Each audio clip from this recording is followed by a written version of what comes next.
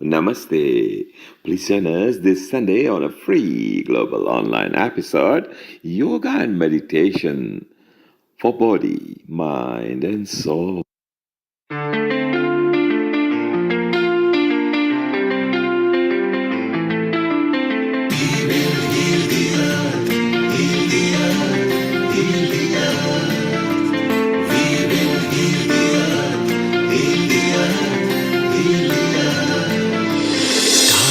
They can tell you stories which are brighter than yesterday. The streets have never been so quiet. The squirrels found a new hideaway. Tomorrow will never be the same. There is so much hope in our hearts. Brick by brick we shall overcome and walk right into a new start. Welcome to the brand new world. Give the children of a mother earth. Reach out your hand.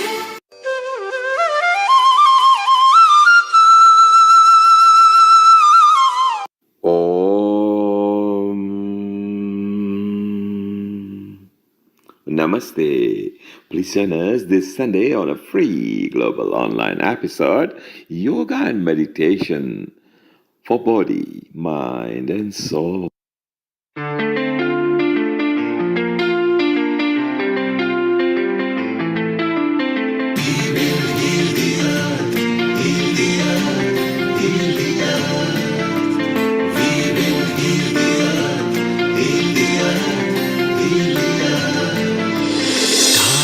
They can tell you stories which are brighter than yesterday. The streets have never been so quiet. The squirrels found a new hideaway. Tomorrow will never be the same. There is so much hope in our hearts. Brick by brick we shall overcome and walk right into a new start. Welcome to the brand new world. Give the children of a mother earth. Reach out your hand.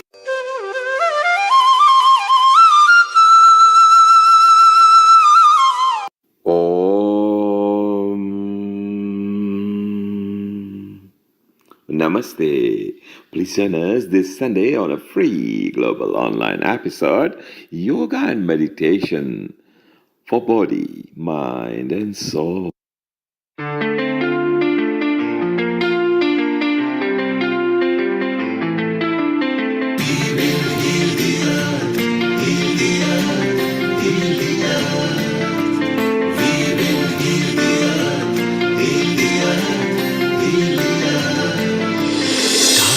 They can tell you stories which are brighter than yesterday. The streets have never been so quiet. The squirrels found a new hideaway. Tomorrow will never be the same. There is so much hope in our hearts. Brick by brick we shall overcome and walk right into a new start. Welcome to the brand new world. Give the children of a mother earth. Reach out your hand.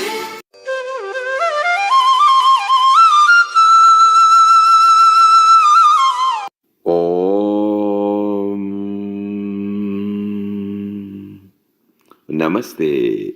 Please join us this Sunday on a free global online episode, Yoga and Meditation for Body, Mind and Soul.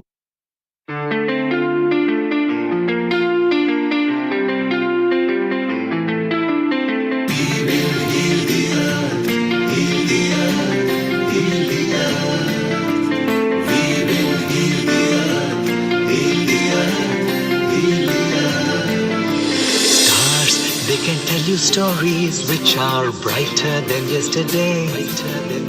The streets have never been so quiet. The squirrels found a new hideaway. Tomorrow will never be the same. There is so much hope in our hearts. Brick by brick we shall overcome and walk right into a new start. Welcome to the brand new world. Give the children of a mother earth. Reach out your hand.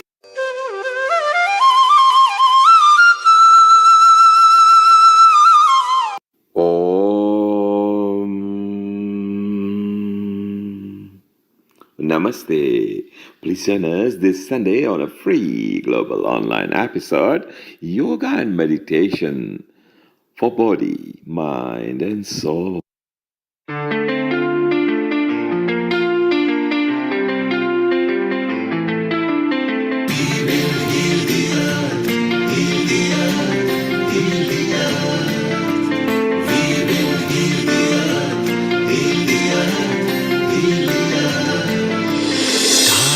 They can tell you stories which are brighter than yesterday. The streets have never been so quiet. The squirrels found a new hideaway. Tomorrow will never be the same. There is so much hope in our hearts. Brick by brick, we shall overcome and walk right into a new start. Welcome to the brand new world. Give the children of the mother earth. Reach out your hand.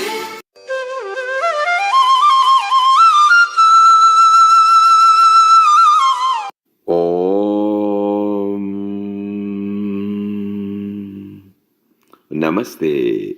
Please join us this Sunday on a free global online episode, Yoga and Meditation for Body, Mind and Soul.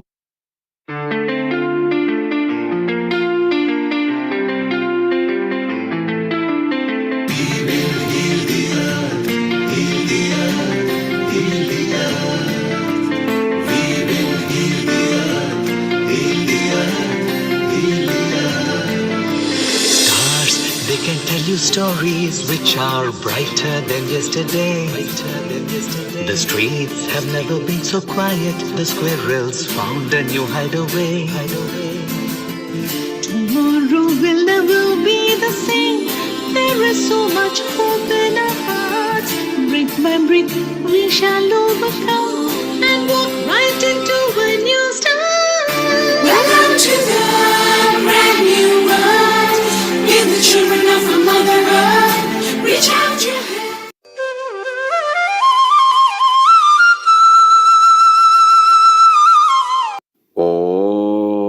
Om Namaste.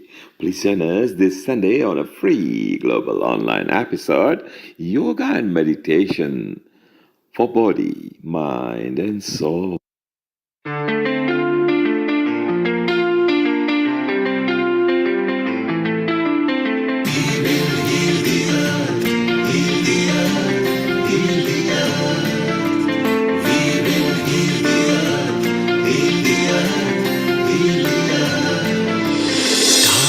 They can tell you stories which are brighter than yesterday.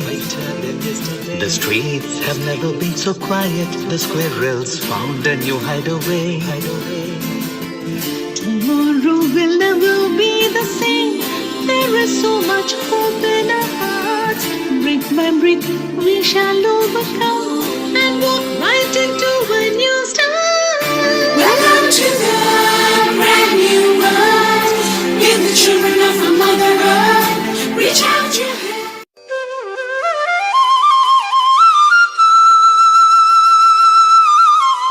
Om Namaste. Please join us this Sunday on a free global online episode, Yoga and Meditation for Body, Mind and Soul.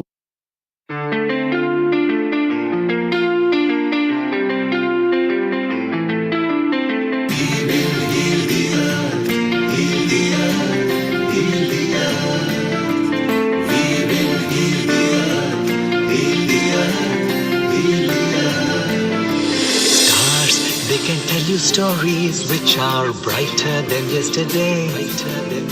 The streets have never been so quiet. The squirrels found a new hideaway. Tomorrow will never be the same. There is so much hope in our hearts. Brick by brick, we shall overcome and walk right into a new start.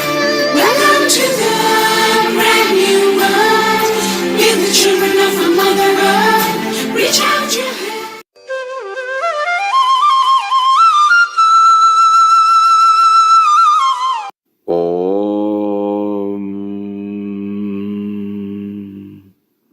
Namaste. Please join us this Sunday on a free global online episode, Yoga and Meditation for Body, Mind, and Soul.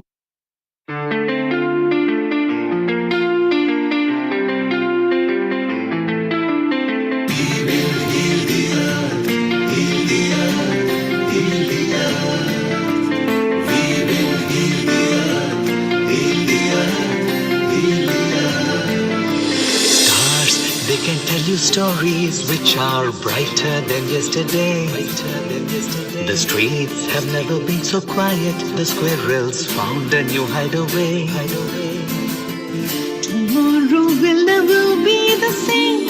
There is so much hope in our hearts. Brick by brick, we shall overcome and walk right into a new start. Welcome to the brand new world. Give the children of a mother earth. Reach out your hand.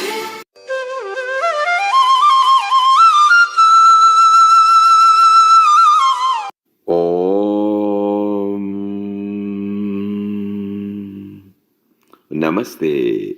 Please join us this Sunday on a free global online episode, Yoga and Meditation for Body, Mind, and Soul.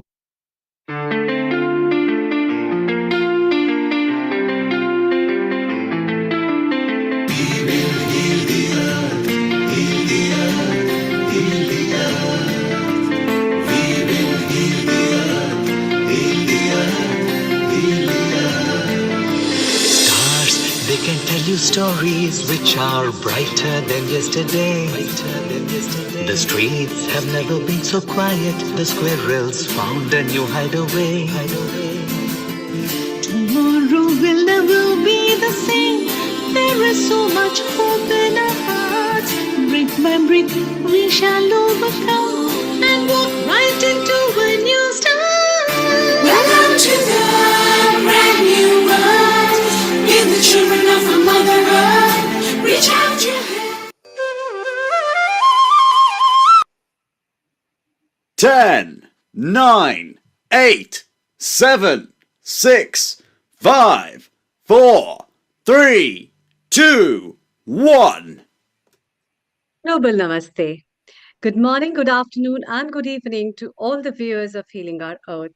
We are back again with you, and I, Amrita Sharma, welcome you to the new episode at Healing Our Earth.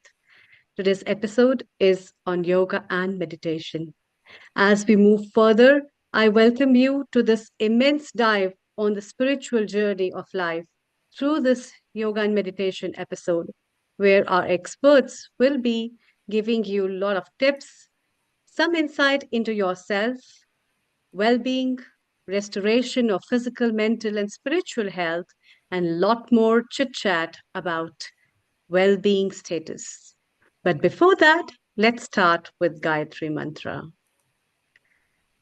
Closing your eyes, taking a deep breath inside. Let's chant. Om.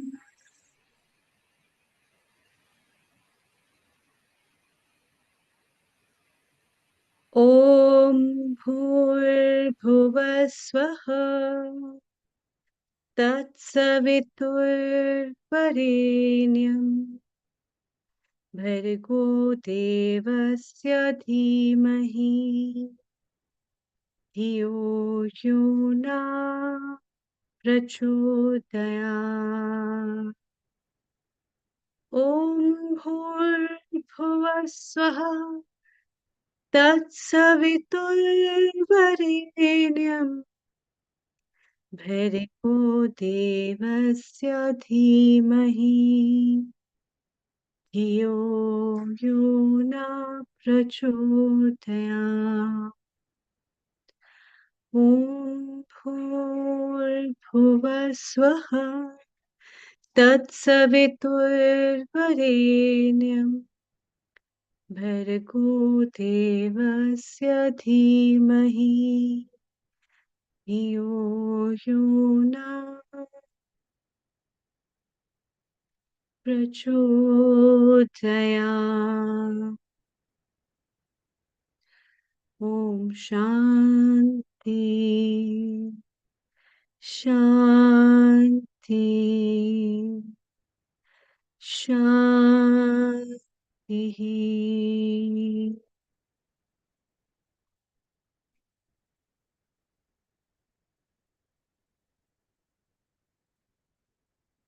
Welcome again.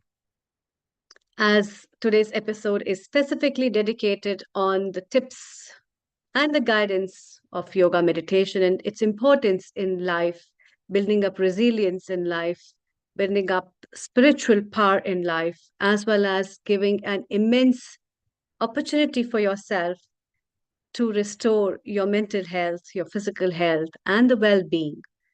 It's time to know from our experts what all yoga has done to the world, what all yoga has given to the world, and also to address solutions from a lot of small, small problems. So, as we go live, you can ask questions from our experts as well. And therefore, we'll have our expert from our integrated health, who is our episode producer, as well as our expert medical physician, who is very much into yoga, meditation, and integrative health, none other than Dr. Rajiv Gupta. Global namaste to you, Dr. Rajiv Gupta. A very good afternoon as well. And we are really happy to have you today at this episode. Thank you so much, Amrita, and global namaste to all for the opportunity to connect to the world and spread the seeds of yoga, which is integrated part of the health. Thousands of years ago, yogis lived hundreds of years. Now the lifespan has been shrinking to the period of life, and we have not aligned ourselves to the natural way of living. And yoga is uniting yourself with the universe.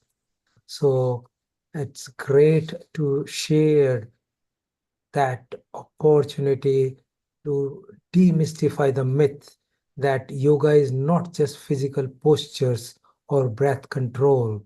It's a holistic way of living life, mind and body practice, which originated from India. And I always say it is a three-legged stool. One part is physical posture or asanas, one part is pranayam or breath control, and third part is the meditation or connecting, going in for self-awareness and self-management and consolidating the body so that we preserve the health, protect the health, and prevent departure into the disease. And I'm great. I think Riddhi is going to join us shortly. But I would like to expand on yoga's benefits are because I have spent almost 8-9 years now on the multiple physiological and biochemical pathways which underline the yoga. As majority people go to gym, do yoga, do some posture, some asanas, come back without understanding how does it benefit. And therefore, they do it for a few days and not do other days. The consistency is important.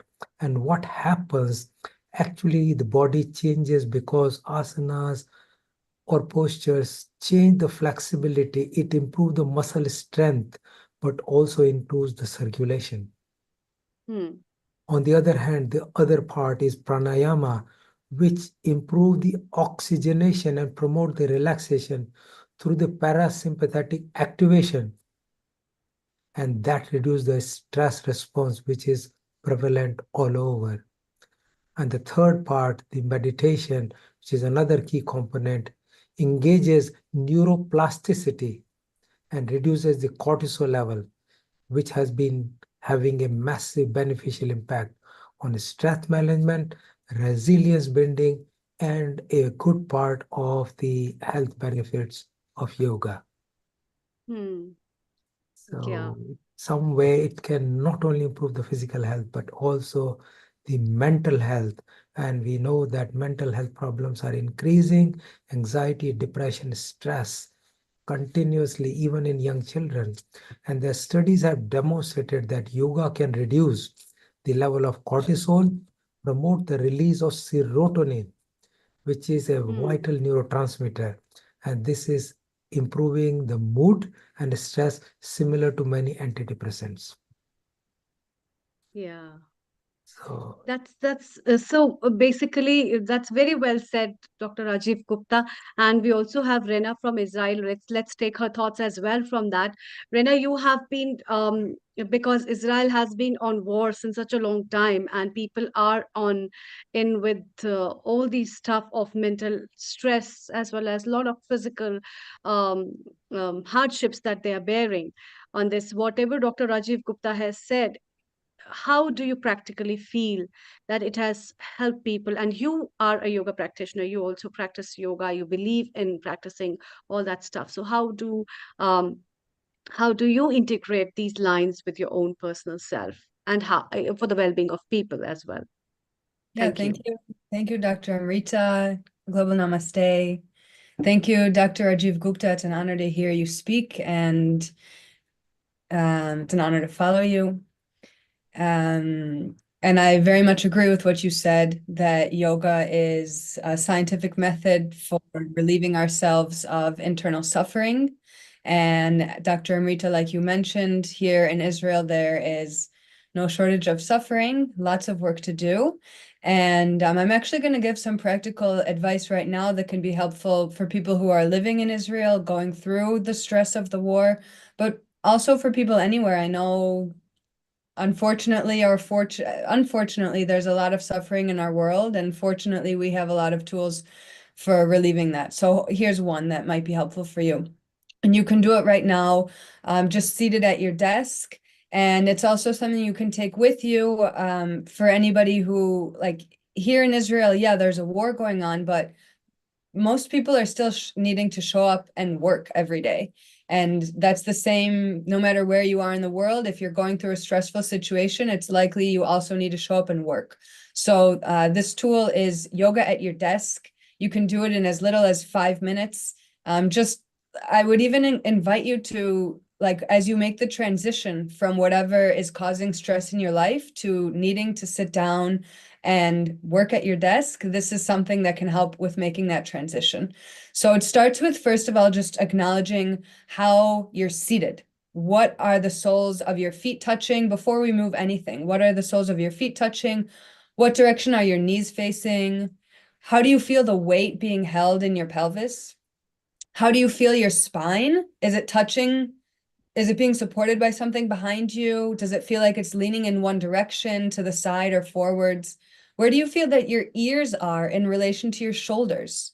I can feel mine are forward. My neck is definitely inching forwards just a bit. I'd be surprised. I imagine a lot of yours as well. So now that I have brought awareness into how I'm sitting, I invite you, and I'm going to do it myself, to sit more consciously. And again, we'll start with the feet down at the roots. So I'm going to invite you to bring the soles of your feet onto the ground, about the same distance as your hips, and check in that your knees follow suit, that they're also about as wide as your hips.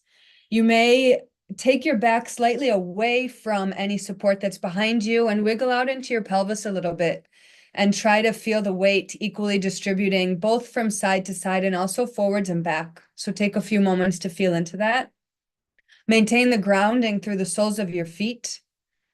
So we've got the soles of our feet, knees, hips distance. Our pelvis now is equally holding our weight. And let's imagine there's a cord at the crown of our head. As you inhale, feel that cord being pulled up, creating length through your spine. And then let your shoulders waterfall down your back, feeling the openness that comes through the front of your chest.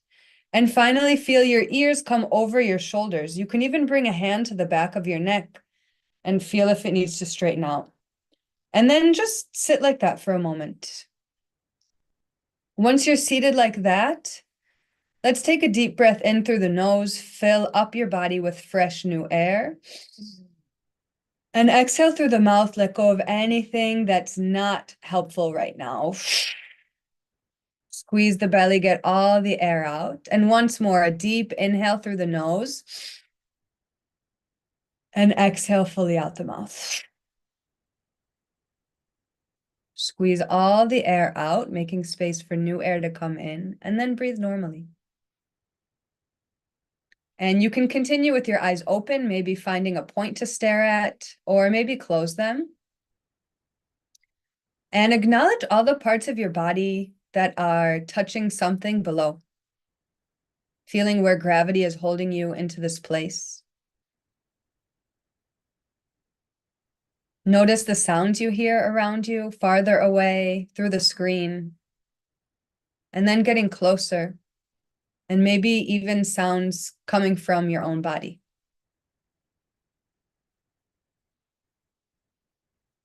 Notice if there's a smell in your space or a taste in your mouth.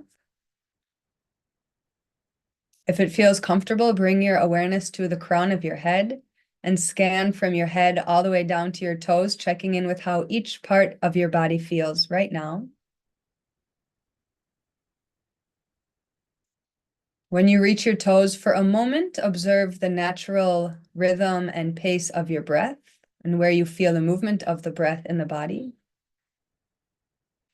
And then I invite you to focus on an anchor. Working with the breath is the deepest way for you to focus, and it's not always appropriate to maintain a focus on the breath. So you may choose to be staring at a point. You may choose to focus on a sound. You may choose to focus on a part of the body, like the soles of your feet, or you may choose to focus on the breath. Go with whatever pulls your attention.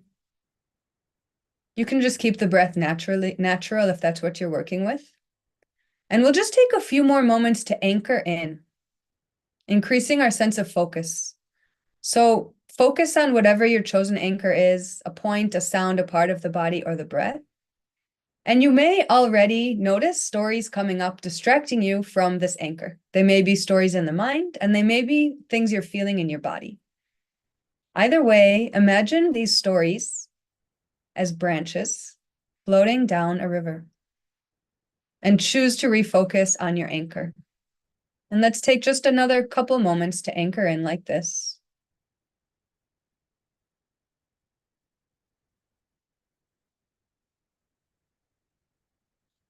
And then we're going to work just the neck here. For a lot of people who spend a lot of time sitting at the desk, our necks can be in all sorts of funky positions. So check back in that your spine feels tall, your chest is open, your ears are over your shoulders. And as you exhale, drop your chin down to your chest. As you inhale, rotate to the right and back. And as you exhale to the left and forwards. Continue like that. Inhaling back, exhaling forwards. Imagine that your nose is what's moving in a circle here. And keep these circles as small as feels comfortable for you. Let's do 2 more rounds. Full exhale, 1 more round. And the next time your chin comes to your chest, exhale fully. And then inhale to reverse the direction. Inhale, left and back. Exhale, right and forwards. Continue 4 more rounds on your own.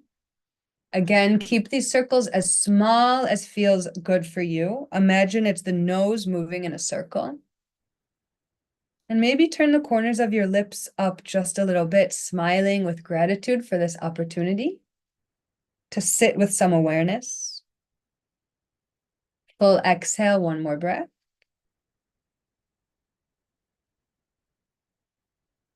Final exhale, chin comes back down to the chest, and then inhale, come up through center. Return to your anchor if you lost that connection.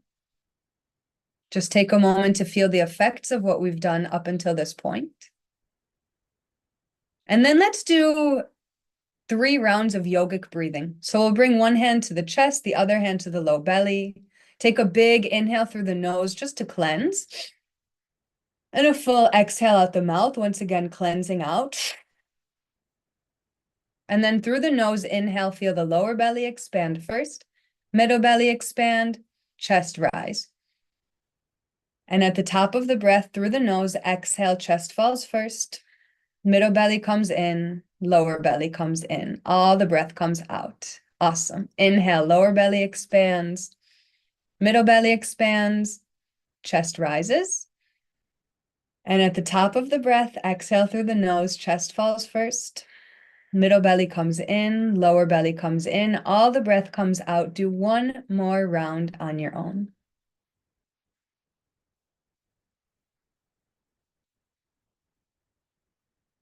Exhale, fully get all the air out, and then breathe normally. And you can release your hands to wherever it's comfortable. Return to your anchor. Let any stories float on by. Stay present with your experience. Taking a moment just to integrate the effects of this yogic breathing. And then to close out this practice, keeping in mind that it's something you can do maybe at the start of your workday when you're transitioning to work, or anytime you just need a little boost of energy. We'll bring our hands together in front of our heart and rub them together.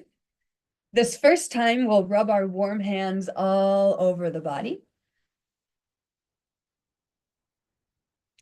And then once again, rub your hands together. This time, you'll place your warm hands on a part of the body that still needs some extra attention. Maybe offer some gentle massage.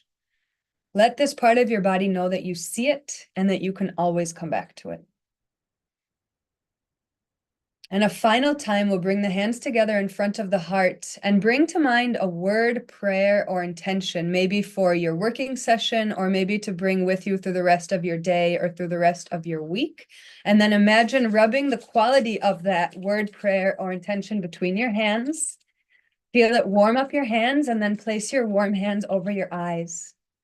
Fill yourself up on the inside with this energy of this thing as if it already is. And feel the warmth fill you up on the inside.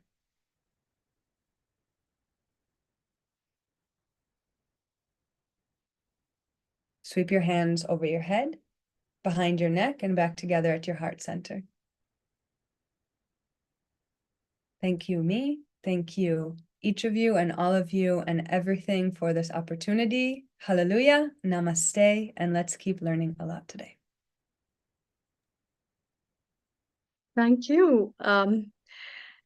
This this was a very sweet, calm, and relaxing workout. In fact, Rena, and I think a lot of people require this kind of a break.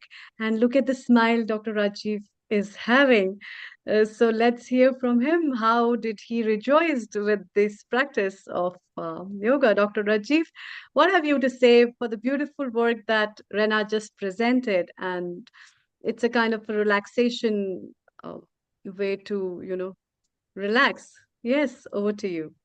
He has got a musical voice. It was so soothing and so connecting and so refreshing that you can easily immerse into it and relax completely. And what we were talking about, the relaxation and activation of parasympathetic compared to the sympathetic system, which is fight and flight response, is just a gradual shift. And she has set the scene for the true relaxation through the meditation and breathing together. And it's all part of the body, starting with the head, the neck, and rest of the body. Was amazing experience. And we can think that stress is so much built into our system now. And a lot of diseases, the metabolic conditions, the obesity, the diabetes, the hypertension, heart attacks, they are because of the stress that is into the body system. And same is irritable bowel syndrome, which is like a disease, which is due to gut-mind activation. These all things can just be chilled and relaxed by positive impact of the yoga onto the body and organ systems. And I have actually done a lot of research into it to bring that how it can even downregulate the cytokines for inflammation and reduce the inflammation. But also you can see that there is a lot of respiratory diseases which are there. And pranayama or breath control technique improve the lung capacity and increase the oxygen exchange efficiency. and also more supply of oxygen to the brain. And as she demonstrated, calming means your brain is consuming less oxygen. It's not demanding. Activities just slow down. It brings a balance to the life. And that is what our ideal life is. So I think that is a fantastic demonstration and a very good start. I might go a step further that there are some immediate effects, but there are long-term effects, including the effect on the reproductive health, effect on the mind, effect on the memory, effect on dementia, effect on Parkinsonism, effect on polycystic ovary, effect on the chronic lung disease, effect on increasing the joint pain, the osteoarthritis, inflammatory bowel disease. There are many things which are bidirectional communication between the relaxation and the organ system. And that is extremely good with yoga to bring an impact that is visible and the impact that is going to come in 5-10 years time, preventing dementia, preventing these joint problems, preventing the organ dysfunctions. And that is fantastic. So thank you so much indeed. Thank you. Thank you, Dr. Rajiv. That's very nice of you. And how we can see the practices of yoga, how they collate with the mind-body system, as our experts are giving guidance on how the connectivity of the practices can make a big difference in treating a lot of health disorders, which cannot be just addressed by taking pills or medicine, but yoga has an intense role, meditation has an intense role to play in that, for curing as well as healing up people. And thank you so much, Rena, for joining us. Please stay around. It's time to move from Israel to India, where we have our yoga expert, our residential yoga guru, Himanshu Mehta. Global namaste to you, Himanshu, and a very good evening to you. We cannot hear you, Himanshu, as it's time to move from Israel to India, where we have our yoga guru, Himanshu, who has been in this field of yoga, practicing so many yogas, as well Is it as okay now? beach yoga. Yes. So let's hear from him as he makes people practice and move around in waves of yoga, as people see and harness themselves in his aura of yogic vibes. It's time to hear from him. Yes. Global namaste to everyone on feeling on Global namaste. I think Can you mute one? Yeah, kindly mute. You have two instruments that has joined the sound. So if you can just remove the sound from the other instrument. Can you speak now? now. Yeah, we still Yes. have an echo. So you've joined two instruments. One instrument needs to be switched off or not join sound at all. If you go to the sound, or just sign out from one instrument which is not useful. Okay, it's done. Yes, we can hear you well. I'm not using the mic. It's okay, right? Yes. Good. So once again, global namaste to everyone on feeling the Earth. Yes, Amrita ji. Nice again to see you as my host. So today, Yeah, nice to see you as well. thank you. So I'll give some demonstration of some relaxation as Dr. Rajiv rightly said. Yoga activates the parasympathetic nervous system, and that's very much essential. So before anyone begins any asana or pranayam, yes, we need to start the relaxation pose. We need to relax our body and then move into asanas. First, the easier one, simpler one, and then the more dynamic ones. So we can first start with the simple neck rotation, neck exercise as uh, the other yogini she's total demonstrated.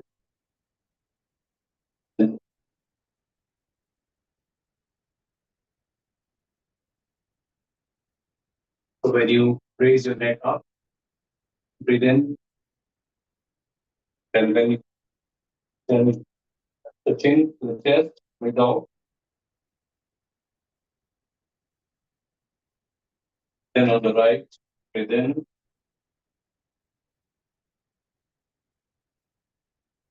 on the left, breathe out. One more time, breathe in,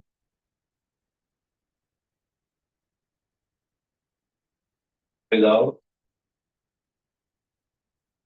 Now the full rotation, 360 degrees, clockwise. Breathe in,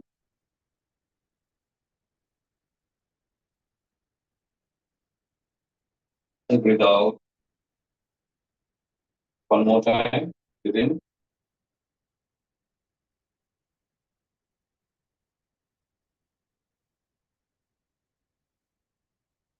breathe out. Anti-clockwise, breathe in,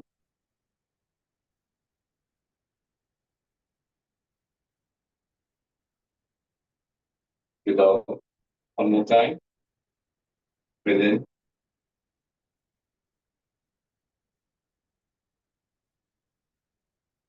breathe out. Now loosen up from your wrist. You might have had a work on the computer or driving. So just have the wrist rotation.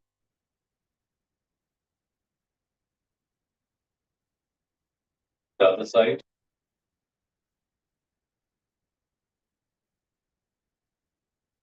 Then up and down.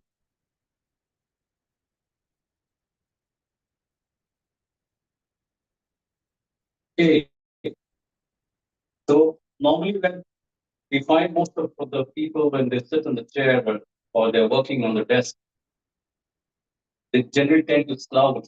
So the first thing, of course, you keep your back upright, the torso upright, and then you start to get all simple exercise to relax and de-stress yourself. Now, something simple as just doing Parutasana, sitting on the chair. So exhale, elongate your body. Inhale.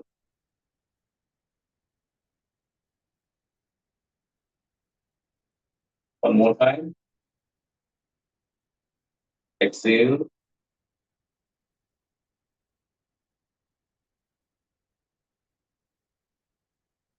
Inhale.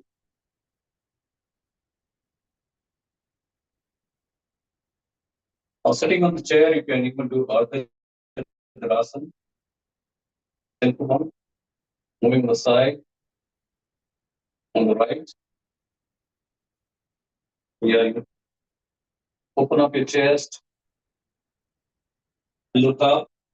You feel the stretch on the other side. Feel an amazing stretch.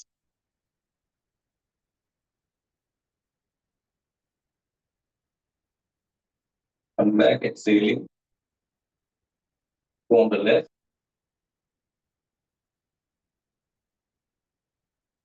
Inhale, open up your chest like a flower left pattern blooming.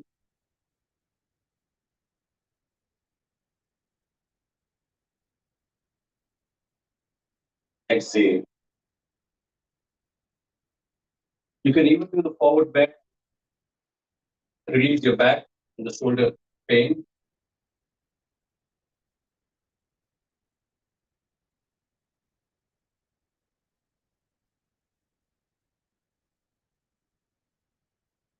I hope I'm visible.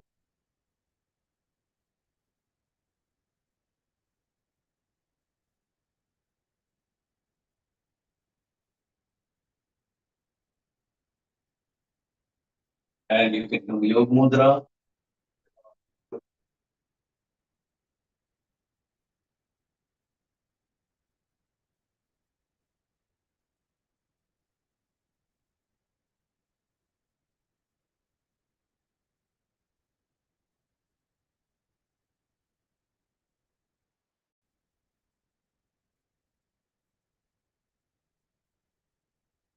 So let's say one is working for the 48 hours and maybe 1 hour every 1 hour. If one does this kind of a stretch, one stretch every hour, then I think he or she is going to feel very lively at work, relaxed, not at all stressed. So same way, place both the palms around between the feet. Now raise the right arm up, look up.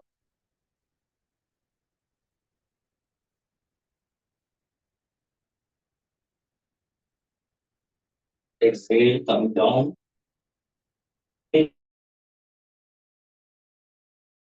Go up.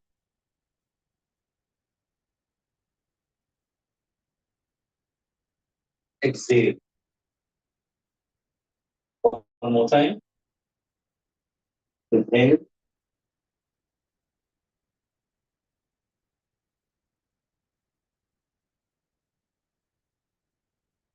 Exhale. Inhale. Look at your palm.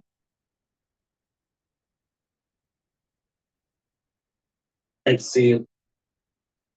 Still, if you need some good stretch, and you can do just your body for simple massage.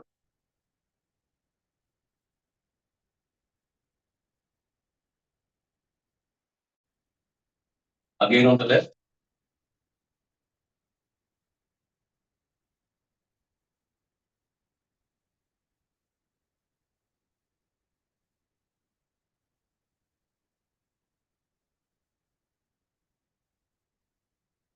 Also, you can have a good twist on the chair.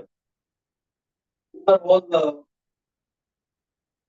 the props that Iyengar students first taught when we start doing yoga. I'll show you some of the props. This is the back chair. There's the yoga wheel. And then we have the blocks.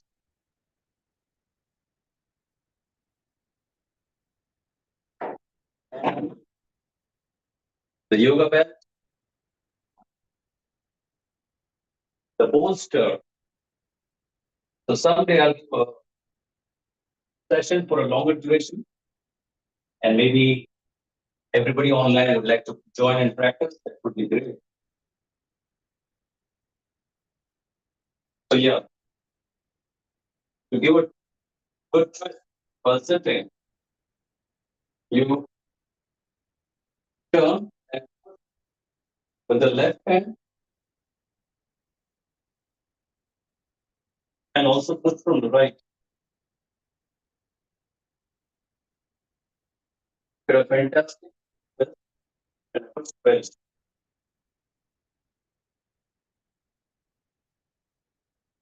Same way from the other side.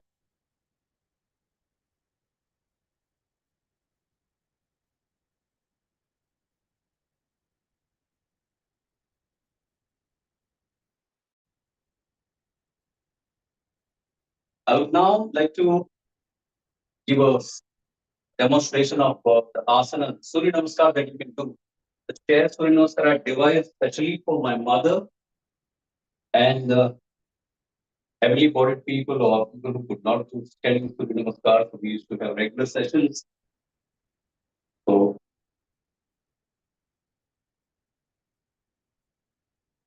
my audible and visible, I believe. Yes.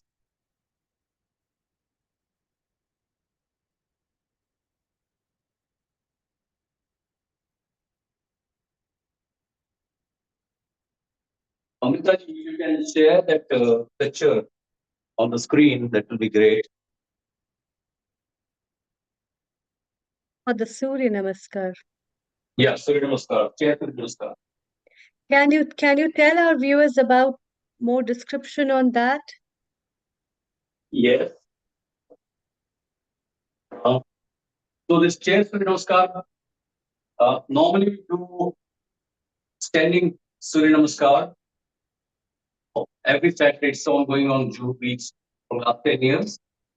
So we have introduced this Chair Surya Namaskar for elderly people who could not stand to the posture. So, and that was especially more for my mother, and she used to do 108 Surya Namaskar. And we used to have events, organizing challenges, and we had both the people doing together. So, and that too with mantra music. So it becomes a very holistic spiritual workout. Mm-hmm. And what are the mantras that you chant for the Surya Namaskar? Can you tell our viewers what is the importance of those mantras that uh, are Yes. chanted with the Surya Namaskar? The first one is, and also give the meaning of that.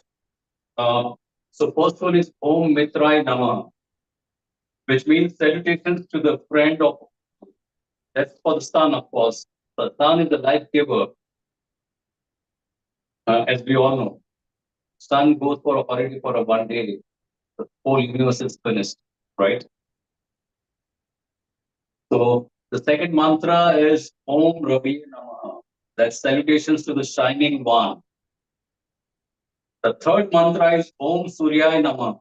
That's salutations to he who induces the activity. The fourth mantra is Om Bhanve Namaha.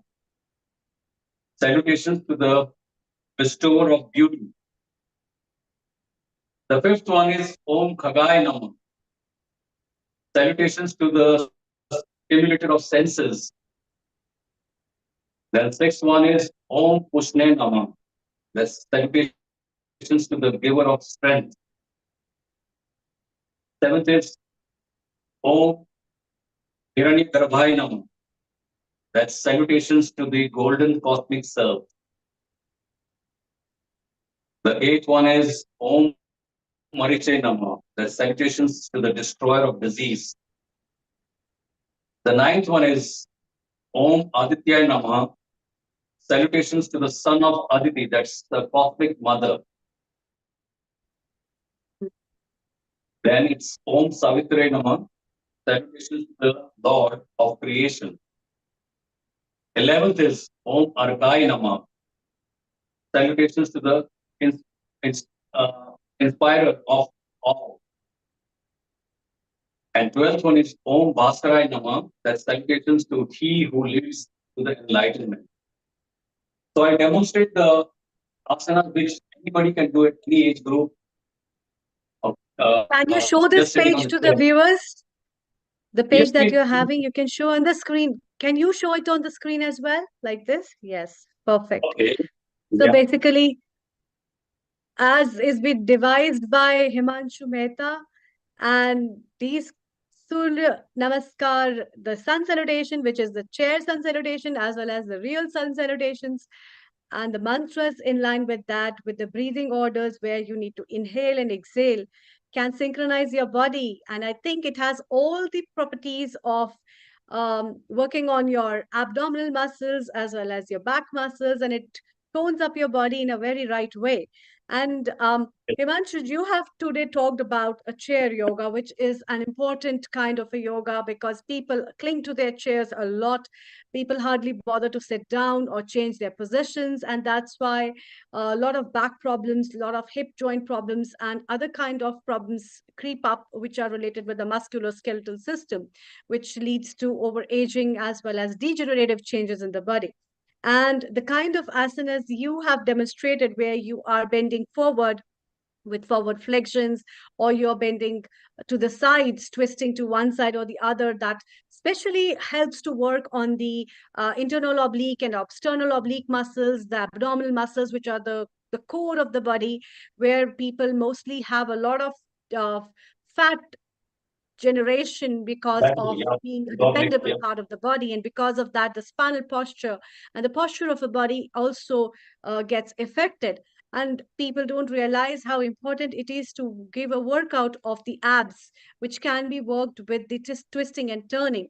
Not only this, I think, Himanshu, your asanas also helps the people who have got ankylosing spondylosis and spondylitis problems, where there is inflammation of spine as well as the degeneration of the bones and the vertebrae, as well as this disc, this the intervertebral disc that gets degenerated. And your asanas gives a very good way to give a good blood circulation to these intervertebral discs as well. So these kind of club up of asanas are very beneficial. Can you tell our viewers how often they should do this asana? Should it be done like for how much time and how many times a day? What is your take? Thank you. I would say, look, we pay taxes to the government. It can be 30 to 40%. Okay. Why do we tax our body 6.5% every day? And that 6.5% comes to 90 minutes. Okay. And if anyone does asanas, yoga, exercise for 90 minutes, I would say they would increase their lifespan by at least 25%. That's for sure. And plus the benefit of anti-aging, a good body shape and healthy life, and no bills from the hospital or the doctors. So these are the great advantages. So 90 minutes, if you do it, fantastic. If not 90, 60. If not 60, at least 30. 30 minutes a day should be great, at least. So do you advise people to do it in the morning, early in the morning, or do you advise them after Yeah, the work? always, exercise is always better in the early morning. And if you're doing Surya Namaskar before the sunrise, just about when the sun is about to rise, so it's welcoming the sun, welcoming the morning, and it's very auspicious also. So I personally do my exercises at 6 o'clock or 6:30 at the most. So that's when I start, and I work What are the fantastic. benefits of practicing asanas in the morning, as per your experience? Why do you Of think it course, is the great important to benefits. practice I'm asanas in the I'm morning? morning. Yeah, sorry. Yes, what Yeah. according to you are the benefits of practicing asanas in the morning? So if you're practicing in maybe in open air in the garden, you get a fresh supply of oxygen in the morning instead of evening. Evening, as we all know, the plants. Plants they breathe out carbon dioxide, so it's not good for us in a way. So morning, the biggest advantage is getting a fresh supply of oxygen, and of course you've had a good sleep and cool and calm, so your body is very much aligned, and your uh, parasympathetic nervous system, as we said, is active, and that will help you. Personally, I find it's more helpful to do asanas in the morning than in the evening, because evening you're tired, you've done your work for the whole day, so your focus will not be that good enough as it will be in the earlier hours. And the biggest advantage, of course, early mornings you don't get any phone calls, okay, and Mhm. even less of WhatsApp messages. So that's a big advantage. I see. Okay. Yeah, So that's one of the good add-on things. And I think that kind of a time where the morning people rise up, the mind is pretty calm, the body um, is really prepared because it has come from rest, and then after that, it is ready right. to take up new things and work out. So that's really very nice of you to talk about these benefits of asanas in relation to the chair yoga, to the sun salutation, and how important it is to see what time is good for you and how many minutes you must practice the asana, but it has to be consistent. Thank you so much for joining us, Himanshuji, from Thank you. India, Mumbai. Very good luck to you as well as to your mother as well. May Thank you. you keep harnessing people's life with the practice of yoga. Thank you. Thank you so much. Yeah. Global Namaste. Global Namaste. It's time to have a message from our regular guest as well as our dear Swamiji from Osho Fragrance, Swami Shailendra Saraswati ji, who is with us always to bless us and his tips of yoga and meditation from his guidances, what he brings from his brother Osho has always been a privilege for everyone to hear, follow, as well as the philosophical guidelines that he gives to people with Osho's following is immensely great. And therefore, we today will be having a short video message of Swami Shailendra ji, as he's not available. He's in Nepal right now on a yoga shivar. So here we go. Thank you. सभी मित्रों को प्रणाम। एक छोटी सी कहानी से मैं अपनी बात शुरू करना चाहूँगा। कोई मरीज एक आयुर्वेद आचार्य के पास पहुंचा। अपने रोग, अपनी तकलीफ के बारे में उसने बताया। चिकित्सक ने उसका परीक्षण किया, फिर कहा कि कुछ जड़ी बूटियां मैं पीस के दे रहा हूं, पुड़िया बनाकर, इनको शहद के साथ ले लेना, क्योंकि औषधि थोड़ी कड़वी है, शहद के साथ ठीक रहेगी। वो मरीज कहने लगा कि शहद मैं नहीं लेता, मैं कोई भी एनिमल प्रोडक्ट नहीं लेता, शुद्ध शाकाहारी हूँ, कुछ और कर सकता हूँ। चिकित्सक ने कहा कि फिर ऐसा करो, दूध में मिला के पी लेना। वो मरीज बोला कि क्षमा कीजिए, दूध भी एनिमल प्रोडक्ट है, शहद भी एनिमल प्रोडक्ट है, मैं बिल्कुल वैगन हूँ, शुद्ध शाकाहारी, कुछ और उपाय हो सकता है? चिकित्सक ने कहा कोई बात नहीं, असली बात है कि दवा तुम्हारे पेट में पहुंचे, पानी के संग घोल के पी जाना, अगर कड़वी लगे तो कुछ गुड़ शक्कर मिला लेना, उससे भी काम चल जाएगा। उस मरीज ने कहा और अगर ऐसे ही फांक लूं दवा तो? उसने कहा अगर तुम इस कड़वी दवा को ऐसे ही गुटक सकते हो, बहुत ही अच्छा, किसी चीज की जरूरत नहीं, न दूध की, न पानी की, न शक्कर की, न गुड़ की, न शहद की, किसी चीज की जरूरत नहीं। ये छोटी सी कथा कहकर ओशो कहते हैं कि ठीक इसी प्रकार ध्यान साधना है, योग साधना है, मुख्य दवाई एक है, उसको किस चीज में मिला के तुम लेना पसंद करते हो ये तुम पर निर्भर है। औषधि एक ही है, क्योंकि हमारी व्याधि एक है।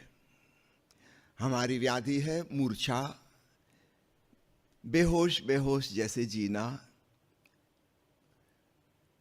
प्रमाद की अवस्था। तो इसका उपाय क्या होगा, औषधि क्या होगी? अधिक होशपूर्वक, अधिक जागरूक, अधिक संवेदनशील, अधिक सतर्कता पूर्वक जिए। तो औषधि एक ही है, संक्षेप में उसको कहते हैं दृष्टा भाव, साक्षी भाव। अपने आप के प्रति सतर्क हो जाएं। सामान्यतः हम जगत के प्रति तो सतर्क हैं, अपने प्रति बिल्कुल मूर्छित हैं। हमें दुनिया भर का पता है, बस अपना पता नहीं मालूम। सबको जानते हैं, मैं कौन हूं का उत्तर हमें नहीं पता। तो हम किस ढंग से होशपूर्वक जिएं कि हमें अपने होने का एहसास होने लगे। ये असली बात है, ये असली औषधि है, जड़ी बूटी सारे अध्यात्म की। अब इसको कोई व्यक्ति अगर कर्मठ किस्म का है तो अपनी शारीरिक क्रियाओं के संग इसको जोड़ ले, उसी को हम कर्मयोग कहते हैं। अपनी क्रियाओं को ऐसे देखो जैसे किसी और को करते हुए देख रहे हो, चलते फिरते, उठते बैठते, अपने ऑफिस में काम करते हुए, कि घर में कुछ करते हुए, कि बगीचे में बागवानी करते हुए। क्या कर रहे हो यह महत्वपूर्ण नहीं, जो कुछ भी कर रहे हो उसको अत्यंत होशपूर्वक करो, तब तुम्हें ऐसा लगने लगेगा कि शरीर क्रिया कर रहा है और मैं इसको जान रहा हूं, मैं कोई और हूं, दृष्टा हूं, साक्षी हूं। इसका नाम कर्मयोग है। अब कोई व्यक्ति कहे कि हम तो कर्मठ किस्म के नहीं हैं, भोगी प्रवृत्ति के हैं, तो चिकित्सक रूपी सदगुरु उससे कहेगा कोई बात नहीं, तुम क्रियाओं वगैरह की चिंता ना करो, जो तुम्हारा सहज रुचि रुझान है, जो तुम्हारी स्वाभाविक प्रवृत्ति है, उसी के साथ दृष्टा भाव को जोड़ दो। तो इंद्रियों की संवेदनशीलता के संग जब चाय पी रहे हो तो पूरा मजा लेते हुए, चाय की संवेदनशीलता का एहसास करते हुए यह जानो कि कौन है जो चाय का मजा ले रहा है। जब भोजन का रस ले रहे हो, कि मधुर संगीत सुन रहे हो, कि सुंदर दृश्य देख रहे हो, स्मरण रखो देखने वाला कौन है, सुनने वाला कौन है।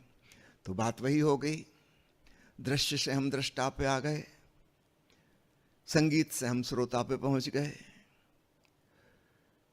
किस चीज का स्वाद ले रहे हैं? नॉर्मली हम केवल उसी के प्रति सतर्क होते हैं। अब एक नई बात और जुड़ गई, ये कौन है जिसको स्वाद आ रहा है? तो हम अपने साक्षी चैतन्य पे पहुंच गए। इसको कहा जाता है तंत्र योग। विज्ञान भैरव तंत्र में भगवान शिव ने देवी पार्वती को इस प्रकार की 112 विधियां बनवाई हैं। फिर आता है तीसरा साधना का प्रकार, जिसको हठ योग कहा जाता है।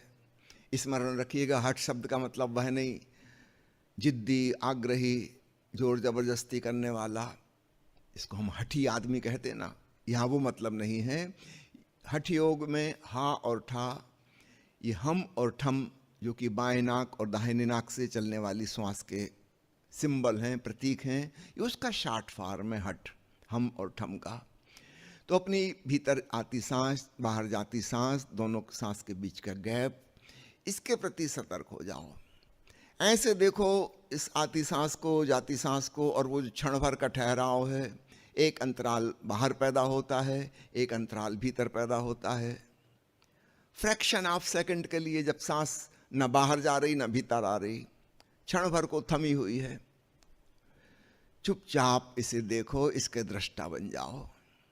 भगवान बुद्ध ने इस विधि को बहुत प्रसारित किया। आनापानसति योग, विपस्सना, जापान में अलग प्रकार की विपस्सना होती है, बर्मा में अलग प्रकार की होती है, श्रीलंका में अलग प्रकार की, क्योंकि श्वास के किस बिंदु पर विशेष ध्यान देना है वो बिंदु अलग अलग हो सकते हैं। इन जनरल पुरुषों के लिए नासाग्र पर ध्यान देना आसान है, जहाँ से हवा भीतर प्रवेश कर रही है। महिलाओं के लिए पेट पर ध्यान देना ज़्यादा आसान है, सांस भीतर गई पेट फूला, सांस बाहर चली पेट पिचका। और भी अन्य उपाय हो सकते हैं। तो भांति भांति की विपस्सना, प्राणायाम की पद्धतियाँ प्रचलित हो गईं। महर्षि पतंजलि ने कहा 4 प्रकार के प्राणायाम हैं। पहला पूरक यानी इनहेलेशन, दूसरा रेचक यानी एक्सहेलेशन, तीसरा कुंभक यानी सांस का ठहराव। कुंभक 2 प्रकार के हो सकते हैं, बहिर्कुंभक, अंतर्कुंभक। तो एक तो स्पॉन्टेनियस ब्रीदिंग प्रोसेस में अपने आप हो रहा है, 1 सेकंड से भी कम देर के लिए, जानबूझकर हम उसको थोड़ा बढ़ा भी सकते हैं। और चौथा प्राणायाम उन्होंने कहा सूक्ष्म आंतरिक प्राणायाम, जिसमें बाहर से किसी को कुछ पता नहीं चलेगा कि आप क्या कर रहे हैं। सहज सांस प्रकृति जैसी चला रही थी वैसी चलती रहेगी, और चुपचाप आप उसके दृष्टा बन जाएंगे, आप अपने साक्षी चैतन्य में रम जाएंगे। तो आपको क्लियर हो गया, चाहे कर्मयोग हो, चाहे तंत्र योग हो, चाहे हठ योग हो, मूल बात एक है, साक्षी होना, खूब सजग चैतन्य होना। अब किस चीज के प्रति कहाँ से हमने शुरुआत की वो बिंदु अलग अलग हो सकते हैं, पर फाइनल एक बिंदु हमारा खुद का होगा।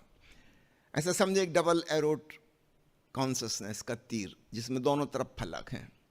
तो एक तीर बाहर की तरफ है, एक तीर स्वयं की ओर है। तो कर्मयोग में तीर शारीरिक क्रियाओं की तरफ था, एक तीर अपनी तरफ था। तांत्रिक साधना में एक तीर इंद्रियों की संवेदनशीलता की तरफ है, दूसरा तीर अपनी तरफ है। हठ योग में, जिसको प्राण योग भी कहते हैं, एक तीर श्वास की तरफ है, एक तीर अपनी तरफ है। तो एक चीज कॉमन है, वो है एक तीर अपनी तरफ है। उसी का नाम दृष्टा भाव है, साक्षी भाव है। योग का चौथा प्रकार भक्ति योग। अब कोई व्यक्ति कहे कि ना तो मुझे कर्म में रस है, ना मैं भोगी प्रवृत्ति का हूं, और ना कोई बहुत प्राणवान साहसी प्रवृत्ति का हूं, प्राणायाम में मुझे रुचि नहीं आती, लेकिन भावुक किस्म का हूं, इमोशनल, सेंटिमेंटल, उससे कहेंगे कोई बात नहीं, चलो इसी द्वार को तुम मार्ग बना लो, यहां से भी प्रभु तक पहुंच सकते हो, अंतरात्मा तक जा सकते हो। उपाय क्या होगा? भावनाओं के साक्षी हो जाओ।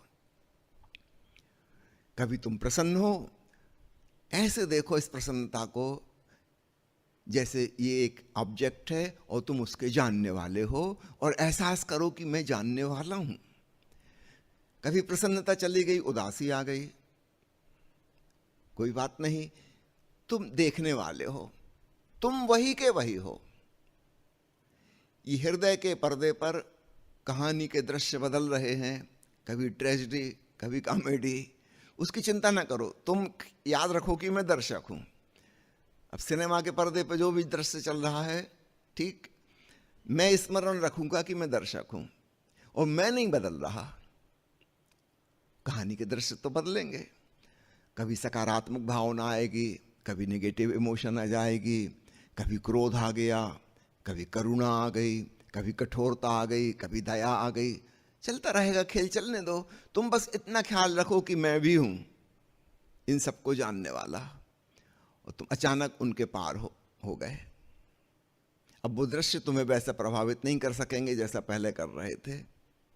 अब तुम मूर्छित नहीं हो, तुम्हें स्वयं का बोध हो रहा है। तो भाव से भी हम आत्मबोध तक पहुंच सकते हैं, दृष्टा भाव का इस्तेमाल करके। कुछ लोग हैं विचारक किस्म के, उन्हें चिंतन मनन का रस है, अध्ययन मनन का रस है, वाद विवाद तर्क में उनकी रुचि है, वो भावुक भी नहीं है, कर्मठ भी नहीं है, ठीक। चलो, मन की इस प्रक्रिया को, जिसको हम कहते हैं ज्ञान, हमारे भीतर एक स्मृति आलय है, जो हमने पढ़ा लिखा सुना यहाँ वहाँ से इकट्ठा किया, वो हमारे स्मृति में जमा है। चलो इसके साक्षी हो जाओ। अपने विचारों को ऐसे देखो जैसे किसी और को देख रहे हो। राह के किनारे खड़े तुम गुजरते हुए राहगीरों को देख रहे हो, तो जैसे अपनी भावनाओं को देखा था आते जाते, ऐसे ही अपने विचारों को देखो, स्मृतियों को देखो, कल्पनाओं को देखो। ये मन का खेल चल रहा है, कुछ लेना देना नहीं, निष्पक्ष, कोई निर्णय भी नहीं करना कि अच्छा कि बुरा, कि हो कि ना हो, अरे ये विचार कहां से आ गया, कुछ लेना देना नहीं है। एकदम उपेक्षा पूर्ण होकर चुपचाप तुम सड़क के किनारे देख रहे हो कौन गुजर रहा है, अनकंसर्न्ड, इंडिफरेंट। तब तुम्हें स्वयं का बोध प्रगाढ़ता से होने लगेगा, और धीरे धीरे विचारों का जो सिलसिला चल रहा था, ट्रैफिक, वो कम होने लगेगा। बड़े बड़े गैप आने लगेंगे, एक विचार गुजर गया, दूसरा भी आया नहीं, बीच में एक गैप है। लेकिन आपको अपने होने का बोध तो होगा। सड़क पे कोई नहीं है मगर आप तो हो किनारे। इसको कहते हैं ज्ञान योग।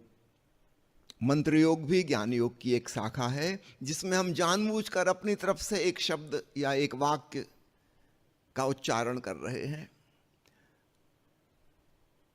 वो भी काम देगा।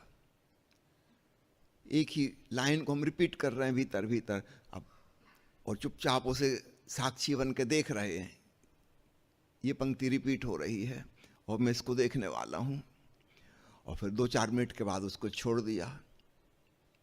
उस एक पंक्ति ने अन्य विचारों को मन से बाहर कर दिया, और 2-4 मिनट बाद हमने उसको भी छोड़ दिया। अब एक निर्विचार अवस्था आ गई, जिसमें बस स्वयं के होने का बोध है। ऑब्जेक्ट कोई नहीं बचा, केवल सब्जेक्टिव कॉन्शियसनेस बची। इसका नाम है ज्ञान योग। 5 प्रकार के लोग हैं, जिनको हम कहें कर्मठ, भोगी, साहसी, भावुक और विचारक। दुनिया में 5 प्रकार के लोग हैं। लेकिन एक बड़ा वर्ग ऐसा है जो इन 5 कैटेगरी में फिट नहीं होता, जो मिश्रित प्रकार का है। उसकी जिंदगी में बारी बारी से सब चीजें होती रहती हैं, कभी कुछ है ना। कभी वो भावुक भी हो जाता है, कभी चिंतन मनन भी करता है, कभी भोग विलास में रहता है, कभी कर्मठ भी हो जाता है जरूरत पड़ने पर। एक फिक्स्ड कैटेगरी में हम उसको नहीं बांध सकते। और ऐसा वर्ग दुनिया में बहुत बड़ा है, जो आवश्यकता पड़ने पर जैसी जरूरत हो, जैसी परिस्थिति हो, वैसा व्यवहार करता है। ना हम उसको कह सकते कि बहुत कर्मठ है, ना हम कह सकते कि बड़ा विचारशील है, ना बड़ा भावुक है। सब कुछ उसमें मौजूद है, थोड़ा थोड़ा थोड़ा थोड़ा, 20-20% पांचों चीजें हैं। ऐसे व्यक्ति के लिए छठवां योग है जिसका नाम है राजयोग। उसी को ध्यान योग भी कहते हैं। इसमें हम विशेष आग्रह नहीं करते कि तुम क्रियाओं के साक्षी बनो कि सांसों के बनो। इसमें चिकित्सक रूपी सदगुरु कहता है कि जिंदगी में जब जो हो रहा है तुम उसी के साक्षी हो जाओ, क्योंकि तुम्हारी पर्सनालिटी, तुम्हारा व्यक्तित्व कोई स्पेसिफिक टाइप का नहीं है। तो जब जो हो रहा है तुम उसके साक्षी रहो। असली बात है साक्षी भाव।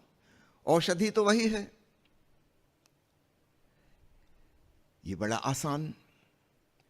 इसलिए राजयोग का साधक जो है, जो भीतर ही भीतर ध्यान को साध रहा है, बाहर से हमें पता नहीं चलेगा कि कोई विशेष ढंग से जीवन जी रहा है। हमको लगेगा ये तो साधारण जीवन जी रहा, जैसे हम सब जीते हैं। भीतर भीतर कुछ विशेष उसको हो रहा है। कर्मयोगी हमें नजर आ जाएगा, हठयोगी हमें नजर आ जाएगा कि कुछ खास प्रकार की चीजें करता है। भक्त को हम पहचान लेंगे, राजयोगी को पहचानना मुश्किल है। कोई सूक्ष्म चीज उसने भीतर ही भीतर साधी है, वो है दृष्टा भाव। जिंदगी में जब जो कुछ हो रहा है उसमें परिवर्तन वो नहीं कर रहा है, लेकिन उसके प्रति साक्षी हो गया है। इसमें नीचे के 5 प्रकार के योगों का समन्वय है, ऑल इंक्लूसिव। सभी विधियां इसमें समाहित हो गई। फिर आता है 7वां योग जिसे सांख्य योग कहते हैं। ऑल एक्सक्लूड कर दिया, सब छोड़ दिया, कोई विधि विधान नहीं।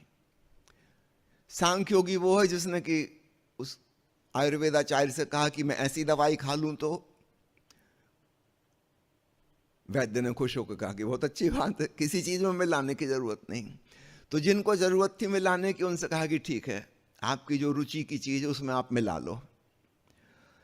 अगर आप सीधे ही साक्षी हो सकते हो बिना किसी विधि विधान के, सर्वश्रेष्ठ। बस साक्षी हो रहो। तो सांख्य योग की कोई विधि नहीं है, अविधि, नो मेथड, नो टेक्निक। बस बात समझ में आ गई और पूरी हो गई। कुछ करने का सवाल ही नहीं है, साक्षी हो गए। किसी खास चीज के प्रति नहीं। तो नीचे के 5 योगों में हमने एक खास चीज चुनी थी जिसके प्रति हम साक्षी भाव को अपना रहे थे।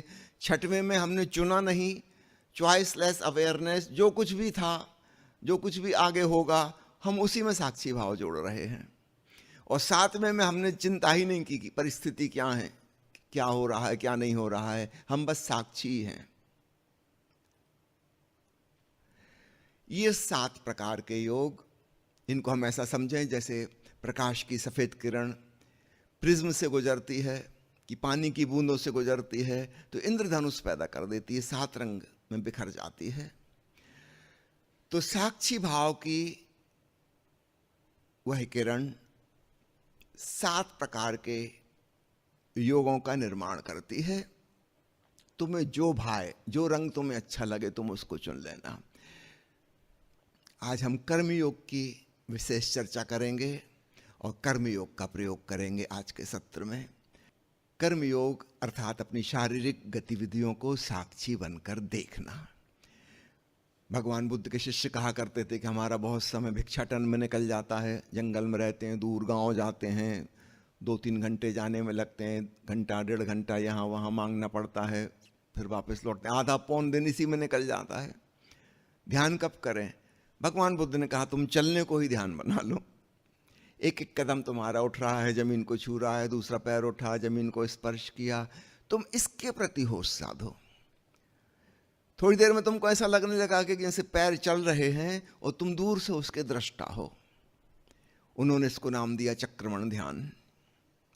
कितनी सरल सी बात। चलने को ध्यान बना लो, अर्थात सार संक्षेप क्या है? किसी भी क्रिया को ध्यान बना लो। आप स्नान कर रहे हो, स्नान करने को ध्यान बना लो। भोजन पका रहे हो कि घर की सफाई कर रहे हो, झाड़ू लगा रहे, उसको ध्यान बना लो। दफ्तर में कोई काम कर रहे हो, उसको ध्यान बना लो। क्या कर रहे हो का सवाल नहीं है, सहज रूप से जो करने को मौका आता है उसी का उपयोग कर लो, उसमें साक्षी भाव को जोड़ दो और आप कर्मयोगी हो जाओगे। और एक मजे की बात होगी, जब आप इस प्रकार से कर्म करोगे वो हमेशा वर्तमान के क्षण में होगा। जागरूकता हमें वर्तमान में ले आती है और तब एक अद्भुत घटना घटती है, हमारा कर्म सुंदर और प्रसादपूर्ण, ग्रेसफुल हो जाता है। भूल चूक की संभावना कम हो जाएगी क्योंकि हम बहुत सजग हैं। और निश्चित रूप से जब हमारा कर्म सजगता पूर्वक किया जा रहा है तो उसके परिणाम भी अच्छे होंगे। वर्तमान क्षण में जब हम कर्म कर रहे हैं तो हम परिणाम उन्मुख नहीं हैं, रिजल्ट ओरिएंटेड नहीं है, लेकिन रिजल्ट बहुत अच्छे आएंगे। इसका ठीक उल्टा क्या होता है? जो लोग रिजल्ट ओरिएंटेशन रख के कोई कर्म करते हैं, फलाकांक्षा सहित, कामना सहित, कि मैं काम कर रहा हूं इसका ऐसा फल मिलना चाहिए, ऐसा होना चाहिए, वैसा होना चाहिए, वे वर्तमान के क्षण में नहीं जी रहे, वे भविष्य में चले गए कि परिणाम कैसा आना चाहिए। और ये जो उनकी मूर्छा है वो वर्तमान के क्षण में इस क्रिया में पूरी तरह संलग्न नहीं है। इसकी वजह से उनके कर्म बिगड़ जाते हैं, और कर्म बिगड़ जाते हैं तो फिर फल भी बिगड़ ही जाएगा। तो सुनने में अटपटी लगती है बात, जो लोग वर्तमान के क्षण का मजा लेते हुए कर्म करते हैं निष्काम भाव से, फलाकांक्षा रहित होकर, उनको अच्छे फल मिलेंगे। और जो फल की आकांक्षा से परेशान हैं, तनावग्रस्त हो गए हैं, फ्यूचर ओरिएंटेड हो गए, उनका फल बिगड़ जाएगा। क्योंकि वह टेंशन में और गंभीर होके, तनावग्रस्त होके वो अपना कर्म कर रहे थे, तो कर्म ही बिगड़ गया तो परिणाम तो बिगड़ेगा ही बिगड़ेगा। भगवान कृष्ण गीता में जो उपदेश देते हैं उसमें से एक मुख्य बिंदु यह है, हे अर्जुन, फलाकांक्षा रहित होकर कर्म कर। अर्जुन क्या कह रहा था कि मैं संन्यास ले लेता हूं, अर्थात कर्म का त्याग कर देता हूं, मुझे नहीं लड़ना युद्ध। वो तीर धनुष रख के बैठ गया था कि मैं रणभूमि से जाता हूं, मुझे नहीं चाहिए सिंहासन, मुझे नहीं लड़ना। वो कह रहा है कि मैं कर्म को छोड़ दूं। और भगवान क्या कह रहे हैं उससे? ये कर्म को कैसे छोड़ोगे? जब तक तुम जीवित हो कर्म तो होगा ही होगा। ये नहीं होगा, दूसरा कर्म होगा, तीसरा होगा, चौथा होगा, कोई ना कोई कर्म अवश्य होगा। जीवन और कर्म पर्यायवाची हैं। तो कर्म का तो त्याग हो ही नहीं सकता। हाँ, कर्म के साथ जो आकांक्षा जुड़ी है फल की, उसका त्याग हो सकता है। और भगवान कृष्ण स्पष्ट करते हैं कि हे अर्जुन, कर्म का त्याग संन्यास नहीं है, कर्म की फलाकांक्षा का त्याग असली संन्यास है। कितना महत्वपूर्ण बिंदु। भगवान कृष्ण को हुए कहते हैं 4,500 साल हो गए, लेकिन उनकी बात किसी ने सुनी ही नहीं। आज भी सन्यासी अपने घर को, परिवार को, दुकान को, खेत खलिहान को छोड़ के वो सोचते हैं कि हम सन्यासी हो गए। अपनी जिम्मेवारी छोड़ के कोई सन्यासी नहीं होता। अपनी जिम्मेवारी को साक्षी भाव से करने से सन्यासी होता है। छोड़ना है फल की आकांक्षा, कर्म नहीं छोड़ना। दो प्रकार से कर्म के छोड़ने की बात दुनिया में चली। एक, पूरब में सन्यासियों ने कर्म का त्याग कर दिया कि हम दुकान नहीं चलाएंगे, खेत खलिहान नहीं करेंगे, हम जंगल में जाकर चुपचाप गुफा में बैठ कर ध्यान करेंगे। कर्म से बचने की कोशिश की, लेकिन याद रखना परिणाम कुछ नहीं हुआ। वो केवल काहिल, आलसी, तामसी, पहले से भी ज्यादा मूर्छापूर्ण हो गए। सजगता हासिल नहीं हुई। दूसरा उपाय पश्चिम के लोगों ने किया विज्ञान के द्वारा कि हम मशीन से काम लेंगे, रोबोट से काम लेंगे, एआई से काम लेंगे, ताकि हमको कुछ ना करना पड़े। हम बस बैठे बैठे टीवी का रिमोट कंट्रोल की बटन दबाते रहे और कुछ हमको ना करना पड़े। याद रखना, इन्हीं लोगों ने फिर फर्स्ट वर्ल्ड वार किया था, इन्हीं लोगों ने सेकंड वर्ल्ड वार किया था, और भविष्य में यही थर्ड और आखिरी वर्ल्ड वार करेंगे। आदमी कुछ तो करेगा। उसके साधारण जिंदगी के काम खत्म हो गए।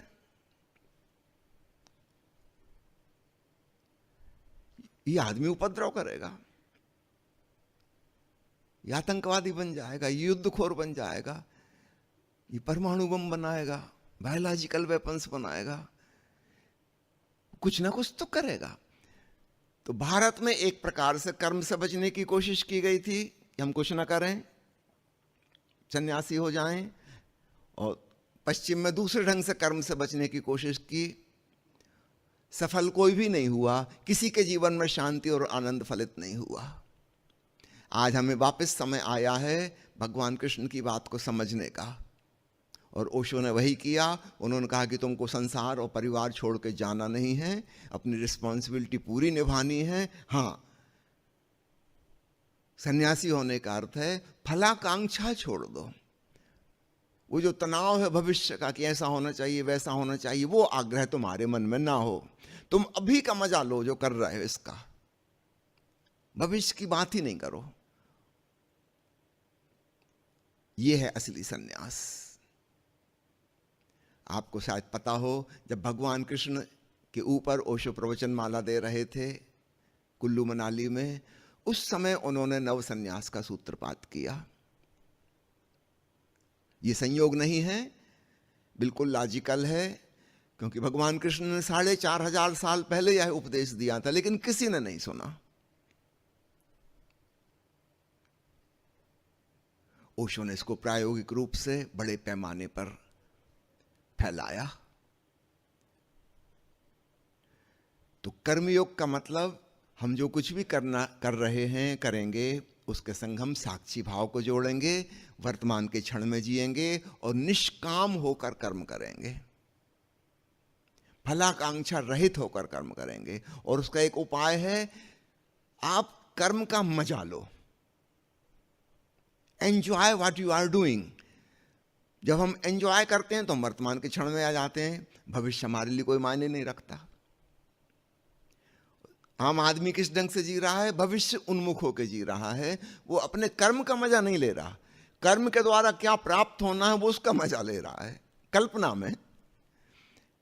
अगर वो फल भी आ गया तो उसका भी मजा नहीं ले पाएगा, क्योंकि इसकी आदत पड़ गई, ये हमेशा फ्यूचर में जीता है।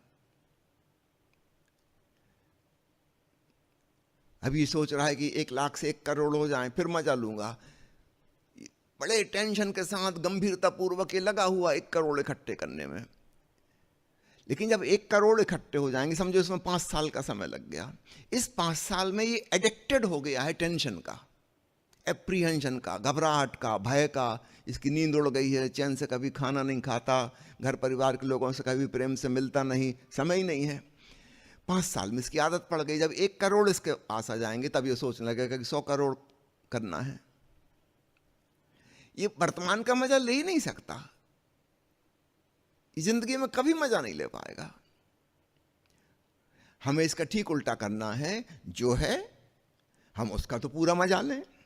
ठीक है, जब अधिक हो जाएगा तो और अधिक का मजा लेंगे, लेकिन हम एक मजा लेने वाले व्यक्ति बने। तो कर्मयोग का छोटा सा सूत्र आपको देता हूं, आप जो भी कर रहे हैं उसका पूरा पूरा सुख लीजिए, और आप पाएंगे आप साक्षी हो गए, शांत हो गए, प्रसन्न हो गए। और ऐसा नहीं सोचना कि आप फलाकांक्षा रहित हो गए तो फल नहीं आएंगे, फल तो अपने आप आएंगे। एक किसान निंदाई गुड़ाई करता है, निंदाई गुड़ाई करता है, बीजारोपण करता है, खाद डालता है, पानी सींचता है, बागुड़ लगाता है, इंसेक्टिसाइड का डालता है,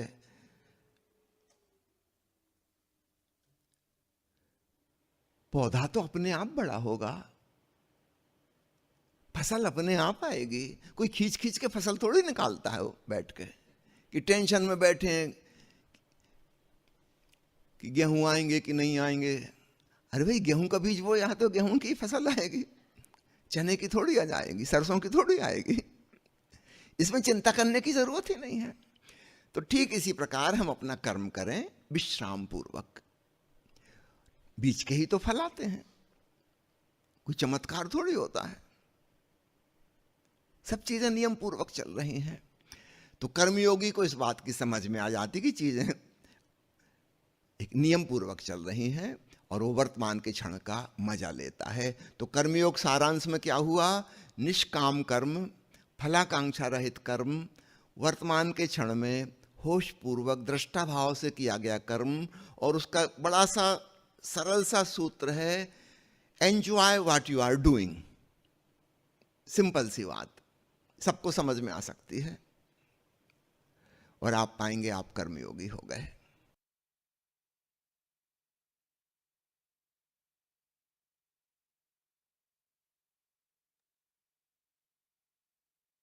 That was the video from Swami Shailendra Ji, where he, with his sweet voice, explained and shared with us the meaning of yoga, the meaning of understanding the life in various forms, and the philosophy behind living life in a peaceful way, and understanding the deep meaning of how the small impacts from the life forms can help us understanding what is real yoga, the understanding of the reason why we live, the reason why this earth smiles, the birds chirp, and these small seeds grow up and plant themselves into the huge biodiversity in which we all are living.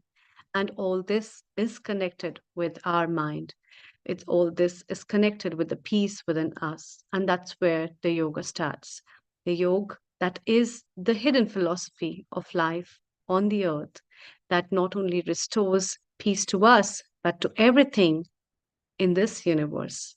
And with that philosophical meaning and the light that he keeps spreading through his preachings worldwide has given an enormous help to a lot of people who come to his shelter and learn the Osho fragrance, the healing power behind yoga and meditation.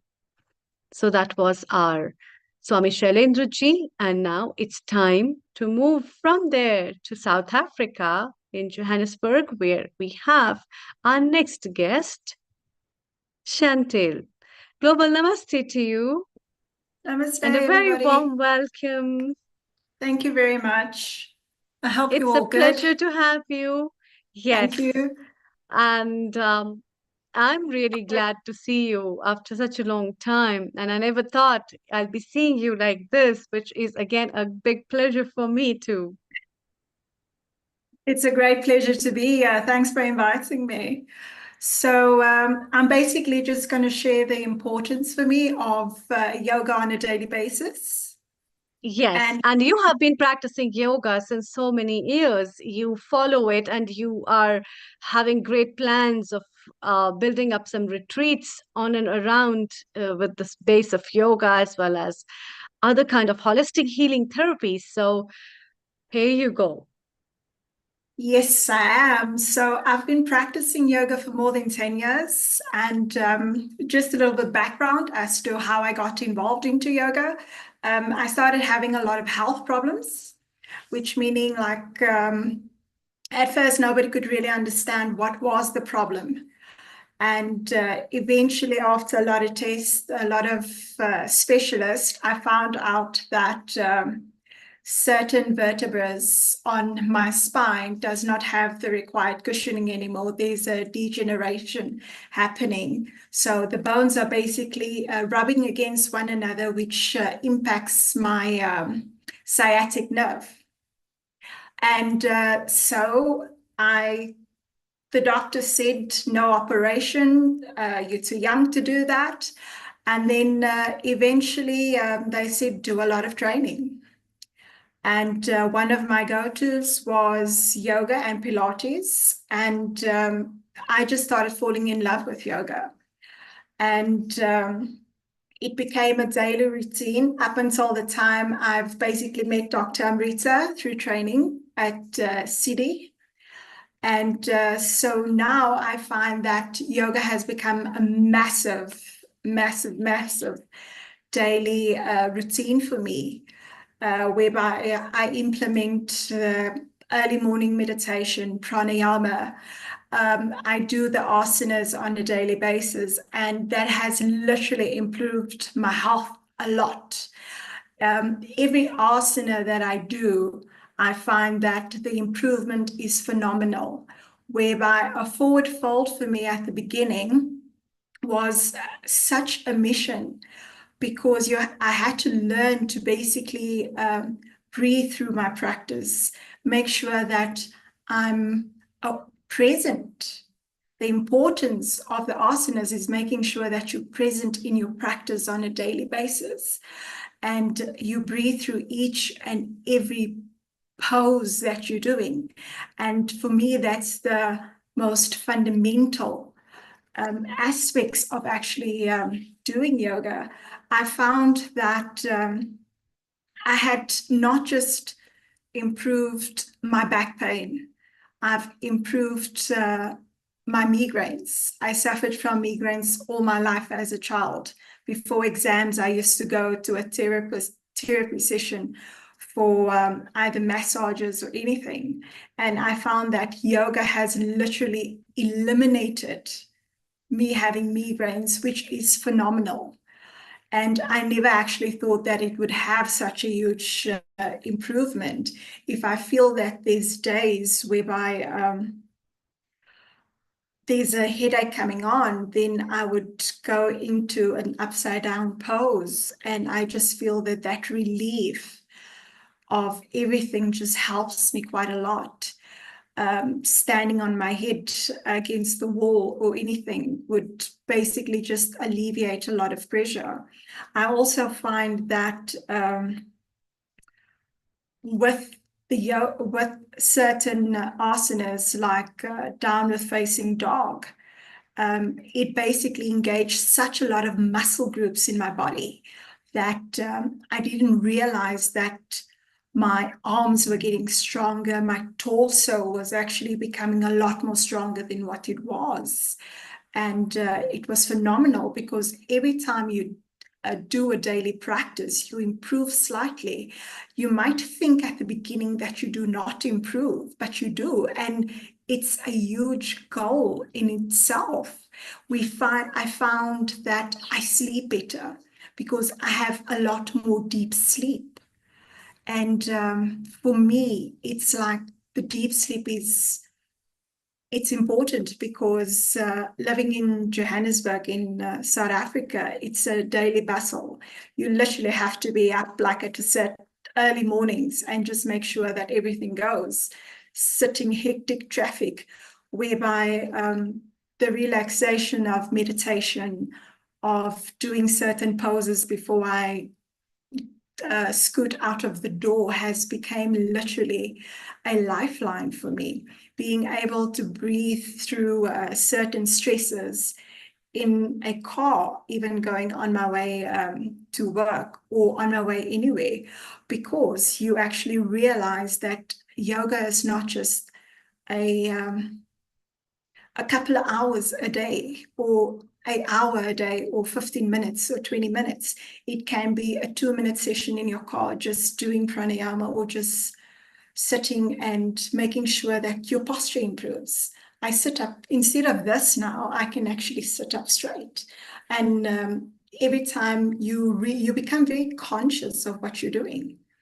And that for me is so phenomenal. It reduced my stress levels a lot, because you just become aware of there's certain things in life that you can control, and the things that you cannot control is things that you have to just breathe through. Take time out and just listen and just move on, because you cannot do a lot if you cannot control it. And it grounds you in such a way that the humbleness that you actually discover within yourself as a person is just phenomenal.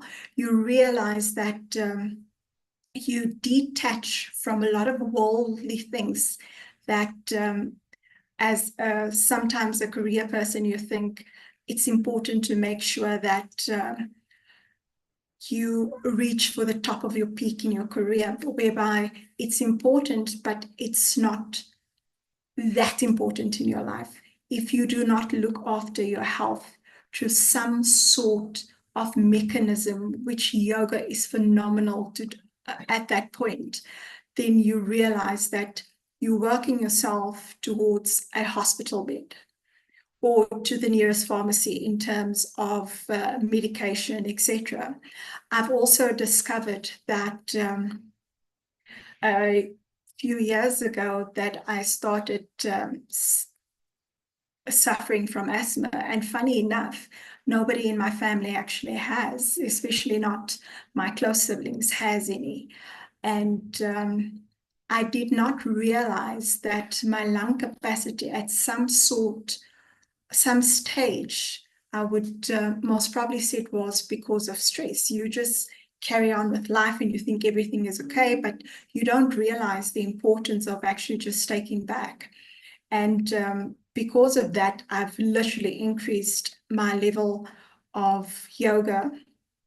And I find that I do yoga poses for about two hours on a daily basis. And that excludes meditation.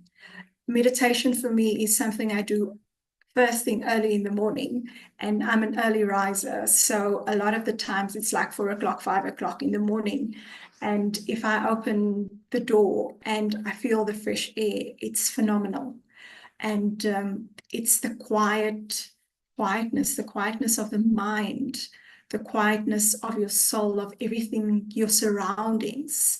There's like nothing that intertwines or that actually attaches you. It's just you, your mat, and the freshness or the earth outside that actually focus you in such a manner that you realize that the longevity that yoga actually brings into place is just a phenomenal it's a phenomenal ground root base that you can have in your life. And this is why, Dr. Amrita, I reached out to you, because I've actually realized that not a lot of people realize that it's more important to look after yourself. You need to make sure that your body, your mind, and your soul is actually entwined. And that is what yoga brought to me. It brought calmness, less anxiety. And I found that over time, I always incorporated something new, whereby at first, I wasn't a person that would just automatically move into specific areas of my life. I would take it slow.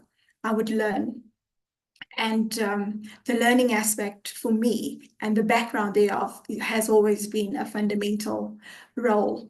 And reaching out to you to say, like, I need to discuss with you Ayurveda and how I would introduce this going forward, because I've realized that it's not just the mind and making sure that everything is in place, but it's also making sure that the body, or the temple of the body, through what you eat, through what you put in your mouth, through what you share with people, that actually comes into fruition as well. And that is basically the next level that I'm going into, is making sure that it's starting to become a lifestyle. It's not just a daily routine anymore. There is simplicity in making sure that you as a person or let me say there's an honor in making sure that you as an individual can share what you have and contribute it to everybody else around there that's not aware that their daily lives or what they actually have can be enriched in such a way that it's a blessing to have everything that we do have. And it's not a matter of what's the next step? What am I going to reach next? Yes, I'm academic, but there needs to be a balance. And yoga finds balance. Yoga finds peace. You can reach your academic goals through actually making sure that you as a person, as a whole in yoga is fulfilled, is healthy. A daily practice of a yoga routine, just doing a downward facing dog, make sure that you engage all the various muscles in your body, making sure that you actually stand up tall. When you sit in a meeting, you don't need to slouch. You can still sit up. It shows confidence. But your posture doesn't have to portray that you've basically not, your posture says a lot about you. And it needs to make sure that if you sit up straight and your spine is straight, you feel wonderful. At first, you don't realize that, but the benefits thereof is long-term. It's not just the short-term retrieve.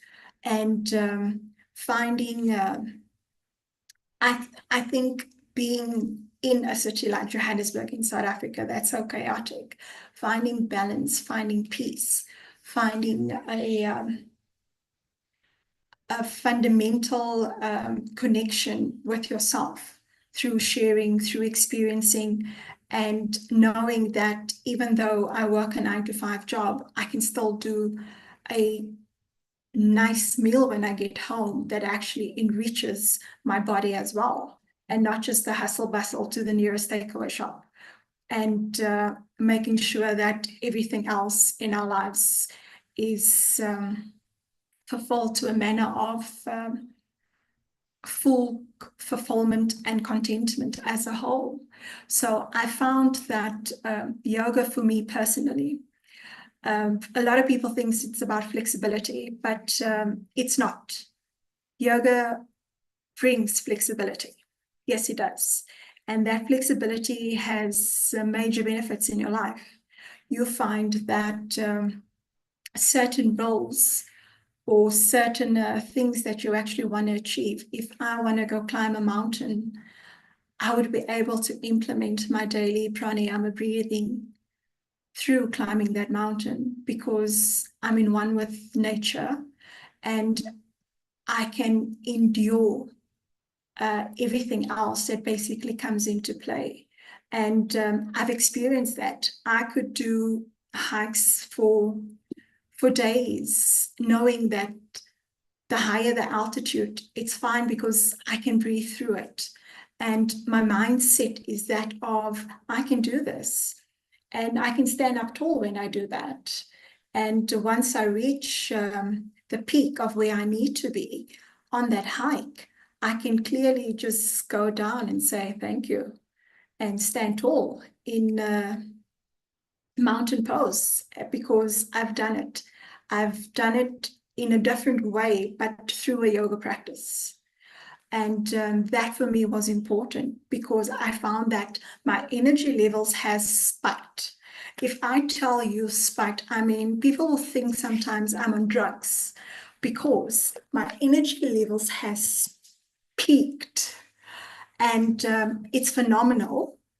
And I love it. I found that I can't even remember the last time I've had flu because yoga has made my immune system stronger.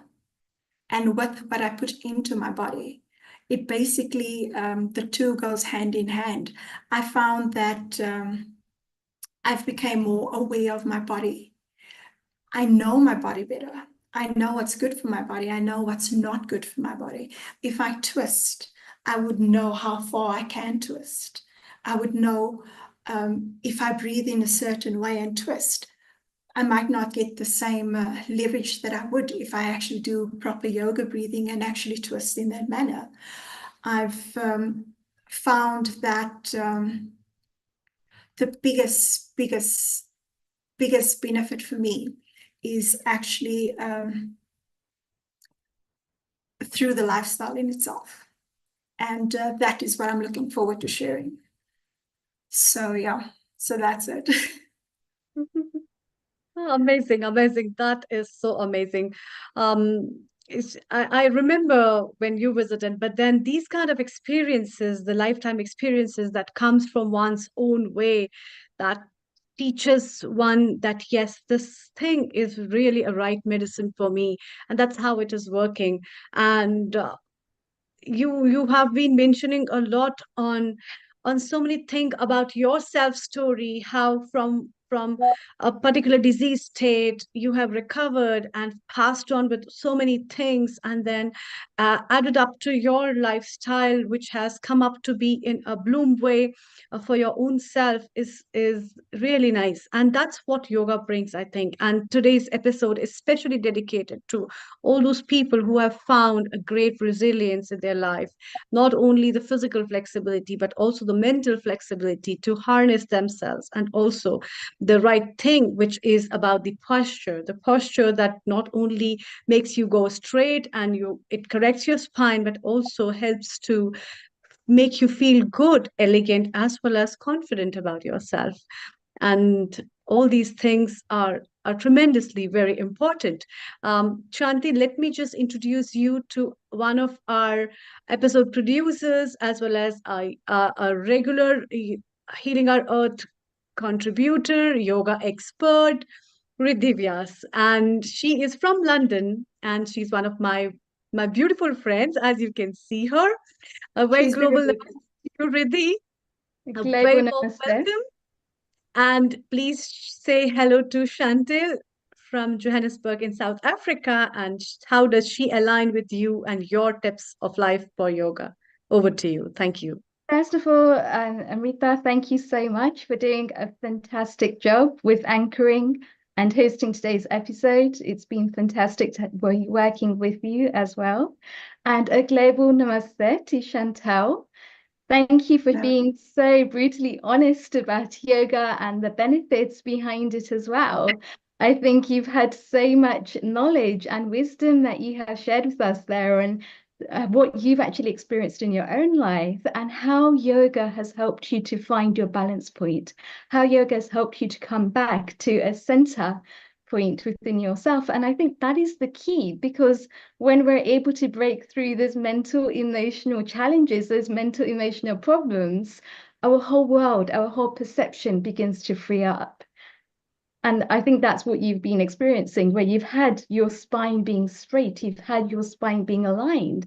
Well, having an alignment balances your left and your right nadis, which is your Ida and your Pingala nadis, into your Sushumna nadi, which is your central point.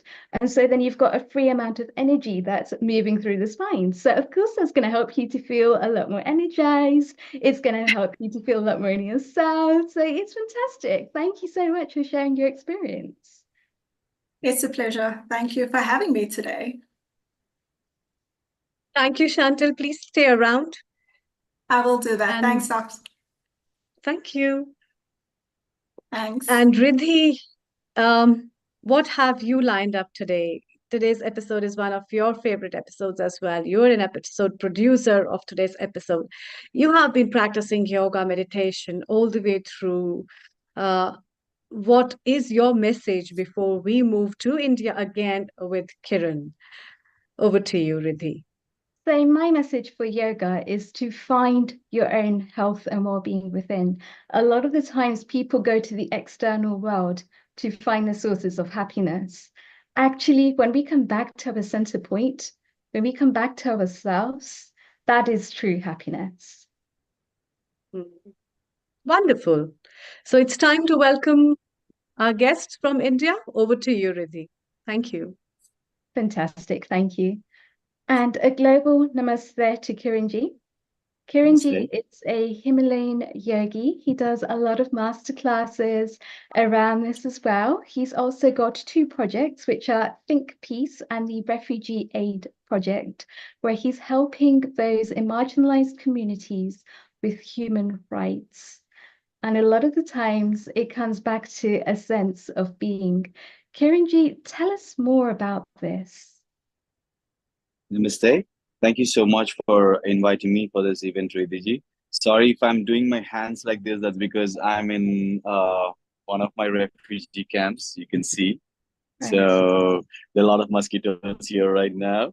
So and then that's our mandir in the camp. So so that's the only reason. So yeah, I mean, yes, we work with the Hindu refugees that are fleeing Pakistan and Bangladesh and trying to come into India and settle down here. And then we have about 92 refugee camps across Bharat, that is India. And also we have about 327,000 refugees living in our camps right now. Yeah. Beautiful. So there's a lot of karma yoga going on there as well. And when you first started your journey, it started from a perspective of yoga and how Yeah. you managed to embody that into your day-to-day life through yoga sadhana. Tell us more about your experience. Yeah, I started as I mentioned to you on the other day. Like I started when I was 6. For me, whenever I saw Swami Vivekananda or the Adi Shankara, it have inspired me so much as a 6-year-old kid. Like if you look at if someone looks at a flight, they like it, they want to become a pilot, right? So similarly, everyone as a kid wants to become something, and for me, the calling have always been this cloth right here that's on my body right now. So, but then, I come from a very different kind of a family background. There was no one spiritual. In fact, I taught my mom how to do prayers. So, so yeah, so I had to find my way. And then it was when I was 13, I went to Himalayas and I grew up there until I was 19. But when you're in deep spiritual practice as a Himalayan yogi, something that follows up immediately is service. Yes. So service and spirituality is something that I've decided to take up. But from 13 to 19, it was a very hard journey for me to realize what I want to be. And yeah, since then I've been doing this. First it was tribal areas, and then now it's refugees. So what I do, like you said, is I do yoga workshops in US, UK, and Australia. And in return, whatever bhiksha I get, I bring it back and serve my people back home here. Fabulous. Sounds amazing. And a lot of the work that you do Yeah. is with children because you've had that in your own life where you've had to find your way. You haven't actually had somebody show you, but it's through your life experiences that you've been able to shape that. So I've got Right. to ask you, from the perspective of a Himalayan yogi, what does Yog Sadhana mean to you? And how can we help our viewers today to step further into Yoga Sadhana? Definitely. I mean, see, let me start with our mantra, which says Sadashiva Arambam Shankaracharya Madhyamam Asmadacharya Paryantam Vande Guru Parampara. Basically, we all believe that our yoga, there are many kinds of yogas across the world. And based on the intention behind why you're practicing yoga, the style is, kept evolving all the time, right? So in Himalayas, I can only speak from the perspective of the Himalayan yoga, from where basically yoga took its birth, right?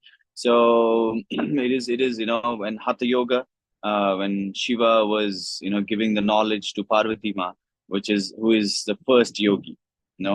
Shiva is anyways there, but then the first yogi that learned is actually a woman, that is Parvati Ma. And that's when Matsyendranath, your G heard it, and then Hatha Yoga was written. So that's how it started, right? But today, especially when I'm traveling in Western countries, a lot of people ask me, what kind of yogi are you? Are you a Hatha yogi? Are you a Ashtanga yogi? Questions like that. And then it just baffles me because one, to be called as a Hatha yogi or a Ashtanga yogi, they need to have a certain number of qualities, right? Like, for example, you want to call yourself as a Hatha yogi, there are 8 qualities. That is, anima. Like, for example, you become so small, like how Hanumanji, Sukshma Rupa Dharisiya Hedikava, Bikata Rupa Dhariya Lanka Jarava, and then you can become so strong that no one will be able to move you. And, you can become so light that you can move like a feather, right? So one needs to have these 8 qualities to be called as Hatha yogi. You can't just, call yourself Hatha yogi. We are a practitioner of Hatha yogi. No? So from there came Patanjali Maharshi, who made it into simple sutras and then made it more available for larger audience to pick, because in the history of Sanatan Dharma, which yoga belongs to, we only have 13 Hatha yogis in our lineage, and the last one being Lord Hanuman. So it takes, it's not an easy art. So I feel like that's how Ashtanga yoga, through Patanjali Maharshi, Patanjali Sutras and everything came, and then it was more widely available. From there, it took many shapes. Like B.K. Iyengar have thought that, okay, we should add more props so it's easier to learn asana. And so something like that. And then came hot yogas. And then there are many yogas, like then there is now beer yoga, nude yoga. There are so many different kinds of yogas now. But in Himalayas, I would only say that we have never criticized any of them, because someone's doing beer yoga, someone's doing something. After a few days, right, after a few months, what we believe is at least they have taken that step towards spirituality. So after 3 months, 4 months, there will be a sense of emptiness that seeps into it, and then the search begins. And So that is the and then they life will that they are creating for themselves as well. It's the life of the yogi. It's exactly. the life So that they at want to least they create their own. started there. At least they started there, but then ultimately they will everyone have to merge into Himalayas. So that's what we believe, and then so that is the lineage we come from. So And that is a lovely as a lineage, Kiranji. One of the questions yes. I actually have for you, based on what you've just shared with us, is around the concept of Shiva and Shakti, which is, if we look at it on a wider perspective, we're looking at Shiva and Parvati, we're looking at masculine and feminine energy intertwining and coming together. So how can we actually help ourselves to embed this process on a day-to-day basis? What are some of the tips that you can share with us that help us to really tap into this Shiva and Shakti energy? No, see, Shiva and Shakti energy, we all have that energy within ourselves. So we all do have that energy within ourselves. But I'd like to actually take back to understanding. I'm so sorry. Take back to understanding the difference between, because I think that's what I mentioned to you. Because as a traveler of coming from Hatha yoga, Himalayan yoga, traveling in the Western countries, so there is a narrative, lot of narratives, like yoga gives peace, meditation gives peace and calmness. But in Himalayas, we never believe that. No, we always believe that yoga and meditation makes you conscious. It is, and that consciousness will put you in take you to places which are uncomfortable to face otherwise, because you are so deep within you, right? And then, or you're doing asana, so you will see those physical limitations, you will see those mental limitations, right? So tapa, when people say tapas, everyone thinks people are just leaving everything and running away. It's not true. Tapas, it says in Sanskrita, means fire.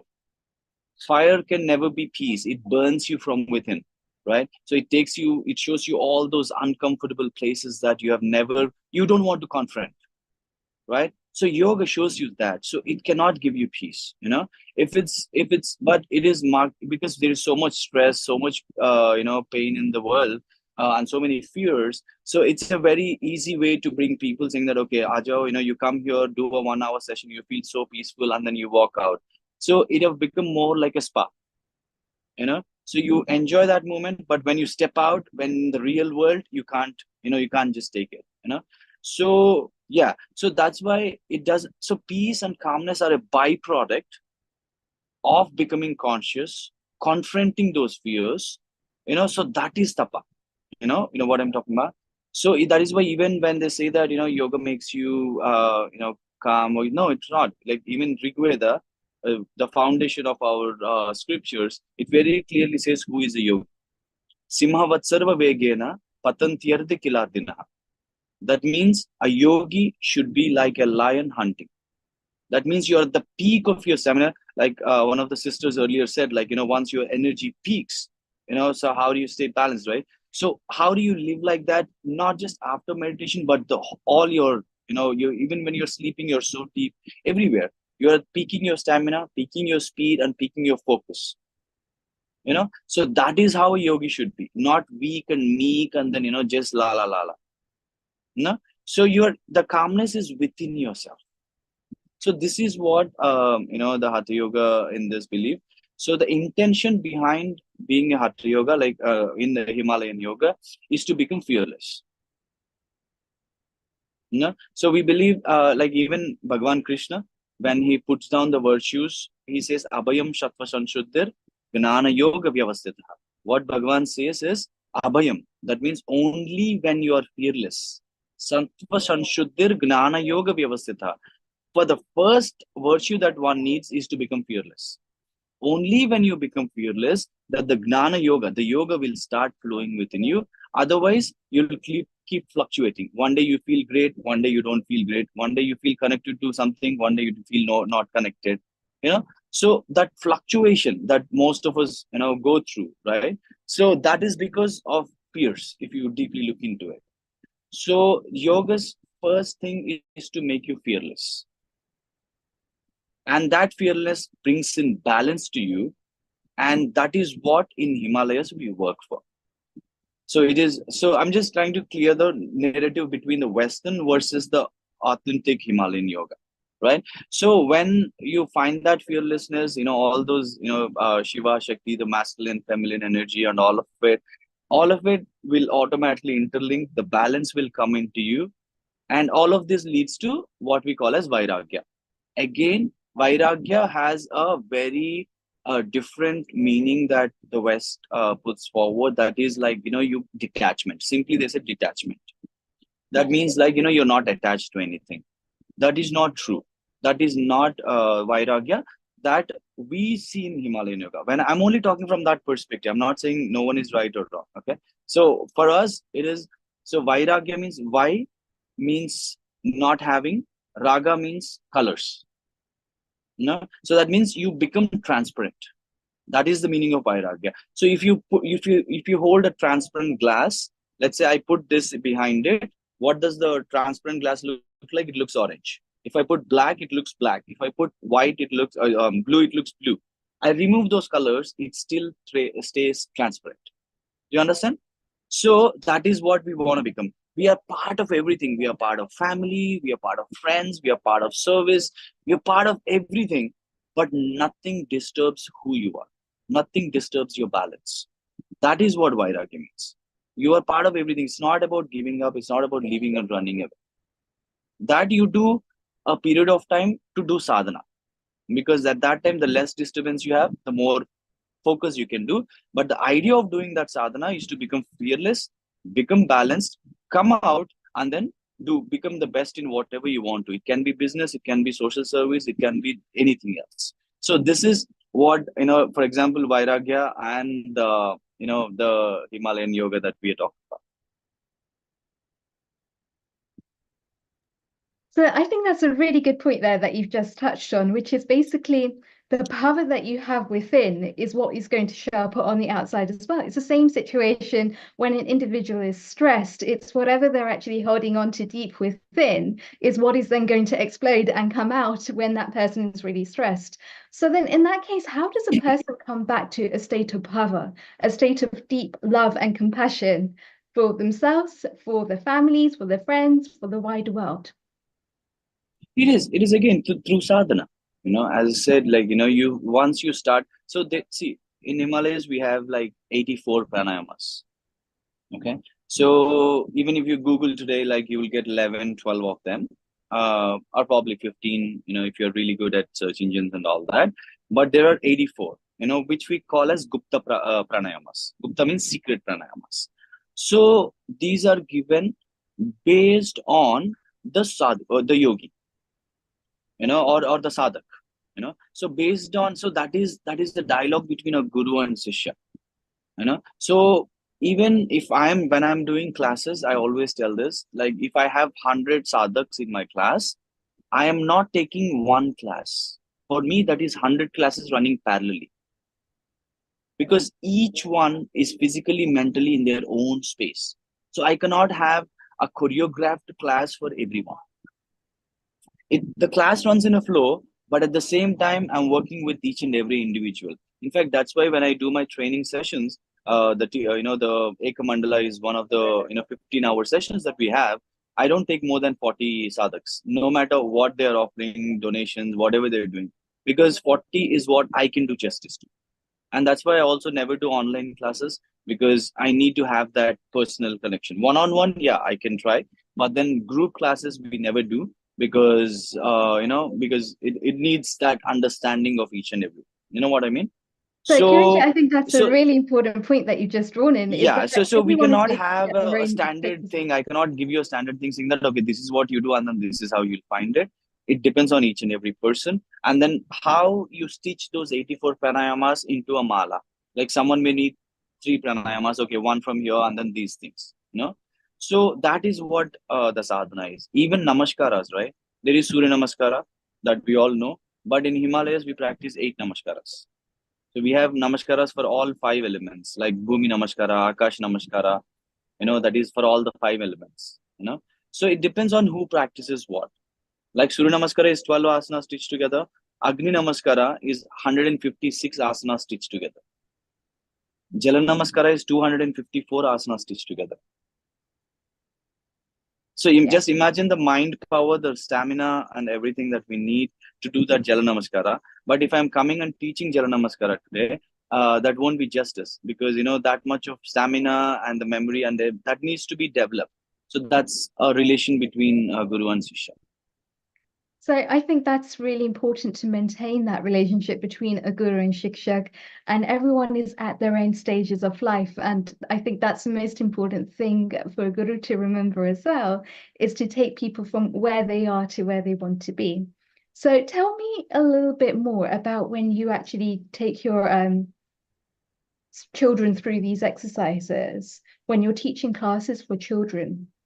Is there like a particular thing that you would start off with? I know that everyone's on their own individual journeys, but is there like a base of which to actually begin those classes?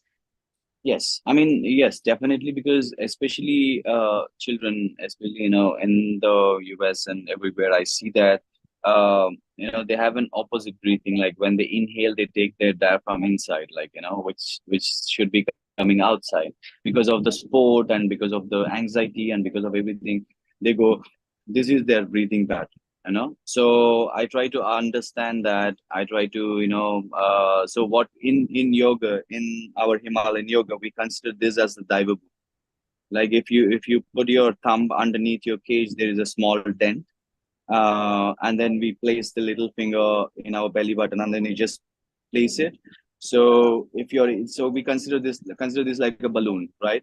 So if you are putting air in it, it expands. If you take off the air, it contracts, right? So we start with something as basic as this, so that they understand where their inhales and exhales are, and then no movement of chest and everything. So just consciously focus on your nose and this. So that's how we started. So that they get to that simple, nice and flow, where the base is nice and strong, and from there we mount more pranayamas based on the child. So, but that's how we start, like just to make sure that their breathing is right. So it takes a lot of time to understand and explain to them, and then from there we build more. From there we build more of these things, yeah, more of pranayamas and everything.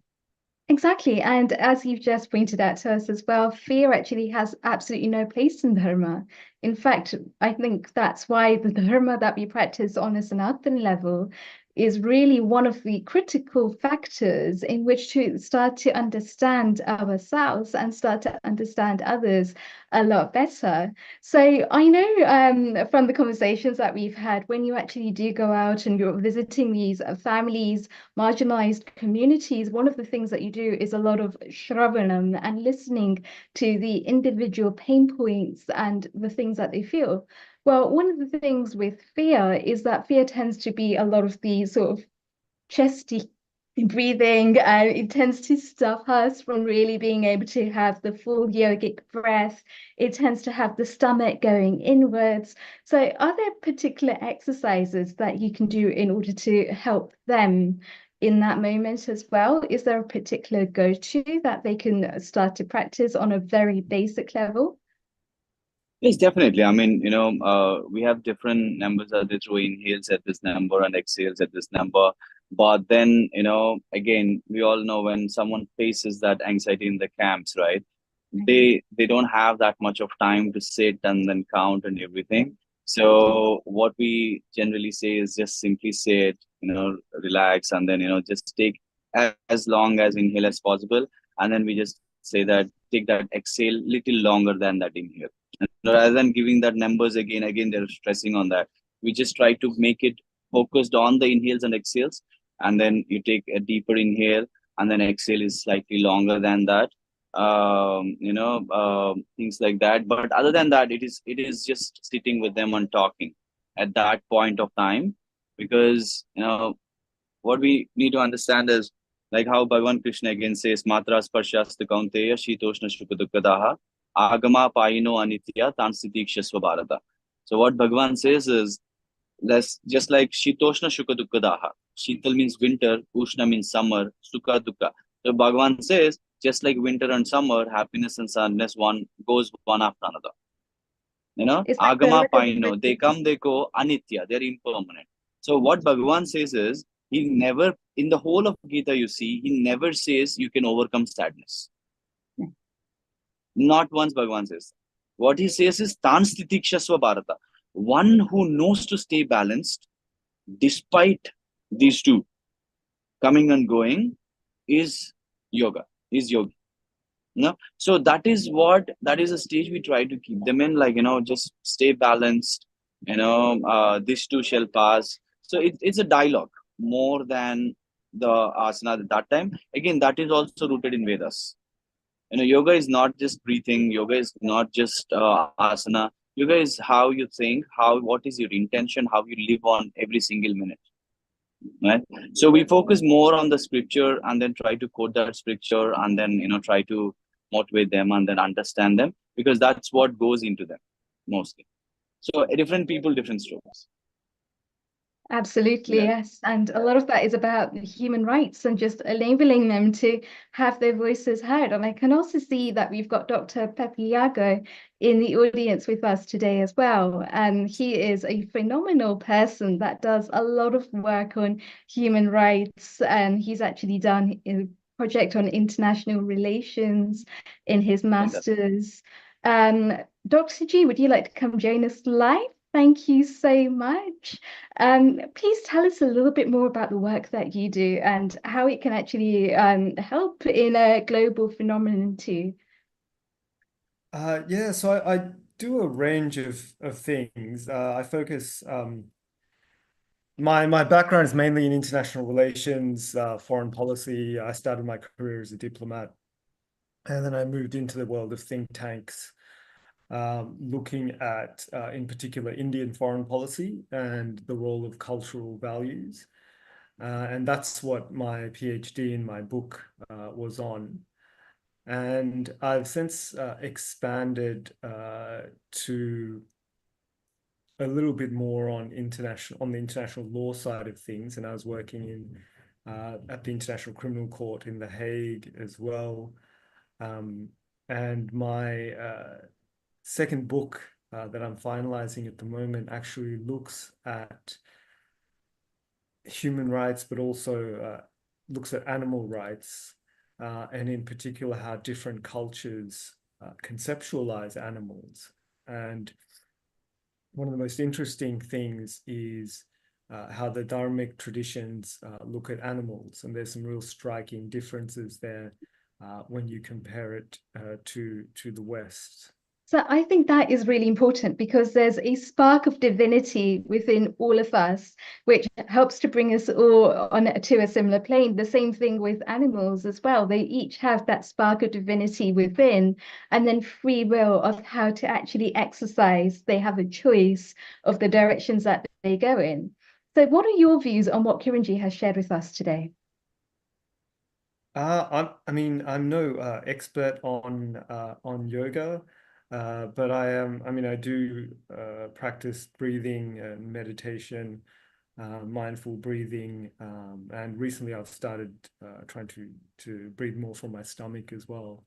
And I think just hearing figures like him, for me, I find it quite inspiring because it just reminds you to stay on that focus. Like he was saying, you're always on it. And I think that's always a good reminder to always be focused, to always be mindful, and to always remember these important truths.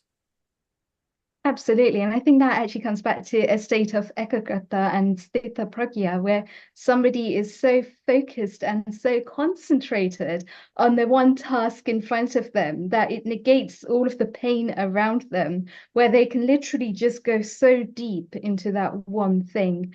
And I think that is a key concept around human rights as well, is to be able to come at it from a dignified perspective, to be able to understand, to be able to sit in common communities and to understand each other's perspectives, to be able to form that vision, so to speak, that brings everyone together, because everyone's got some kind of pain that they are experiencing, that they are going through.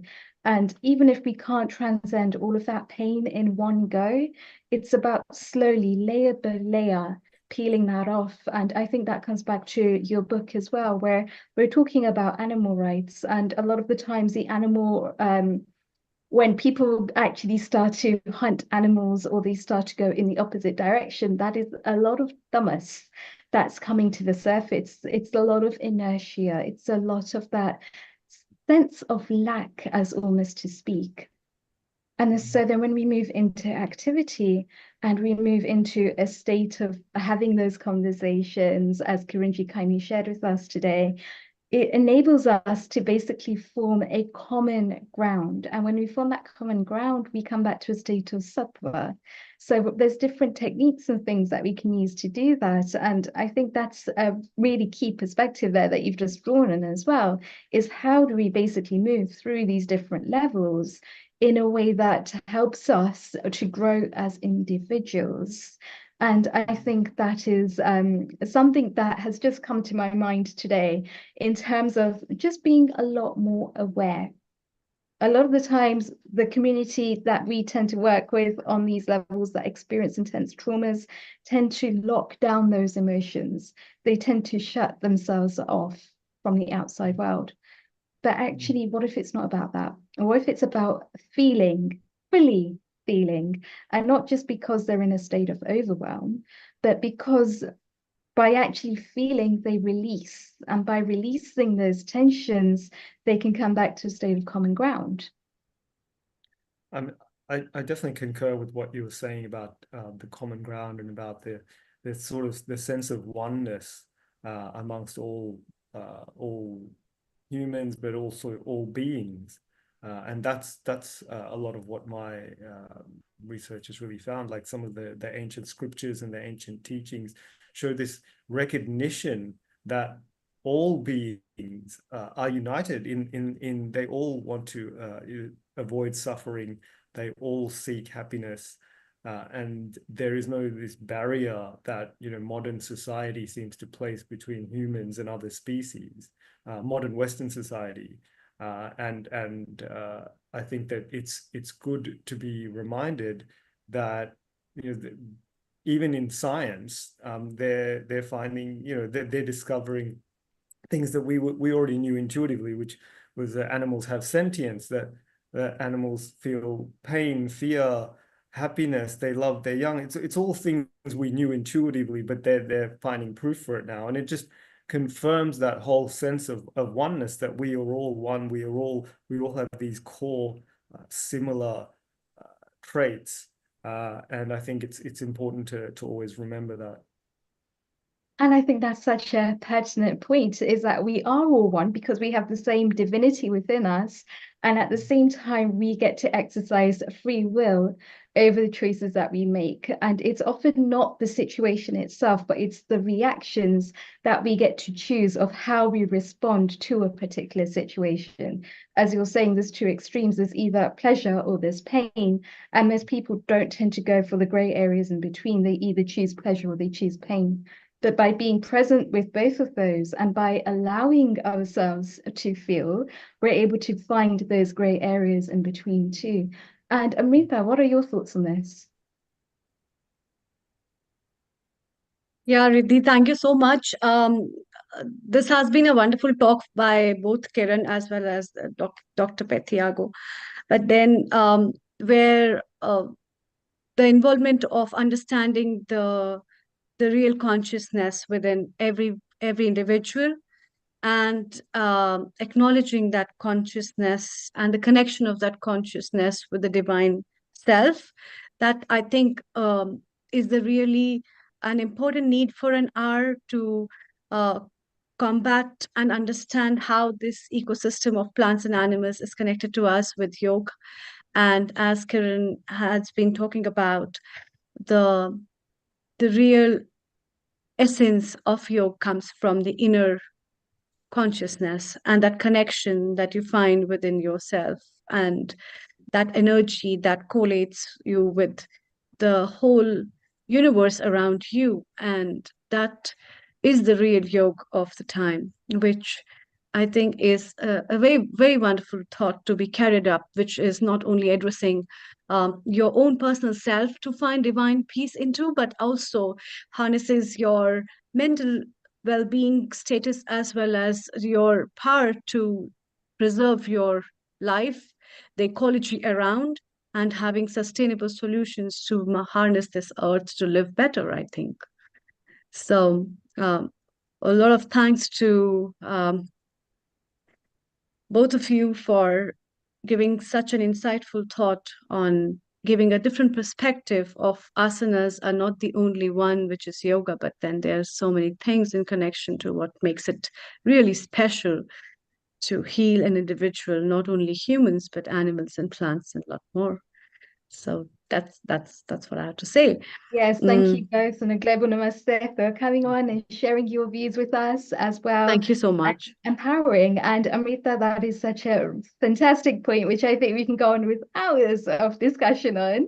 That is not one for today. So I'll pass the stage back over to you. Thank you, Riddhi. Thank you so much for joining us, Kiran, as well as Dr. Pitya Goda. It's time to move from London and India to Mauritius, where we have our another guest, Dr. GYAN Singh, who is an Ayurveda practitioner as well as a yoga practitioner also at Mauritius. And let's hear from him what his perspective is about yoga, what his practices and beliefs in yoga system is, and also to know more about how yoga is practiced in Mauritius and how does he work on with people and how do people think about what yoga is at Mauritius. Global namaste to you and a very good evening to you, Doctor. Namaste to you and namaste to everybody. Your question, please, can you repeat it? I could not get it. Yeah, my question is that what kind of practice of yoga do you do at Mauritius? And how do you think yoga practices has helped Mauritian population over there? And what is your insight about how yoga is practiced there? Thank you. Yoga, we are all aware, yoga is a Ashtanga yoga.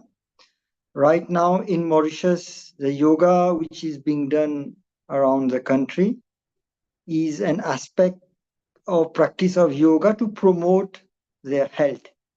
This is like being done in other countries, the same pattern in a way is like that.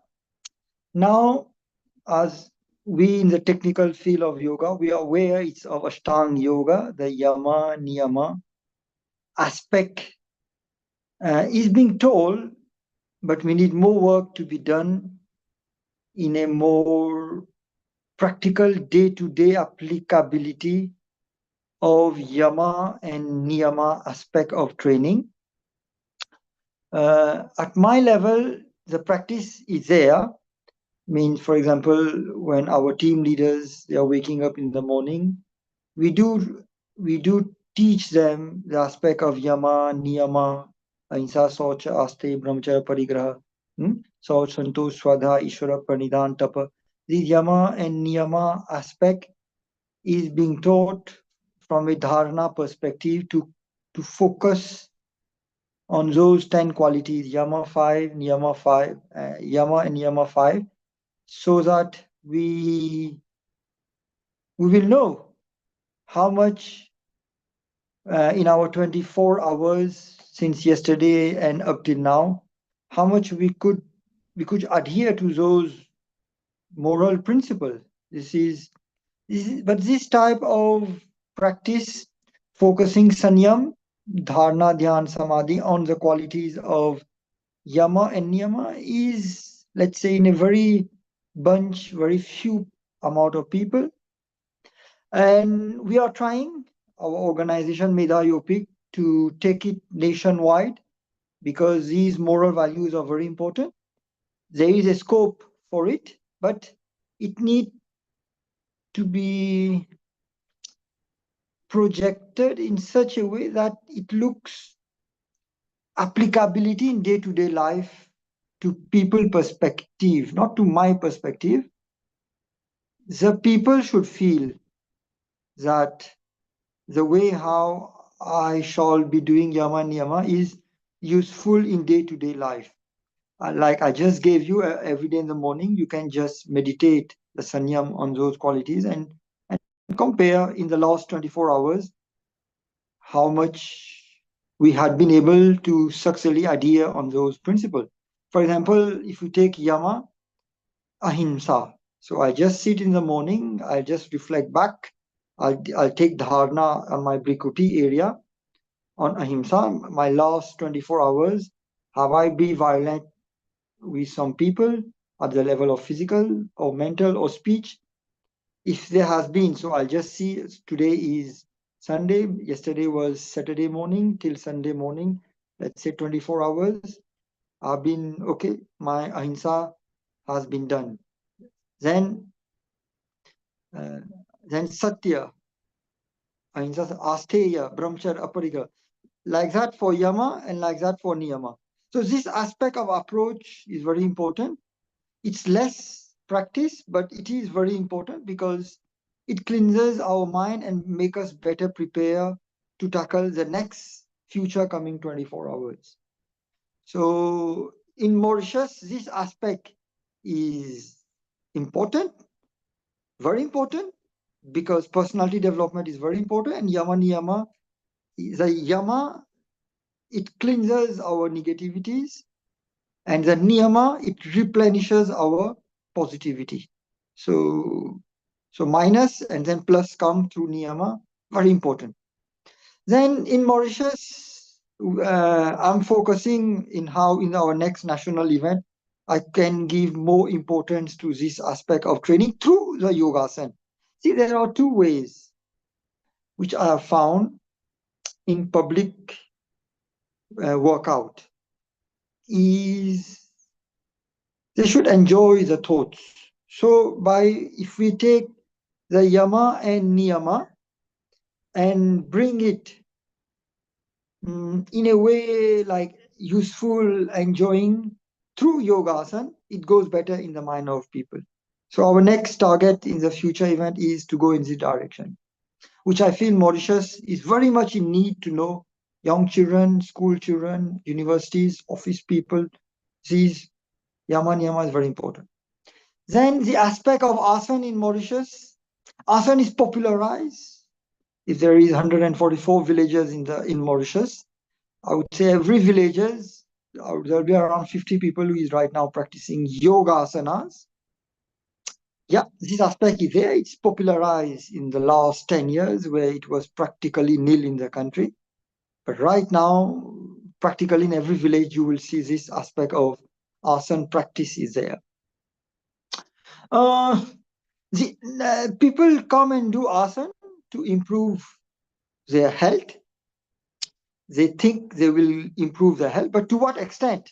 They are taking asana on diabetes to reduce parameters of HbA1c or on serum lipids. I'm just talking some of the basic national disease in Mauritius, like high cholesterol, to what extent the kumbhak, the practice has to go so that those national disease parameters like diabetes, cholesterol, hypertension, the BP 120 to 80. If it's coming 160, 180, in how should we do the asana, how should we do the pranayama? That skill is very much needed in the country, especially in the medical application. As a specialty post, this is missing. But through our organization, we have already launched it at voluntary level. Since I am a specialist in the field of yoga, we are already teaching and bring those national 21 diseases based on its investigative parameters, how we are taking yogasana, how we are taking the 8 Ashtanga aspect and bringing it. We have already made a specialized training protocol of yoga technique, these Ashtanga yoga technique, on the aspect of the national parameters, like for diabetes, HbA1c, serum cholesterol, for serum lipids, for hypertension, we have the scale of hypertension. Like that, we have those 21. We have already devised it and we are taking it forward at our NGO level to the public. So yes, people are practicing yogasana, but there is a need to understand how to apply those those parameters, diagnostic parameters, exactly how much and dosage and timing of how to apply asanas, pranayam, exactly to that. That is the most fundamental, scarce part, because right now, out of the 1.2 million, 85% of the country is sick. So there is a huge demand if we know exactly how to take it in the direction from the aspect of asana. Then the aspect of pranayam in Mauritius, people are practicing pranayam. They think they are going to practice pranayam to become thin, lean, and trim. But how many of them are becoming lean and thin or losing weight? That's another question. It's another investigation, another research work, which I doubt. Which I feel yoga people should come to very clear parameters of Ashtanga technique, Hatha technique, and bring successful result on those national disease parameters. So pranayam, we need technician people to bring the techniques of pranayam on national diseases parameters with clear-cut dosage, timing, and this. We already have our parameters, which we have already developed, and we are working on it. Now we need scientific teams by the government as support, where we are at the moment, we don't have any such type of direct from the government support, but still we are moving forward. We hope you people, we can work out something, or if you're having something as parameters, we can collaborate on those 20 national diseases. If you're having something on pranayam, that will be very much welcome. And people are practicing pranayam, but I feel they need more techniques to bring it on national disease. Then pratyahar, controlling on senses. That's a very important thing. And controlling on senses in relation to health, wellness. Well, when I'm saying health, here people just think doing some exercise, doing maybe some fasting, doing some jogging, you feel somewhat happy. This is health and feeling. But yeah, it's okay to a certain extent. It's right. But if we see the real parameters, what we understand by health in Ayurveda, now like Samadosha, Vat, Pitta, Kapha, which have very clear characteristics. Like Dhatu, they are the 7 building blocks. Our Sharir has fundamentals. Our senses, which work with our Sharir, those senses fundamental has to work in such a way that it keeps the Sharir healthy. Then we have the mind. The mind correlates with the senses and the Sharir. So what type of mind we need exactly so that the parameters of Sharir and the parameters of senses work in coordination, so that the fourth aspect, Atma, is in such a manner it keeps the Sharir in the man in its Samadosha, Agni metabolism, the Dhatu, the building blocks, so that the mind is prasanna, Atma stay longer, the energy is merged with more of the Sharir and the man. Now, this is the concept of health in Ayurveda. Now the challenge comes how we are going to take the yoga technique. because in yoga, Ashtanga yoga is defined as Ashtanga yoga in Patanjali. Hatha Yoga Pradipa has already defined asana, pranayam, shatkarma, samadhi. Those are very clear chapters to lead us into hatha and then finally in the sushumna and finally merging in samadhi. The techniques are oriented towards these goals, but it is not oriented towards the Ayu goal as mentioned in the ancient texts or in the Patanjali. Now, for us now, what we are doing is how to bring these techniques and merge it into the Sharir parameters of Agni, Dhatu, Mal, mind, Gyanindriya, Karmandriya, and Atma, because these are the parameters for Ayu to be healthy, swastha. So now our parameters, which we have devised and using the yoga technique, is how to take those Ashtanga techniques and amalgamate it on Agni, on Dhatu, the 7 building blocks, the Upadhatu, the 13 of the senses, 10 senses, the man, Satrajtam, in such a way, Atma ko mind, so that the Sharir and the man works with through the technique of Yama, Niyama, Asana, Pranayama, Pratyahara. This macro chart of yoga, which have the Sharir, Indriya, Man, Atma, so that Samadosha, Samagnishta, Samadhatu, Malakriya, towards Swastha parameters are here. This amalgamation we have done so that the parameters of Swastha is in mergence with the Ashtanga techniques and the Hatha techniques. And once we already have it, we have amalgamated the tools of yoga in the fundamentals of Ayu Swastha, which is very clear there, and we are taking it forward to the public of Mauritius, just I would be saying for the last 3 months. Because all what is being practiced in the Mauritius is you're doing yoga, you do pranayam, you do asana, but how to merge it on health. When we say health, it has a characteristics. Then this characteristic has to be defined by some parameters. It has to be defined by some diagnostic tool. So we take it forward in this direction, which is a new way of, it's there, which is a combined mechanism of how to take it in a very systematic, scientific way towards Swastha. Yeah. So, yeah. So Dr. Gyaneshwar Singh, which organizations work at Mauritius for yoga practices? As you have said, I think your organization is doing a tremendous job for the providing insights for people to heal, and how you are incorporating the Ashtanga yoga and its relevance in terms of lives of people, to know and understand how it can be the yamas and the niyamas can be incorporated in an individual. So what all organizations do you work through, and are you also working with schools or children to teach yoga? What kind of programs are run in Mauritius before we take up our next guest in a couple of few minutes? Thank you. Yeah. Our organization is Medha Ayur Yogpit, Mauritius Education Development Association, to promote the Ayur concept, what is mentioned in the Ayurvedic text, through yoga techniques. Pita means it has a specialized, well-defined program where you intensify and learn these techniques. So this is the organization, Medha Ayur Yogpit in Mauritius. Now the second question is towards education.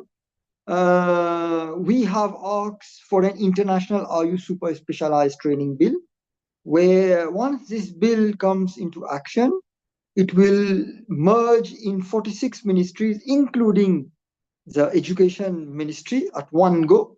It is not only the education, but it's the whole system of the country. When I'm talking about that, all the ministries, the parastatal bodies, it's a well-defined bill, which our organization has already made it in a draft. Today is a general election in Mauritius, and tomorrow we are going to proclaim, tomorrow we are going to proclaim who will be, whether the same government or a new government. And based on that, we shall have our national program. And we are going to try, if the national program is a success, if people understand exactly what we are trying to do, and on the other side, they are doing gym, they are doing physical activities, they are doing some fasting or whatever, but are we really bringing the Agni, the doshas, the mind at one go? Can the gym system provide this? Can by just going jogging, can by just doing the dieting now. We are saying use a yoga technique of asana pranayama merging with the 13 agnis, with the vat pit kapha normal characteristic, with the 7 fundamental dhatus, and then so that and malas, those 3 main malas and 19, 3 plus 16, those dhatus and main malas 19 we have to evacuate so that the mind, the senses and atma stay longer. This is the health parameters. We are telling gym, physical activity, nutrition is part of it. It can't be. So we need to open our mind, understand the fundamentals of Ayu and use a technique of yoga to empower. I think this is the way forward to go right now if we want to bring yoga in health in a very clear dimension. And through this bill, tomorrow we'll proclaim a result, then we are going to have a national program. If people understand and if we get the support of people, and if the national program, then we can come and explain to government, whoever will be, the importance. Wonderful. That's a wonderful effort, in fact, that you're putting in along with this. Thank you very much for joining from Mauritius and stay around. We might take up a few more comments from you as our episode proceeds further. Riddhi, it's over to you for our next guest, and let's welcome our next guest. It's a wonderful way that as we see how people have different perspectives on yoga and how at different parts of the world, may it be South Africa or maybe London or India or Mauritius, the way people are harnessing and helping individuals to understand the meaning of this beautiful science that has taken up its lead from the grounds of India and moved and walked over all over the world. Isn't it really fascinating, Riddhi, to know you yourself being a practitioner and staying in London, coming from Africa, must be witnessing all this. What's your take on that before we move to our next guest? Over to you. So first of all, a global namaste, Dr. G. Thank you so much for actually sharing with us the perspective currently in Mauritius. And I totally concur on that as well, is that we do actually need to include yoga and Ayurveda side by side. I think a lot of the power of healing comes from actually bringing together these two modalities, because both of them have their own uses, and yet when we actually bring them together, it's a whole holistic perspective. Just wanting to know, in terms of your future planning, where do you see this project in Mauritius going in a year from now?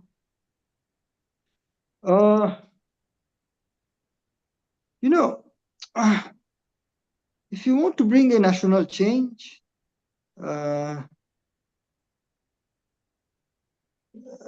at social level, you can motivate people, you can mobilize people.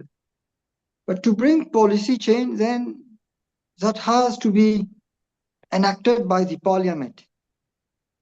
And enacting at parliament is like it's just like a political up and down. You will have to go with a person who is in parliament who has been winning, and by thousands of people, he has already an influence, he already acquainted with people, and he's now in parliament. It's a very, very complex things to get through this mechanism. So specializing in law myself, I totally get that. In order to enact legislation, it takes a while to be able to bring the systems together, to be able to enact the laws. I totally understand that perspective. I think the perspective that you're coming at this from is a social perspective. How do we create a social change in society in a way that enables them to truly tap into the powers that yoga and Ayurveda have to offer? Because when we do that, the whole holistic system begins to awaken people from within. So they're no longer looking at the outside to get those answers, but they're able to create the right nature within. They're able to create those right changes, those right perspectives within, which help them to overcome some of those deeper rooted problems. Yeah, we need to bring I'm trying to bring yoga in diabetes and showing people, well, you're already going to the public hospital. These are your parameters of HbA1c. Now do 15 postures by these techniques. If you're doing a bhujangasana, not only just turning, but you have to have these parameters, a C shape, the head should merge at that type of angle. If it is a dhanurasana, that dhanur shape, the feet should be with the ear at that amount of centimeters. If you're doing a Pawan Muktasana, the knees with that much of centimeters should touch with the knees. Clear-cut parameters of yogasana, and then testing the random blood sugar and HbA1c in a reductive manner. This is one. The same way to apply for for high hypertensive cases. If it is 180, to what pranayam, how much dose, sitting in jala up till the throat to put the agni down, the vayu down, pressure come down from 180 to 130 for how much time? For like that, for hypertensive, if you're having 200,000 people in Mauritius like that. For diabetes, if you're having 250,000, obesity is 400,000 people. In how much dose of Paschimottanasana in holding and kumbhak, I can reduce half gram if I do 10 times, this 10 times Pawan Muktasana. So by the time of 1 hour, I'm reducing 200 grams. Then in 10 days, 1 kilo through a food combination diet. I go and show some result for 400,000. So like that, I need to go and get groups of 20 of those 20 national disease, get it a coordinated way through a laboratory, and we work in collaboration. Well, laboratory are not social voluntary organization, so they won't do it for free, but still we'll have to see and work out, because our organization is a benevolent, it's a free, it's a social activities. So getting those, I'm very aware this is the way and this is the thing and how to achieve, this is a direction I should take.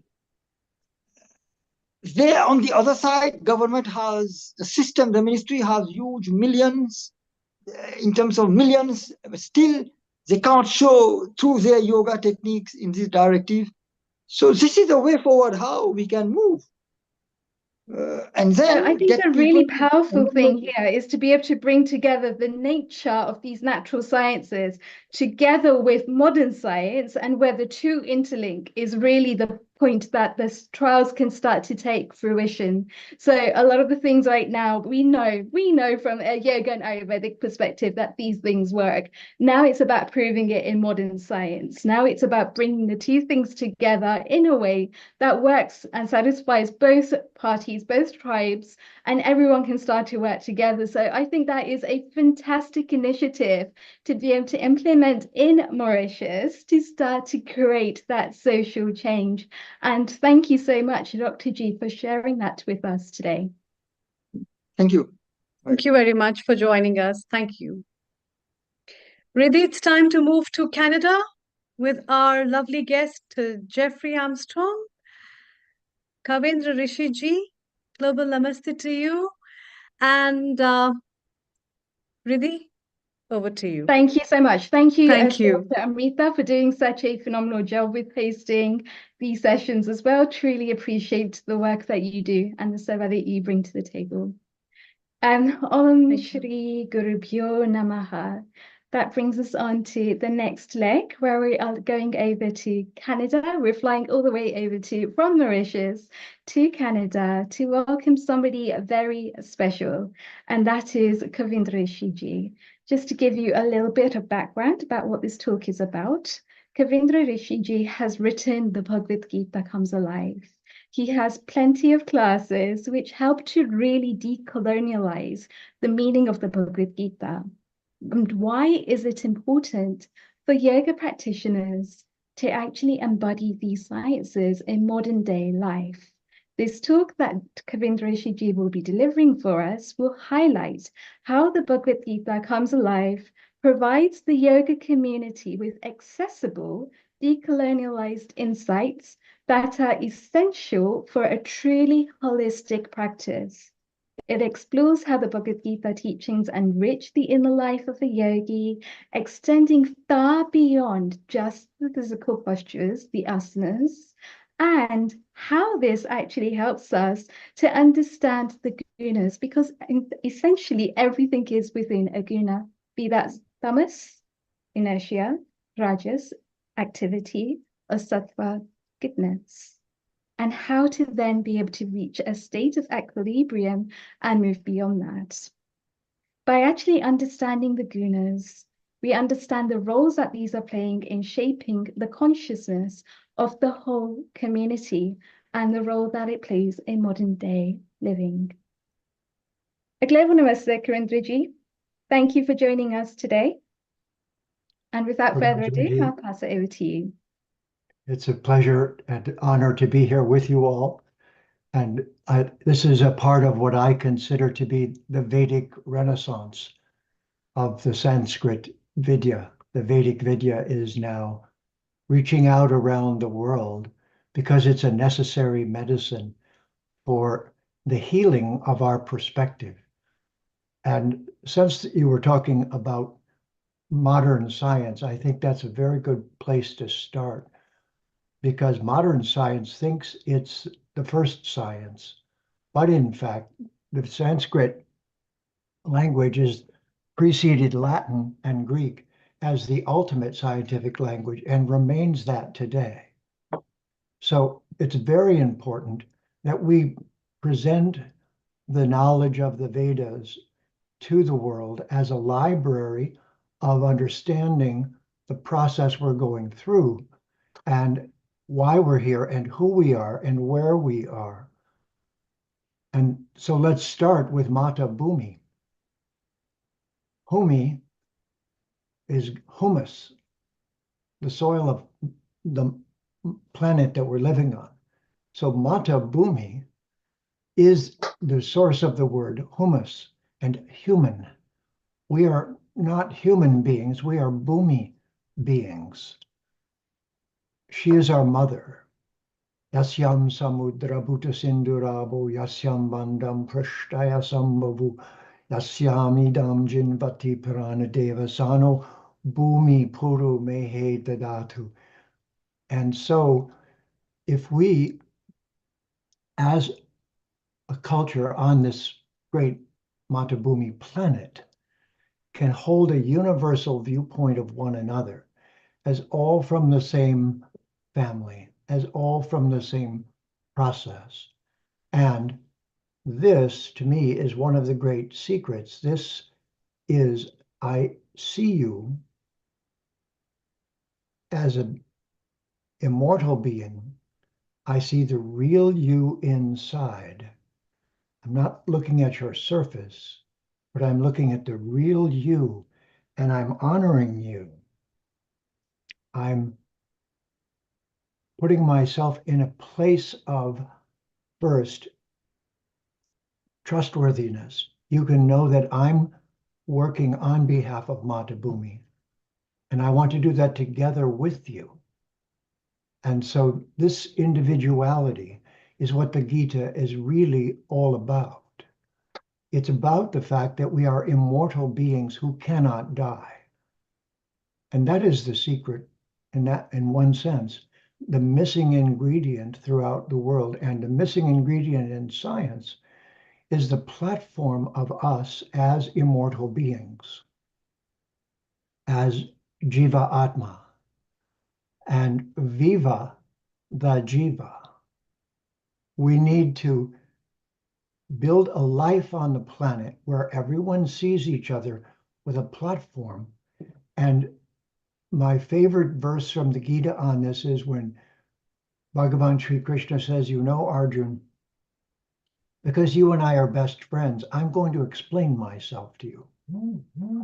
So here's the supreme being, personal visit to the planet we're on, Mata Bhumi. And he's instructing Arjun, he's giving him a view so that we can consider that a role model for us to live.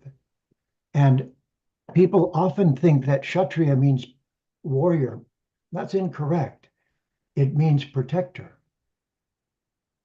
And sometimes a protector must protect with the techniques of fighting, but the real meaning is one who always thinks of protecting. And the biggest protection is to our planet. This is our universal platform. And then one another, this symbol is, I would like to have a balanced friendship with you. Now, this is where the three gunas come in, because again, it's a science, and it's not a new science, it's an ancient science. So the word in English in science is entropy. Everything material starts out brand new and gradually goes through an entropic process. And if we don't handle it right, that's very quick. It'll be destroyed very quickly. And so the destructive process is called tamas, tamasic, degradation, degrading it as quickly as possible. We all understand this. You can just, the easiest thing to do is destroy something. And then creating things is an art. We really respect this in one another. The creators bring things forth out of a lump of clay, or it's suddenly a beautiful statue.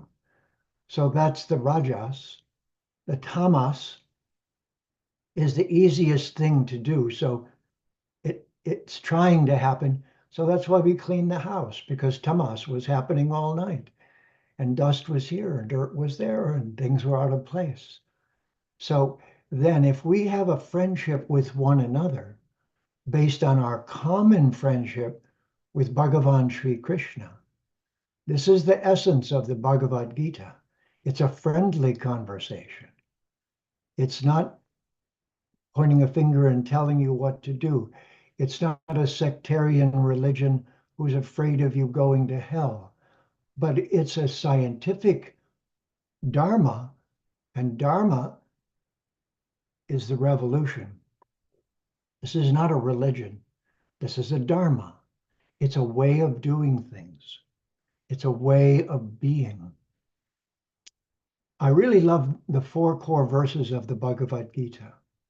It's chapter 10, verses 8, 9, 10, and 11. And it begins, Aham sarvasya Bhagavan uvacha, Aham sarvasya prabhavo, matak sarvam pravartate, iti madva bhajanti mam, buddha bhava samanvita, machchita madgata prana, bodhayantak parasparam, kathayantascha mam nityam, tushanti cha ramanti cha, tesham satata yuktanam, bhajatam pritipurvakam, dadami buddhi yogam tvam, yena mam upayanti te, tesham evanukam partham, aham agyanajam tamaha, nashami atma bhavasta, jnana dipena bhasvataha. Which means in English, I am the source of everything. Bhagavan is speaking. From me, the entire creation flows. Knowing this, the wise adore me with all their heart. Their thoughts dwell in me. Their lives are surrendered unto me. And they derive great satisfaction and bliss, enlightening one another and conversing about me.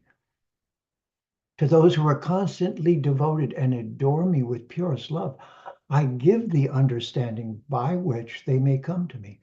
Out of compassion for them, I, who am dwelling within their heart, destroy the darkness born of ignorance with the shining lamp of Vedic Vidya, the shining lamp of knowledge. If this becomes our program, then we are making friends with the whole world. I would like to propose to you that if you reduce the Bhagavad Gita to a single concept, it is global friendship. And it is everything that needs to be done to make life sattvic or sustainable. So sattva is our slogan, a sustainable future, please. For our children, for everyone, for all creatures, how do we live in such a way that we stay at the balance point and maintain life on the planet? How do we leave it cleaner than it was when we got here? More balanced, more nourished, more likely to have a future. So science isn't the problem. It's science without a long view. Science is short-sighted one lifetime worldview. It came out of the one lifetime religions, who I don't speak negatively of. They have beautiful thoughts and emotions and ideas, but they don't see more than one lifetime. And this is the problem, to go from Duratma to Mahatma. We need to have that big worldview. And if we can share that, if we can make Matabhumi alive, a real live person,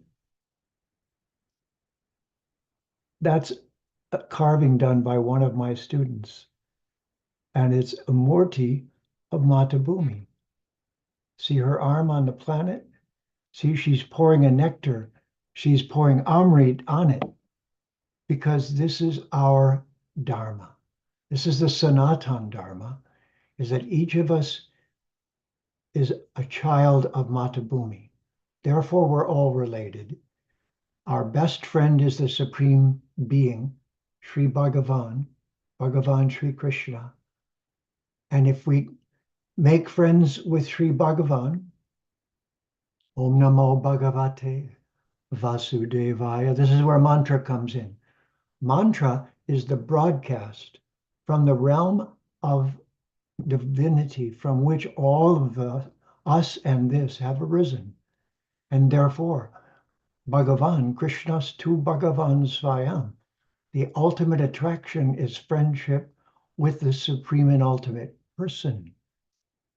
We all understand this. We'd like to meet great movie stars or politicians or world changers.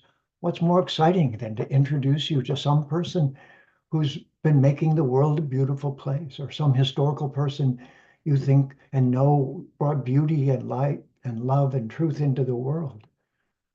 So this is our definition of the Supreme Being. Bhagavan. Van means who possesses. It's where the word your van comes from. The van you're driving is Sanskrit. It's Bhagavan. It's container for. It's who possesses. And Bhaga, there are 6 Bhagas: beauty, wealth, strength, fame, knowledge, and detachment. The being who has those to an unlimited degree is Sri Bhagavan, the supreme and ultimate being. And again, this is our best friend. If we can behave in that best friend mood, I propose to you that this is what Shanti really means. It doesn't just mean peace, because peace means no war in English. That's not the point. It's better than that. Peace is a given because we're friends. Why would I hurt you? Why would I harm you? I want to protect you. I propose that this is how we talk about the new paradigm, so that people see the Vedic worldview as the leader in holding a Mahatma view. The whole world knows the word Mahatma from Mahatma Gandhi. I would say, politically speaking, he was halfway to paradise. And I appreciate the fact that he did what he did.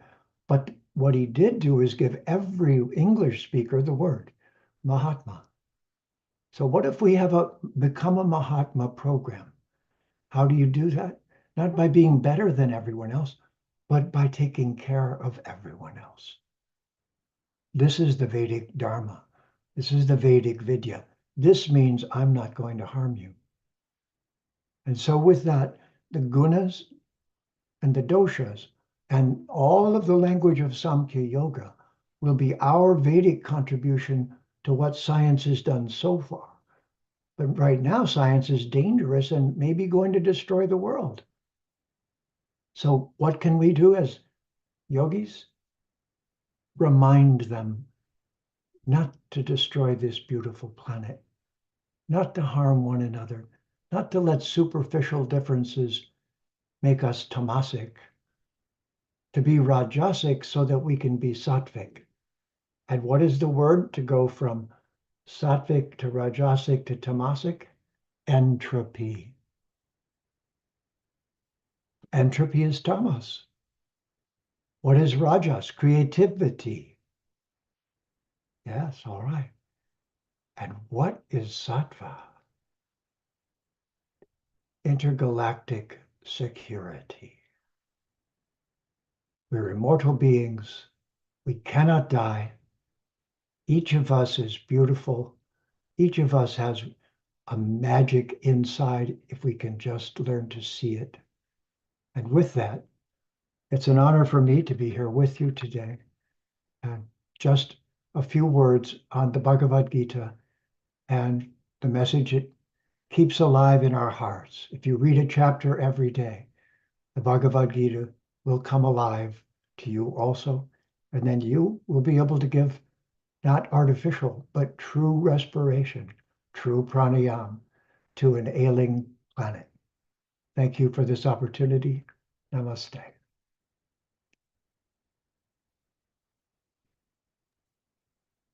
Namaste. What a beautiful explanation of what the Bhagavad Gita truly does in modern times.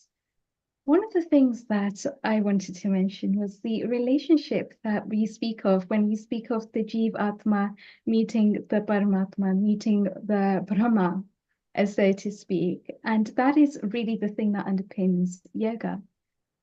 But in the Bhagavad Gita, we go a step further. Shri Krishna looks at Arjuna as being the Jiva.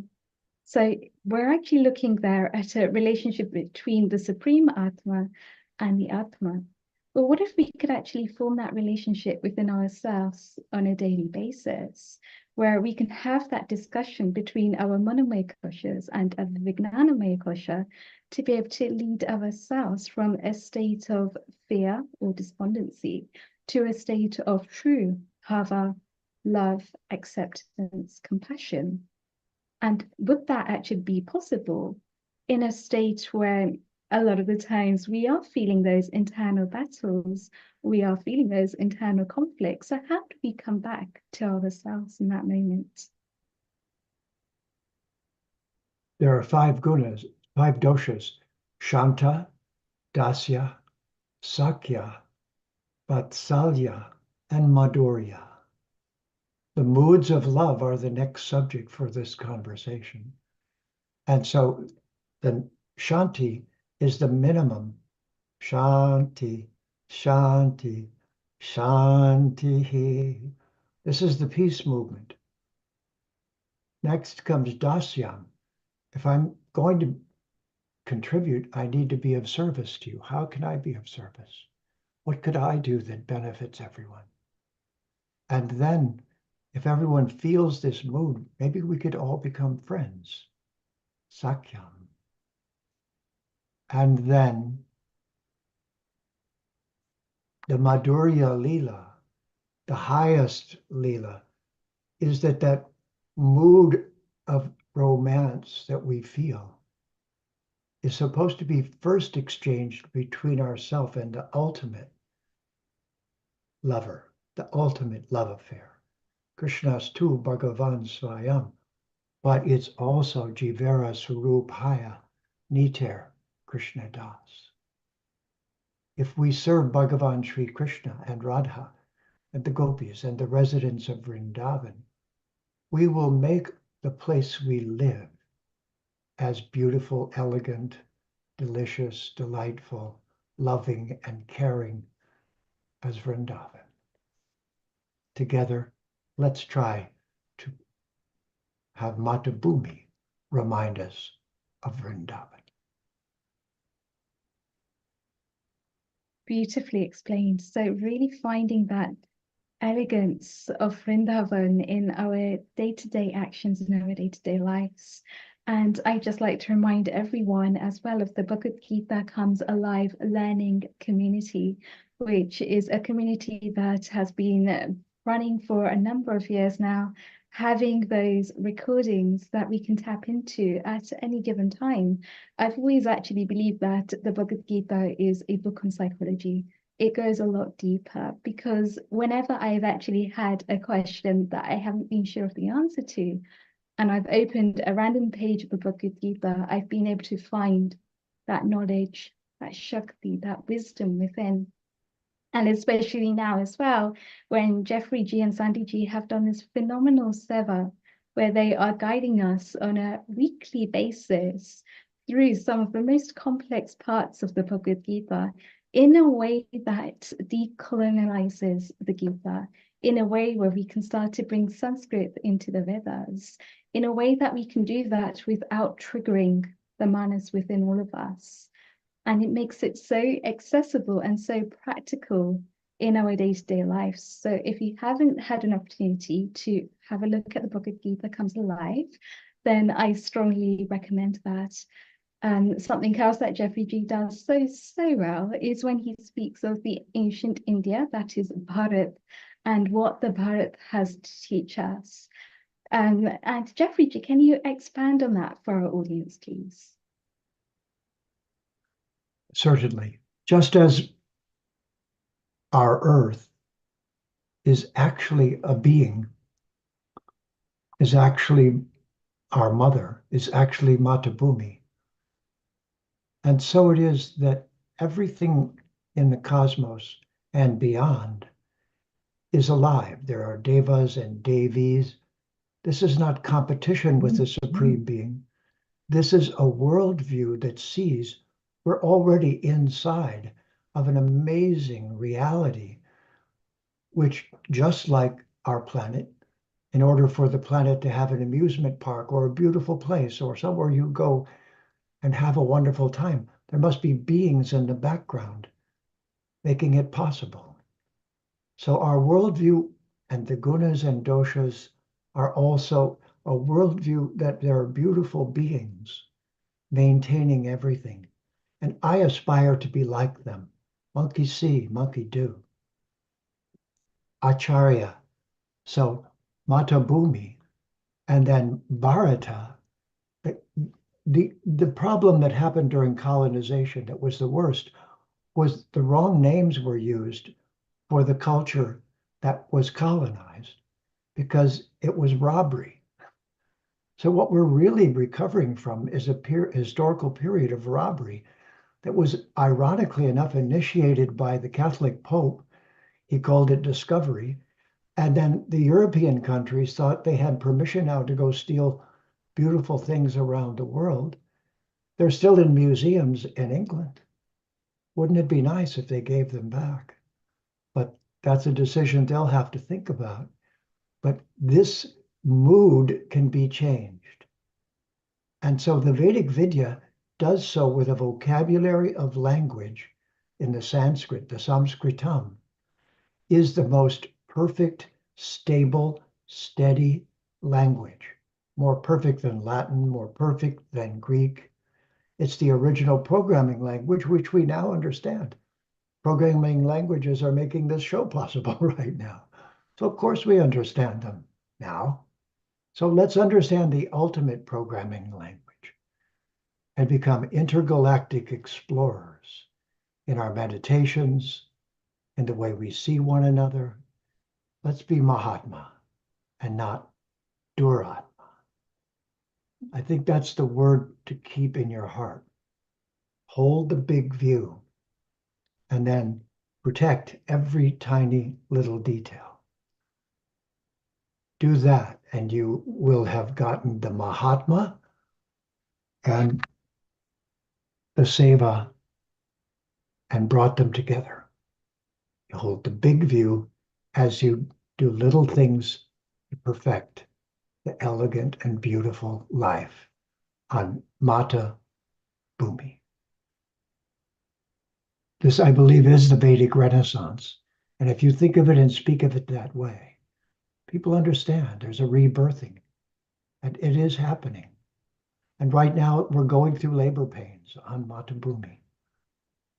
So let us all work together and be unified in that. And then if there's a favored part of the Vedas, we don't try to make it dominant over the other parts. It's just our favorite. And in that way, we won't have quarrelsomeness. We won't have sectarianism. We won't care if it's Ramanuja, if it's Madhva, if it's any of the great Vedanta acharyas, or if it's Buddha, or if it's a branch of. We need to learn to appreciate all of those efforts and create an umbrella under which they live, rather than try to force them out or argue with them over needless details. And this larger worldview is the great gift, in my opinion, that the Vedic culture can bring. Truly, we can say, yes, Mahatma Gandhi brought the word out. Now we're trying to teach everyone how to live it. That's all. How do we heal our planet together? Plant trees, do this, do that, have medicines that don't cause after effects, bring in Ayurveda, live in our body properly. And oh, by the way, there's a feminine divine and a masculine divine. So don't be confused about the male and female. They're both reflections of the divine. We have the answers, and if we say them in the just right way, they'll be attractive rather than repulsive. They won't be sectarian. They'll be an invitation to be Maha Atma. I think that is beautifully explained. And something that you just mentioned there, which really stood out in my head there, was in terms of labor pains. I think there's a lot of labor pains happening all around the world at the moment, all in different colors, variations, varieties. So how can we truly find that rhythm of life, to find that central balanced point in these moments of configuration happening around the world? How do we stay centered? How do we stay balanced? Well, Ashtanga Yoga, this is something people got confused about in World War II when the Germans, whose language is based in Sanskrit, unfortunately misused a symbol, the svastika. May benefit go to the 8 directions, is what that means. We should do this. We should have a campaign and say, here's what it really means. And we need it. Let's send well-being and benefit to all 8 directions. And of course, Ashtanga Yoga, the 8-limbed process of inhabiting a body in a balanced, healthy, perfected way. And here's a secret.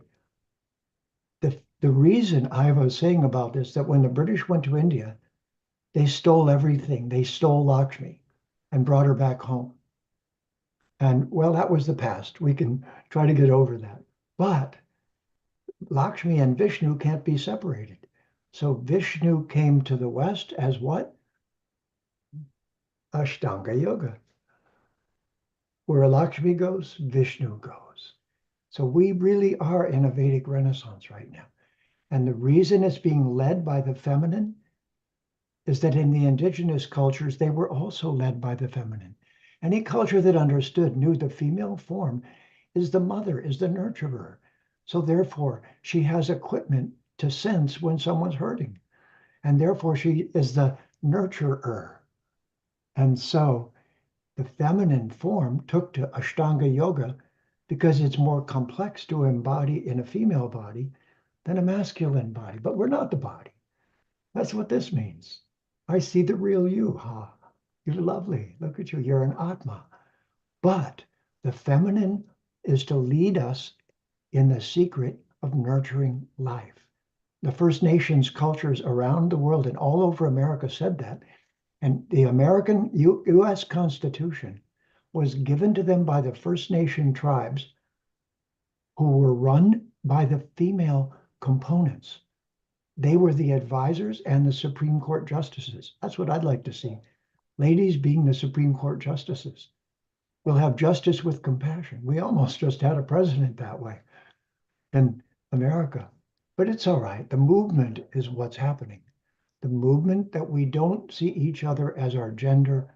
We see each other as the Atma, as an immortal being with deep respect. And then we ask, what are you good at? And most often, the feminine form is to nurse a baby, to make life, to bring forth the beauty of life. So we also need to bring this male and female balanced, integrated Tantra forward. Tantra isn't sex. Western grabbed it and said, oh, good, sex, we can sell that. But no, it's not that. It's the harmonious relationship between the masculine and feminine, whether it's the moon and the sun, or whether it's your mother and your father, or whether it's Matabhumi and us. It's all to find Shanti, Shanti, Shanti, Hari Om. Hari Om. Thank you so much for sharing. Wonderful. And in such a phenomenal way with all of us today to really spread those knowledge, wisdom bites, I like to call them, the real sort of gyan that underpins society in modern day life. Dr. Amrita, what are your views? Yeah, it was really very beautiful. I wanted to ask one question. What are your thoughts for people to develop compassion for their self-transcendence? What are the ways people can develop compassion in today's time? And how is that useful? And they can help it out for their own self-transcendence, because in today's time with a lot of rage and wars on global basis, peace seems to be very far away. So what are your thoughts on that? Over to you. Thank you.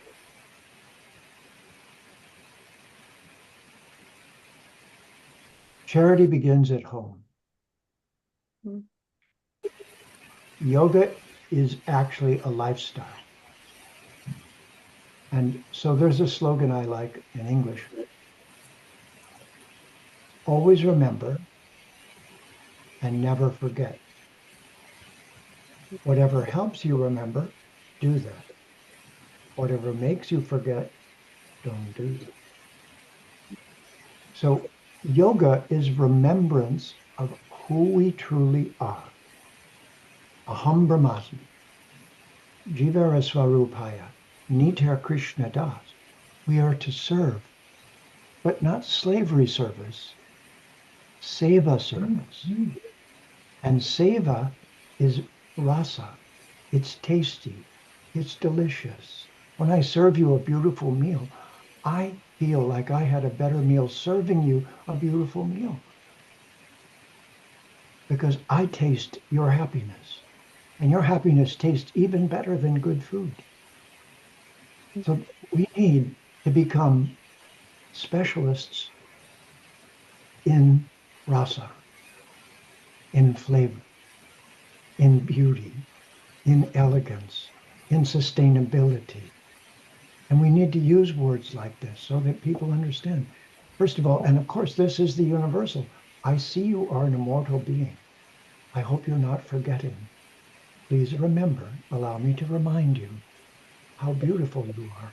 And the messed up clothing that you're wearing today because you fell in a mud puddle, that's not you. I see you. You're beautiful.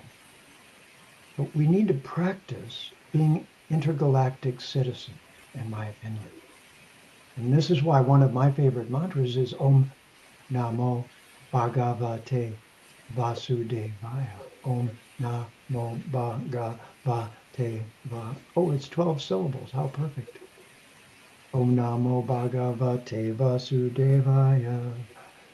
I have a role model, the ultimate beautiful persons, plural, persons. It's where we're from. It's why we miss it. It's why we want it. So, be a Acharya from Bharata, not India, not the colonizing name. Say, can I teach you a word? Bharata. Can I show you by example? Acharya. And again, Bhagavan Sri Krishna says, because we're best friends, Arjun, I'm going to explain myself to you.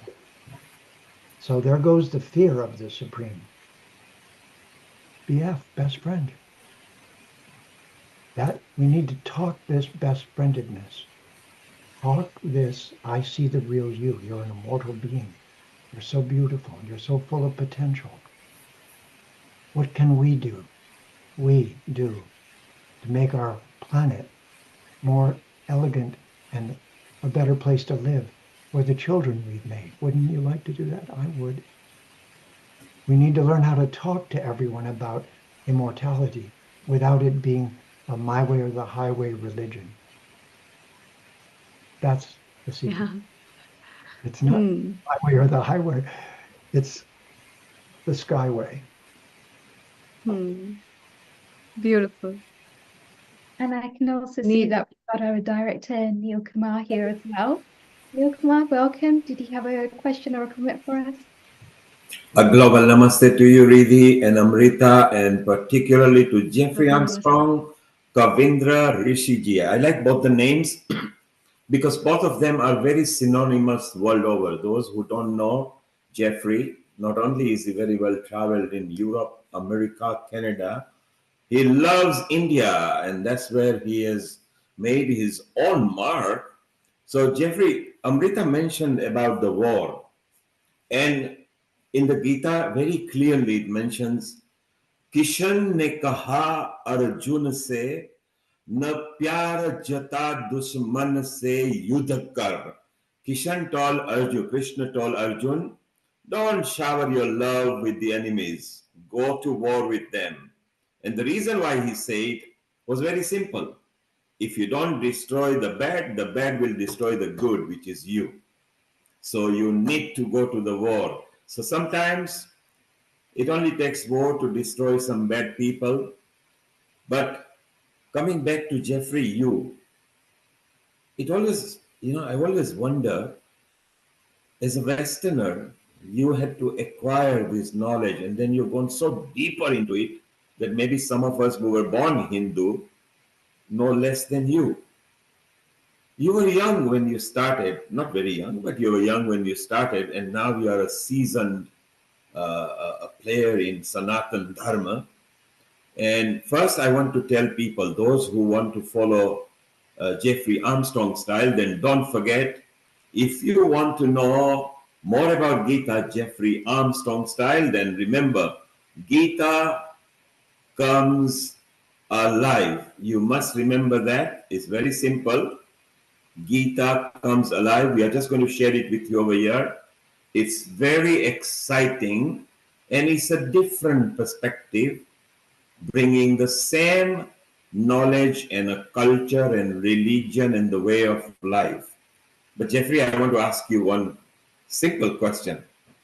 If somebody were to ask you, would you say Gita is preaching religion, culture, way of life, or practical reality? I would like to know your perspective. Over to you, Jeffrey Armstrong. What an excellent question. And thank you for all that you said.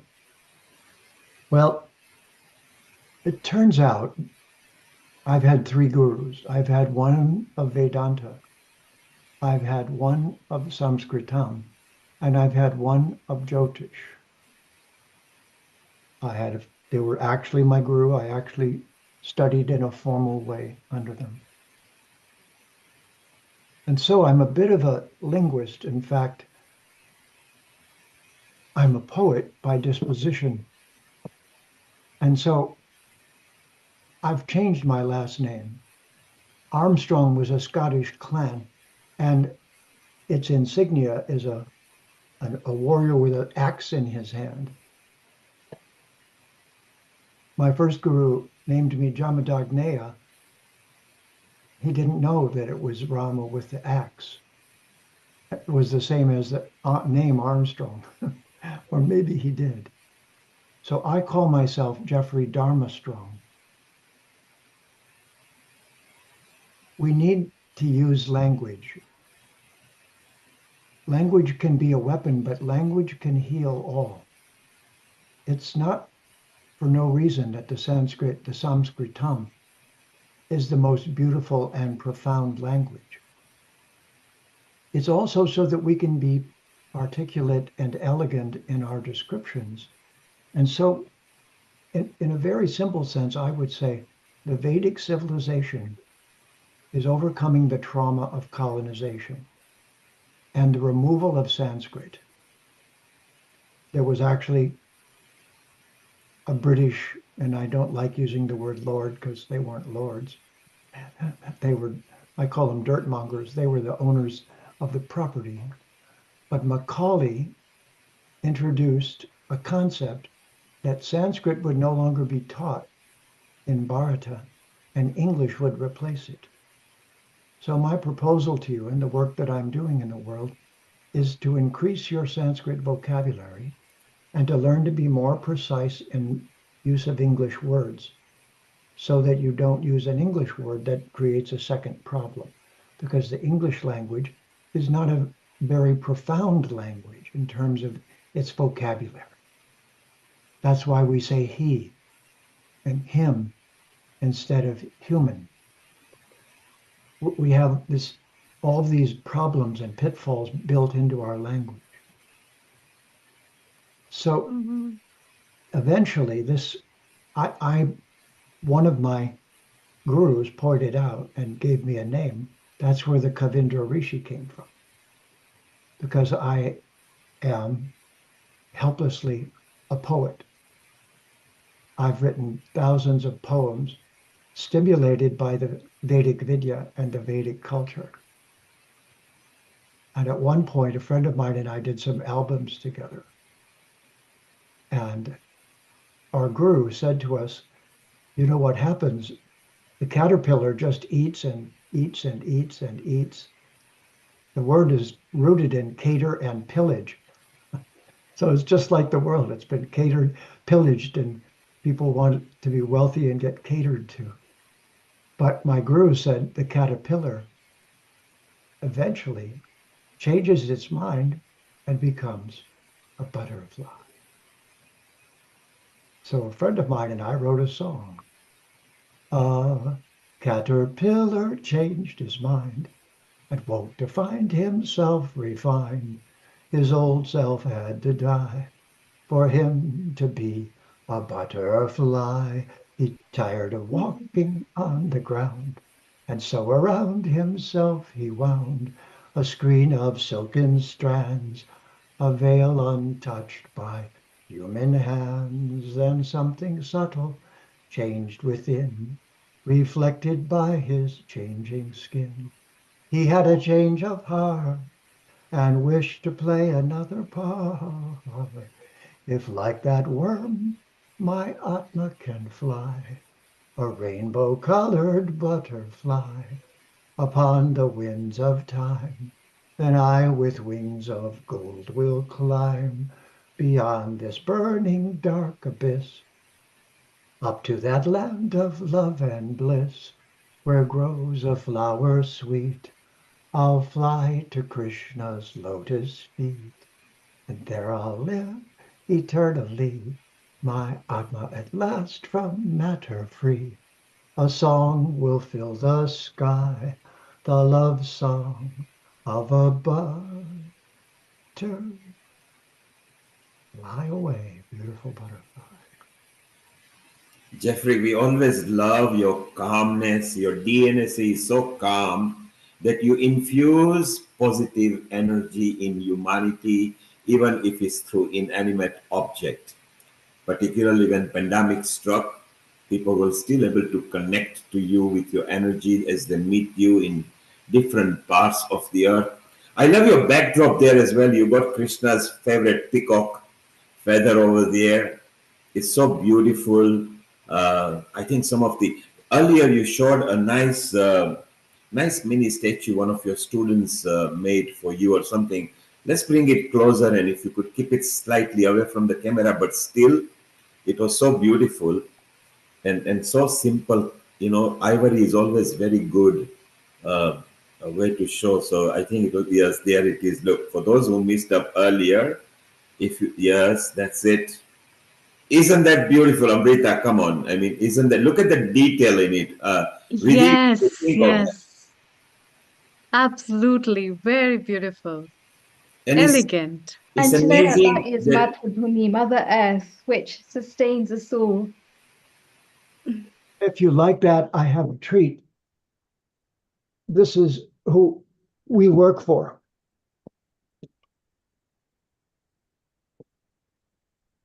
Oh, wow. isn't that beautiful? Brahma, Saraswati. Oh, beautiful. That's so They're the beautiful. they're the keeper of the message, and we're the messengers. Yeah. Yes, yes, true. Jeffrey, what happened when you first saw them? When they were first presented to you, what clicked straight in your mind? Well, talker that I am, I started spouting poetry because it was so beautiful I couldn't hold it inside. And we want to hear exactly what you did then, now, so we can be Wow. part of the journey. Jeffrey, maybe this is Sandy, everybody. Maybe I can tell the story of how those deities came about. Yes, Sandy. About 50 years ago, when Jeffrey first started teaching, there was a couple in Santa Cruz. In Santa Cruz who heard Jeffrey chanting on the street, and they invited him to come to their restaurant and do satsang, which he did. And within a very short time, they learned the mantras from him. And it was a couple, Robin, Noel, and Paul. And Paul has a grade 8 education, and Robin was a university educated person. So they were sort of thrown out of their family because, you know, why did she marry down, so to speak? And anyway, when she was chanting the mantras, she started seeing the devas and she started carving them. And he, after chanting the mantras, downloaded a process on how to shrink the molds that she made that were about 8 or 10 inches to any size. Like they even go down to 1 inch and they don't lose the details. And the Smithsonian Institute years later came back to them and said, can we buy this process? And they said no, because we only wanted to make sacred iconography with it. So it's very interesting, somebody who had no idea how to carve, and he had no particularly scientific education, came up with this process. And even today, this is a patent process on what those things are made of to look like ivory. So it's quite an unusual and a powerful affirmation of how powerful some of these mantras can be, especially when they're coming from an initiated teacher. They go right deep inside of you, and portals open. It's the drishti, the guru gives you the vision to see the deities, the devas that are all around us, the invisible devas. I always used to joke with Jeffrey, why is a man with 3 degrees and a photographic memory talking about the wee folk? You know, you can't go on CNN and say, gee, I see these devas, I hear these devas in my heart every day. They're giving me inspiration. So when you hear inspiration come to you, just know it's the devas talking to you. And this is, she's carved hundreds of different types of devas over the years. So that's the story of how these deities came into being. Sandy, thank you for sharing the story. Sandy, your voice is again so soothing, just like Jeffrey. You bring calmness into people. You bring that energy again. So both of you tango so well. It's so wonderful to have you guys always generally, healing our earth as well. And it's so beautiful. And while you were talking, Sandy, Jeffrey was actually showing more statues and figurines and the memories that was bringing in there. So it's so beautiful that we are sharing the journey that you two shared long way back, that we are actually able to be part of it whilst we were not there physically present. And Neil, I actually managed to see some of these wonderful Yeah. miniatures. I was in Canada, Vancouver myself recently in August, and just to see the amount of detail that go into these miniatures, the visions and the shaktis that they must have had at that point to be so creative and yet so expressive. And that's something that really stood out in my mind of how this relationship develops, where they can really tap into that power within. And a lot of that is about overcoming our vices and being our highest true potential, being our highest possible self. And when we do that, we enable ourselves to create, we enable ourselves to express, just as the miniatures that Jeffrey G was kindly showing and sharing with us. Amrita, what are your views on this? Yeah, that's very true. And I think this is how the divine comes within, where a conscious being just meets a conscious being, and then it enlights in itself the ignition of the real spiritual fire within, which I think gives a potential for an individual to explore his or her unrevealed potentials at certain times, which even that person also doesn't know. And I think that's what has been the story about. And Jeffrey, I really loved your poem, and I think I definitely want to read it again and again. And that's a very wonderful thought about a caterpillar being a butterfly and to fly in that way. I think each one of us wants to be that butterfly in that rainbow sky and to find our own space in all that. This is really, really very beautiful. Thank you so much for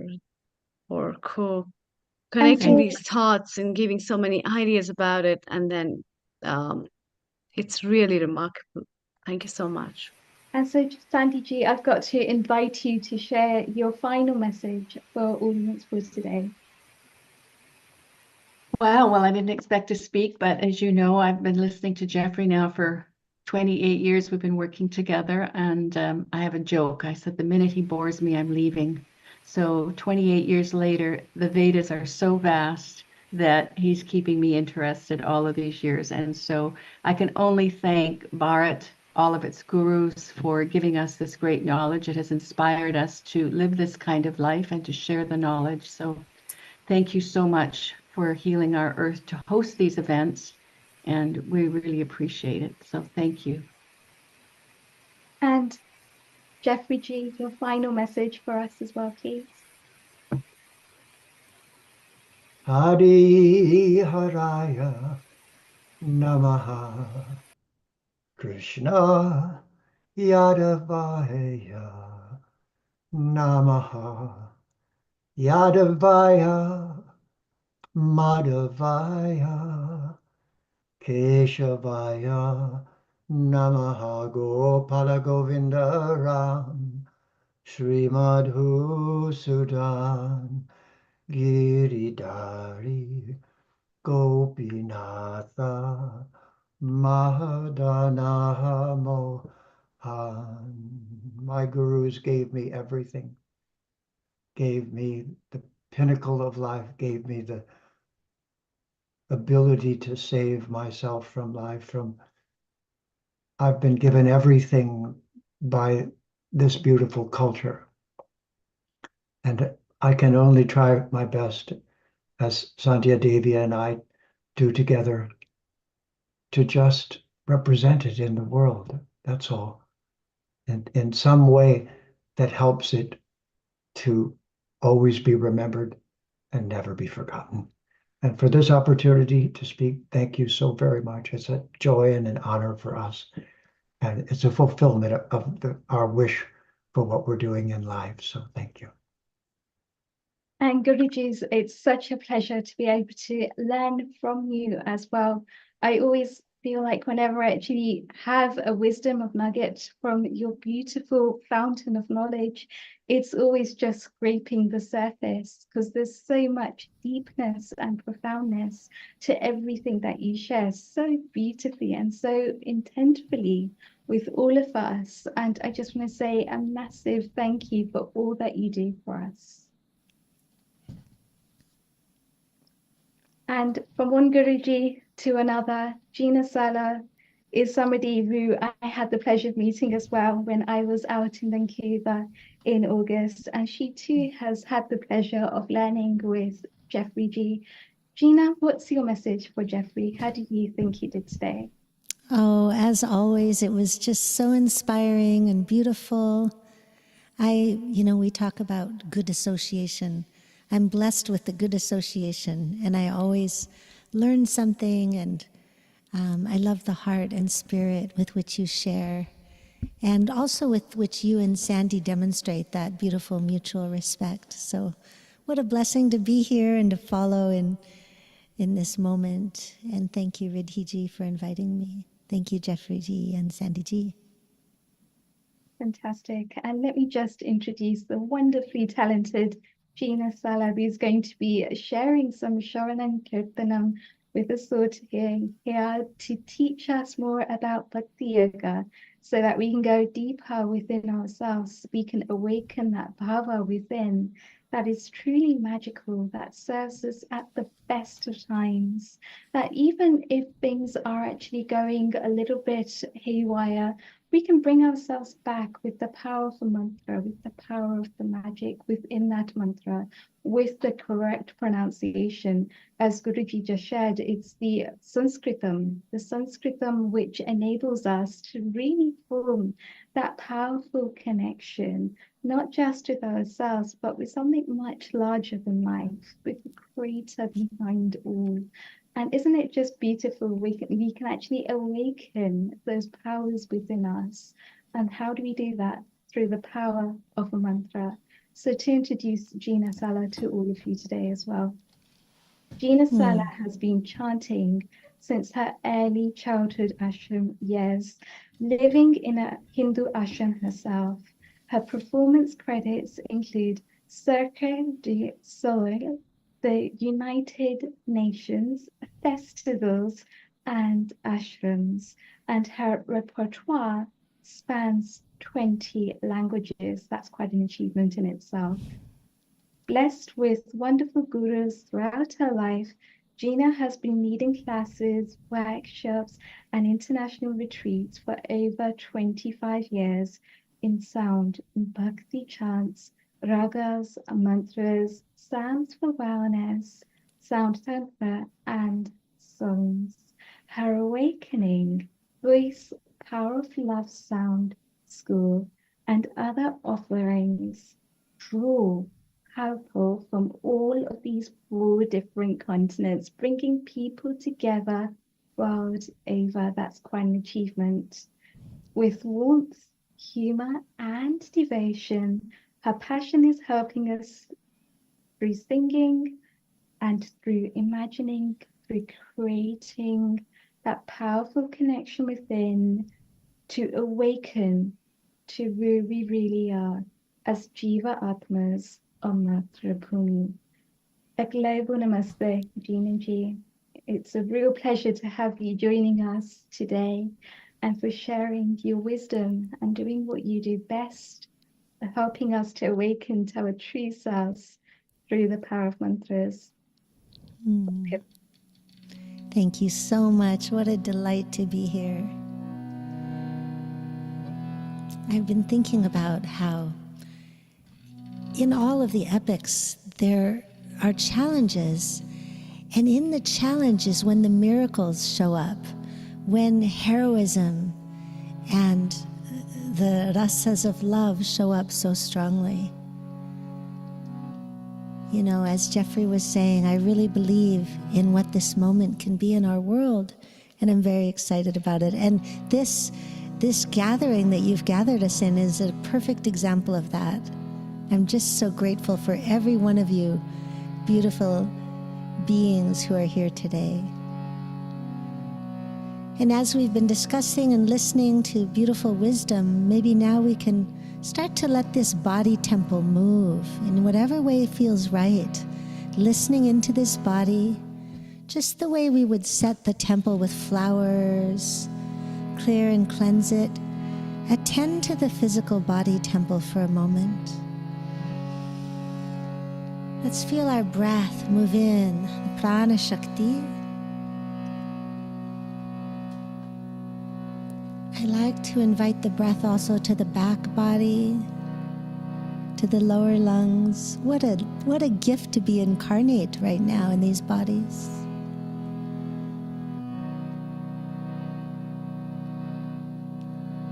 Noticing as if you were in a pranayama practice, the touch of the air at the nostrils. As prana shakti is a shakti, I like to welcome it as the goddess, this breath of life. How cool it is on the inhale, how warm it is when we release, to breathe with the trees and with all beings.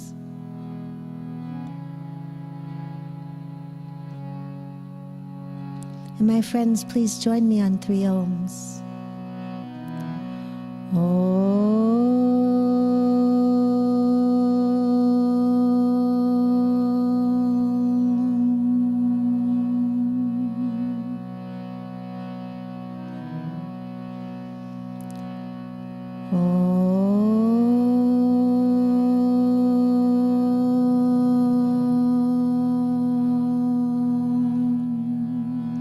The Omkara begins gently like a sunrise, ends like a sunset.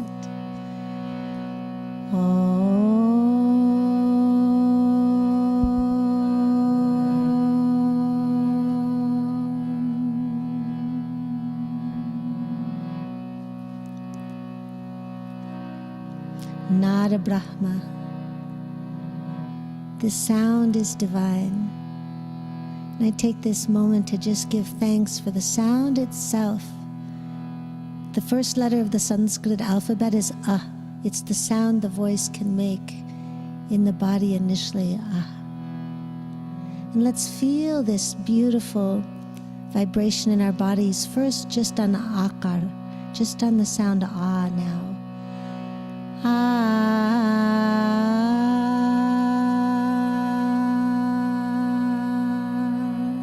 Join me like this.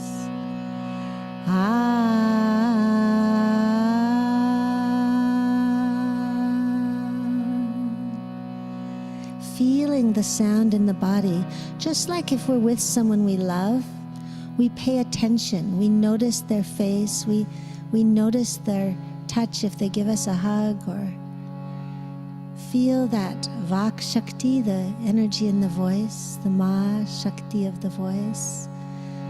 Ma.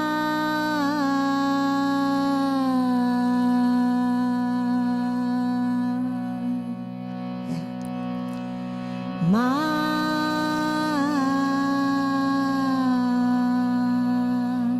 And I'm joined with my friends Paul and Roderick here. Ma.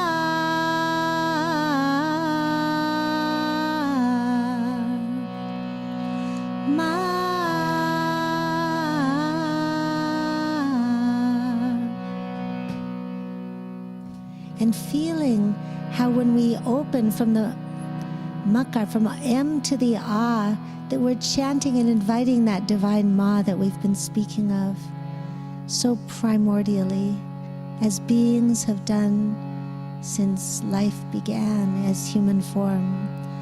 Ma.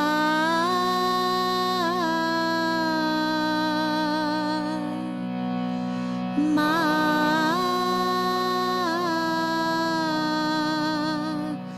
With so much compassion, Ma.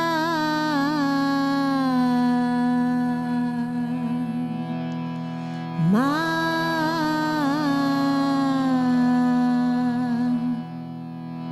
Ma.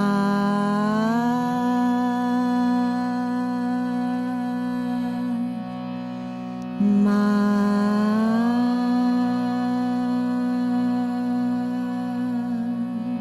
Good. And sometimes we say, oh, I don't have a good voice, oh, my voice. But as I see it, we don't really even have a voice. The voice is Vak Shakti, the goddess, the divine energy passing through these forms.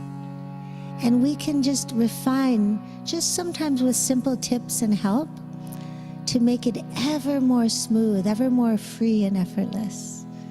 So whatever is coming through your voice right now, and I do encourage you to sing out loud if at all possible, see if you can love it and welcome it the way you would welcome the goddess.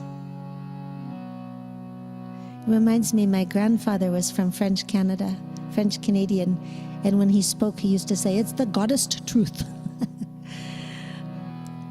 Not the proper use of language, of course, but for some reason I hear that sweetness of remembering this power of the divine that lets us sing.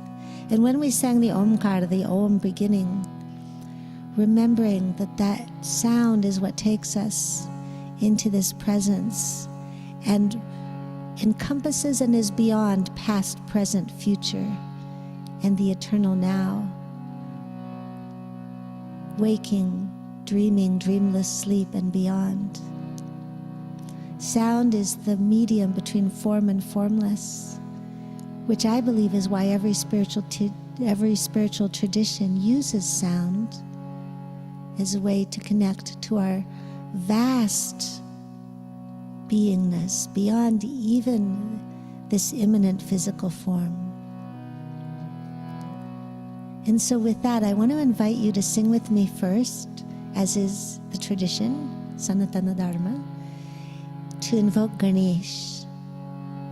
Ganesh, the tongue is retroflex on the N, Na, is curled back like Ganesha's trunk. And this is a shloka that celebrates the qualities of Ganesh. And my path, one of my Gurujis in Sanskrit, has always been to also recognize that within, and I know Jeffrey teaches us so beautifully. Jeffrey G. So let's sing, just call and response after me. And if you don't quite know the words, don't worry, do your best. Like in Bhagavad Gita, offering water, offering your best, and it's welcome. So we start Shri, honorific, and also welcoming the energy of the divine feminine. Vakra, curved, Tunda, like a trunk. Vakratunda, Maha, like we've just spoken of, Maha, great, like Mahatma Gandhi or Taj Mahal. Kaya, body. And of course we're describing the energy of Ganesh, the aspect, the divine, that welcomes us into new beginnings, like this moment in time, so the mind's not racing to past or future. But it also, we can think of it, for me, I think of it internally as well, and think of how can my spine be like Ganesha's trunk, very strong, could uproot a tree, and flexible and gentle, could caress or lift a peanut. Shri Vakratunda Mahakaya, big, great body. Shri Vakratunda Mahakaya, bright as a million suns. Surya Koti Samaprabha, Surya Koti Samaprabha.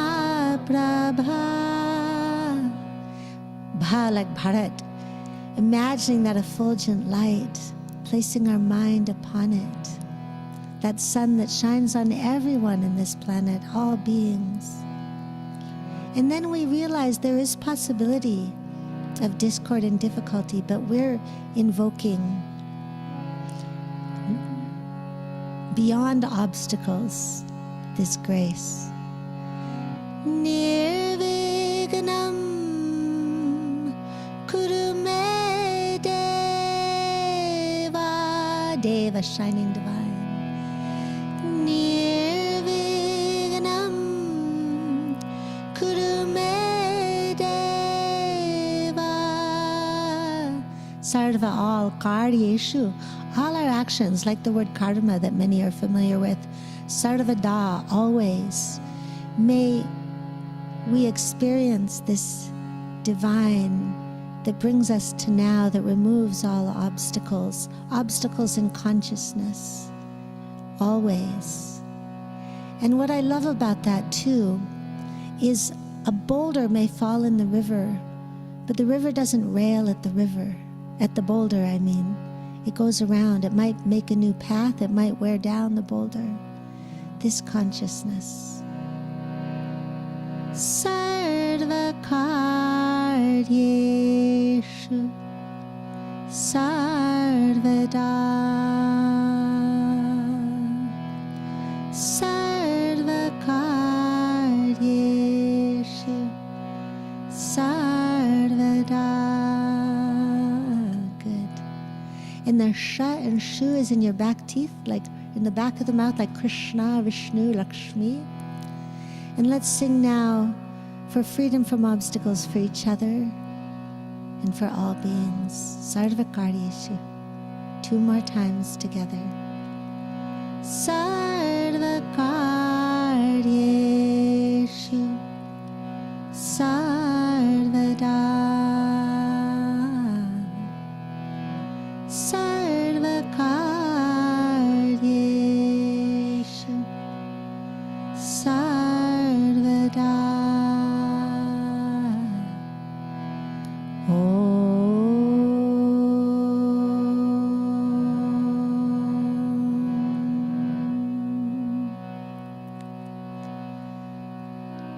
Beautiful. And noticing if we feel any different than when we started even. Thanks and praise for the Vak Shakti, for our voices, for the Sangha. And let's sing a little bit, this time Kirtan style, in gratitude for that which illuminates our consciousness in the form of Guru. All of our teachers and the inner Guru.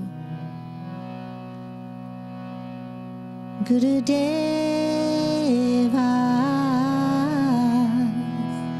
Jai Guru Dev. Everybody can sing here. Guru Deva Jai Guru Dev. Nice. Guru Deva Jai Guru Dev.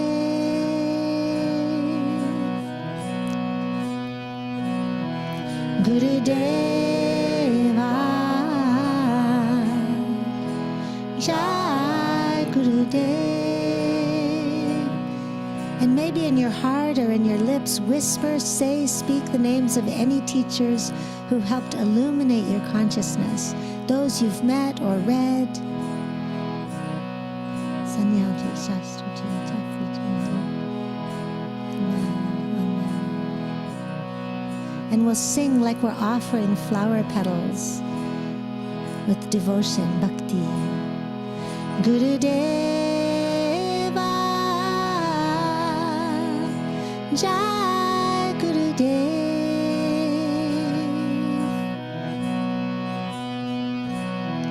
Guru Deva Jai Guru Dev.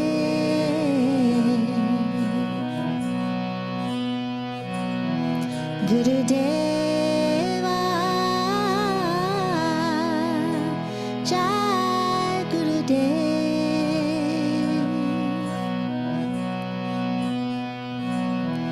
Guru Deva Jai Guru Dev.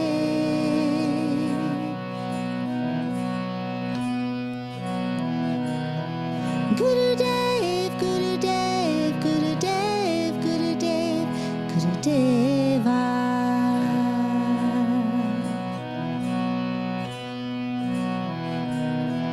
Guru Dev, Guru Dev, Guru Dev, Guru Dev, Guru Deva. Om Guru Devaya Namaha. 2 more times for all the teachers through all the lifetimes. Guru Dev, Guru Dev, Guru Dev, Guru Dev, Guru Deva.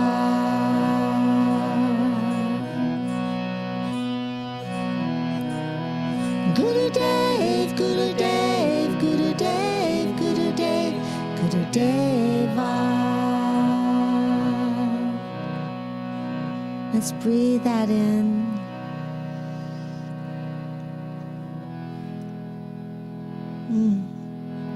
Feel ourselves in a shower of grace and wisdom. Grateful for all the wisdom, all the illuminating presence in the inner Guru within. And this includes great books, including Bhagavad Gita Comes Alive that we've spoken of.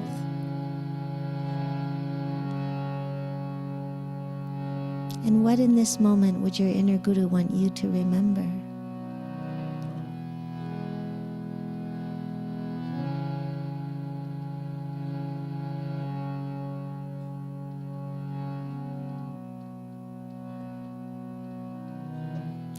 Listening is part of singing and chanting. What is the source of light and what is the source of love?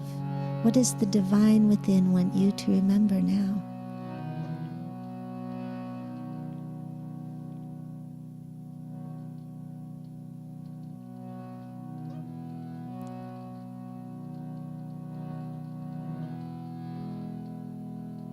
Beautiful. And keeping that channel open to hear and be guided. One of the reasons I love chanting is because it helps us to soften and slow down the mind that wants to race hither and thither. Durangamang Jyoti Chan Jyoti Tanme Manaha Shiva Sankalpa Mastu. Helps us come to now where we can hear our guidance, and that's one way to make peace. That's one way to make peace, is to be guided from our source, each one of us, for what we're here to do, how we're here to show up. I want to just share briefly, because we've been speaking this moment of Bhumi Devi, the Mother Earth, with so much love for this Mother Earth. May we love her more and more and more and more, and still yet more. And may our actions be wisely guided. A Gayatri mantra for Mother Earth, and then a short closing chant for Krishna. So for now, please just imagine the way that you love the earth, or maybe a specific place on the earth. And as I chant this, you could just say, sing Ma in an ocean of Ma's, letting the voice be simple and straight and clear.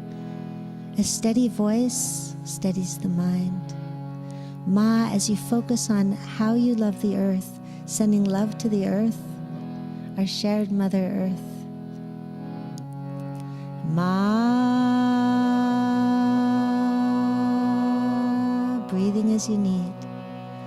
Vasundharaya vidmahe, Bhutadatraya dhimahi, Tanno Devi Prachodayat.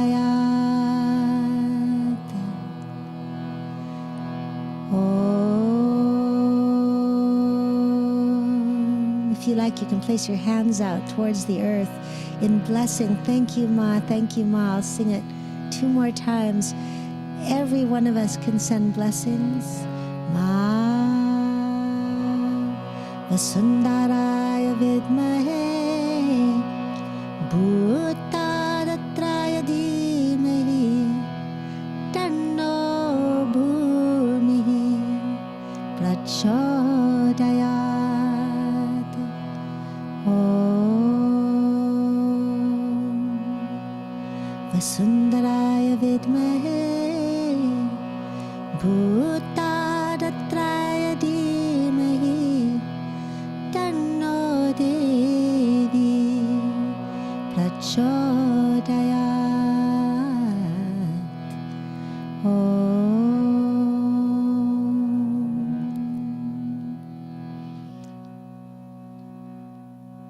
And feeling our bodies held by this beautiful Mother Earth, the way that we can come together in peace, just like here today.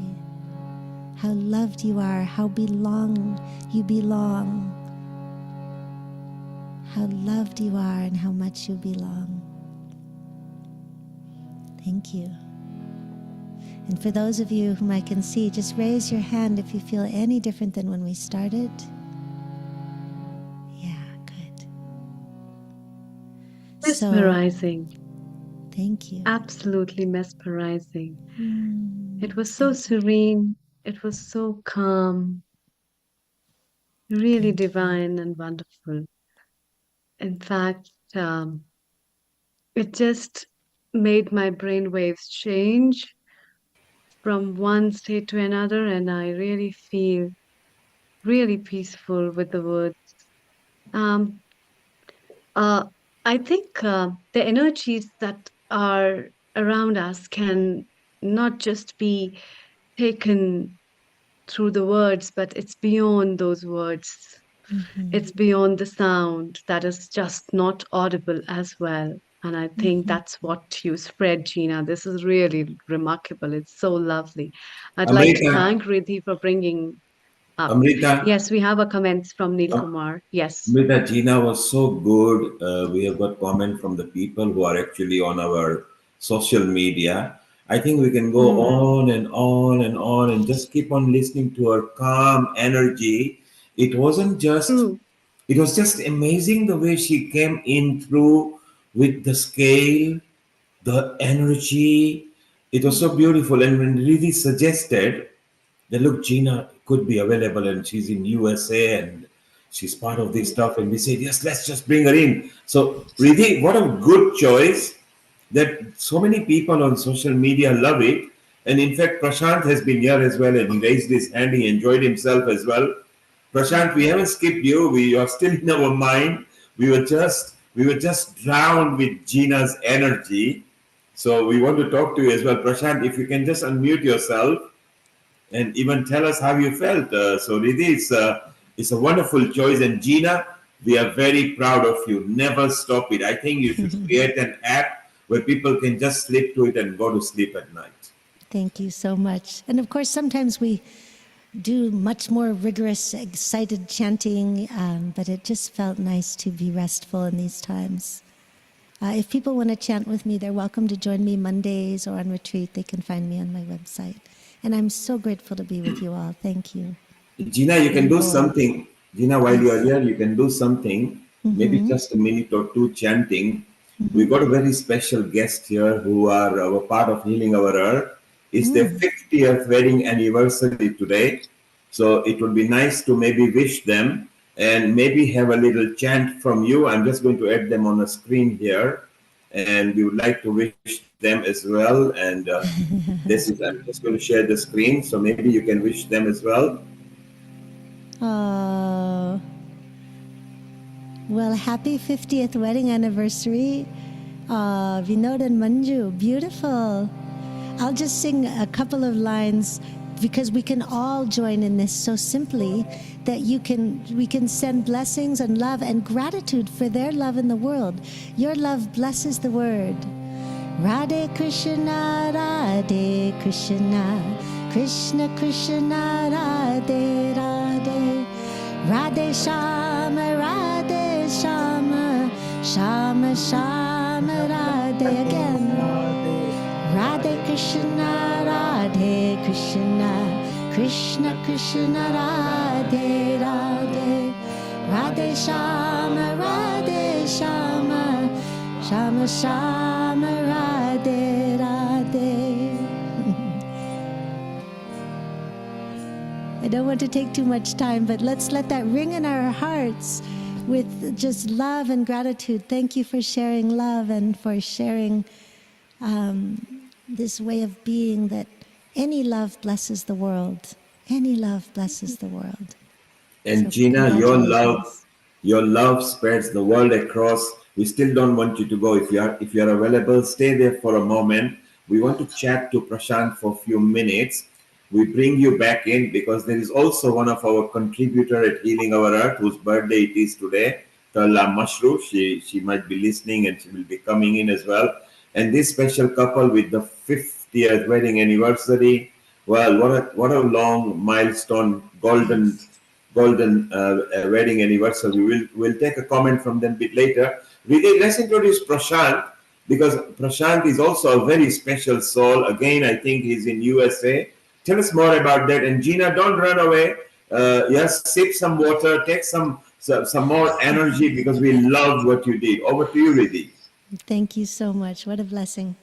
And before we go on, I just want to say a thank you to Gina as well. Please do stick around. We will be coming back to you. But just the energy that you create through these mantras, this powerful vibration, even though it's on a Zoom screen, even though we're going digitally, there's still the vibrations that each and every one of us can feel deep within. And for that, we are truly grateful for your Ma Saraswati that resides in your throat and that you share so beautifully and so elegantly from the bottom of my heart. Thank you. Stick around, we will be back. Jayama, thank you. And Thank you, Gina. Thank you so much. And a happy anniversary as well to Vinuji and Manjuji as well. Yes. Happy celebrations. Thank you for all that you do for our community and inspiring and spreading that dharma deep within to each and every single one of us. Your appreciations and your contributions are very much appreciated. The way that you've actually helped us all to rise as well, and the dharma that you continue to provide on a daily basis. A global namaste. How are you? Global namaste to you, Manjubin. Global namaste to you, Vinod ji. बहुत बहुत शुभकामनाएं और बहुत बहुत बधाई हो. हम सबकी तरफ से kindly unmute yourself. We would love to hear you and meet you. We are lucky enough to have you on the screen today, which is a blessed thing. We have been hearing about all your stories from Neil Kumar, but then it's really a pleasure all the good to get stories. blessings from both of you. I'm sure it's the good stories, not.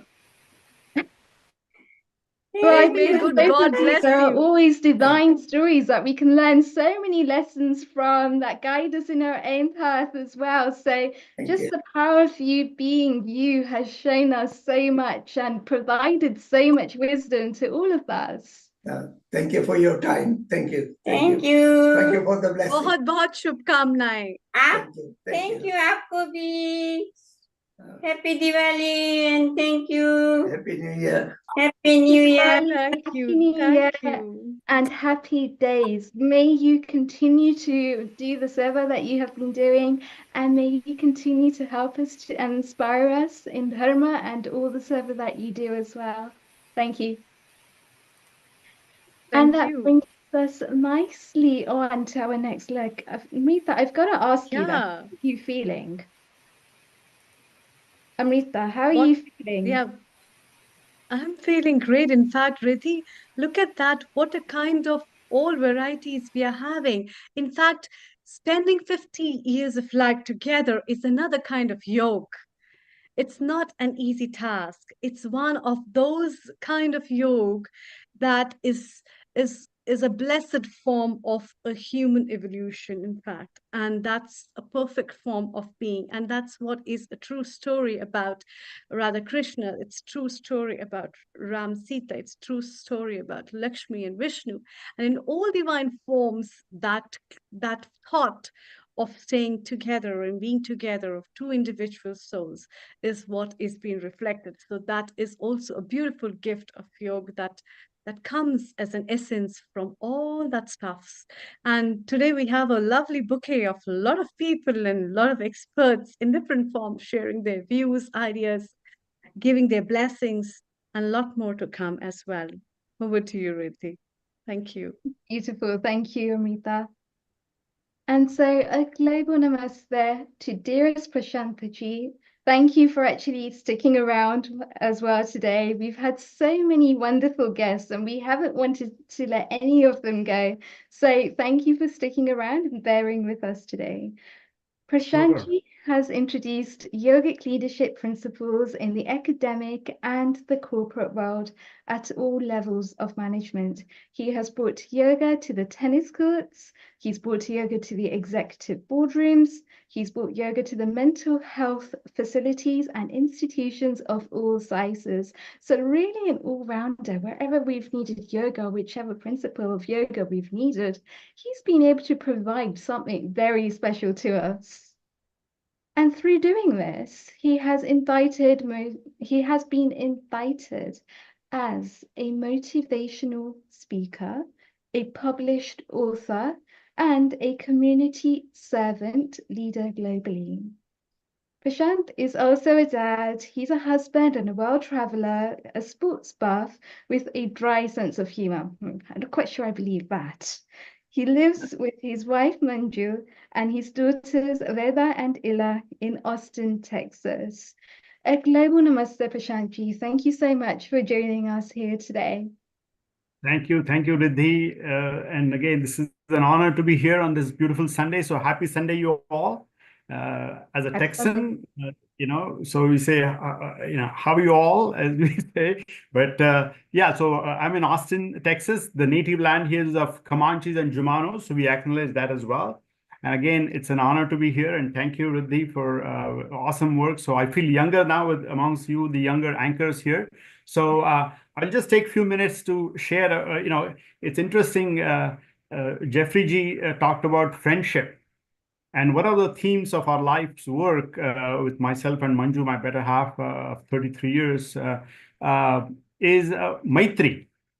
So we have been conducting Yoga Mitra programs, and I wanted to share, kind of dovetail on that. And Jeffrey G and I met actually in Trinidad in 2010. He may not remember, but he's the one who told me, hey, Joshi comes from joy.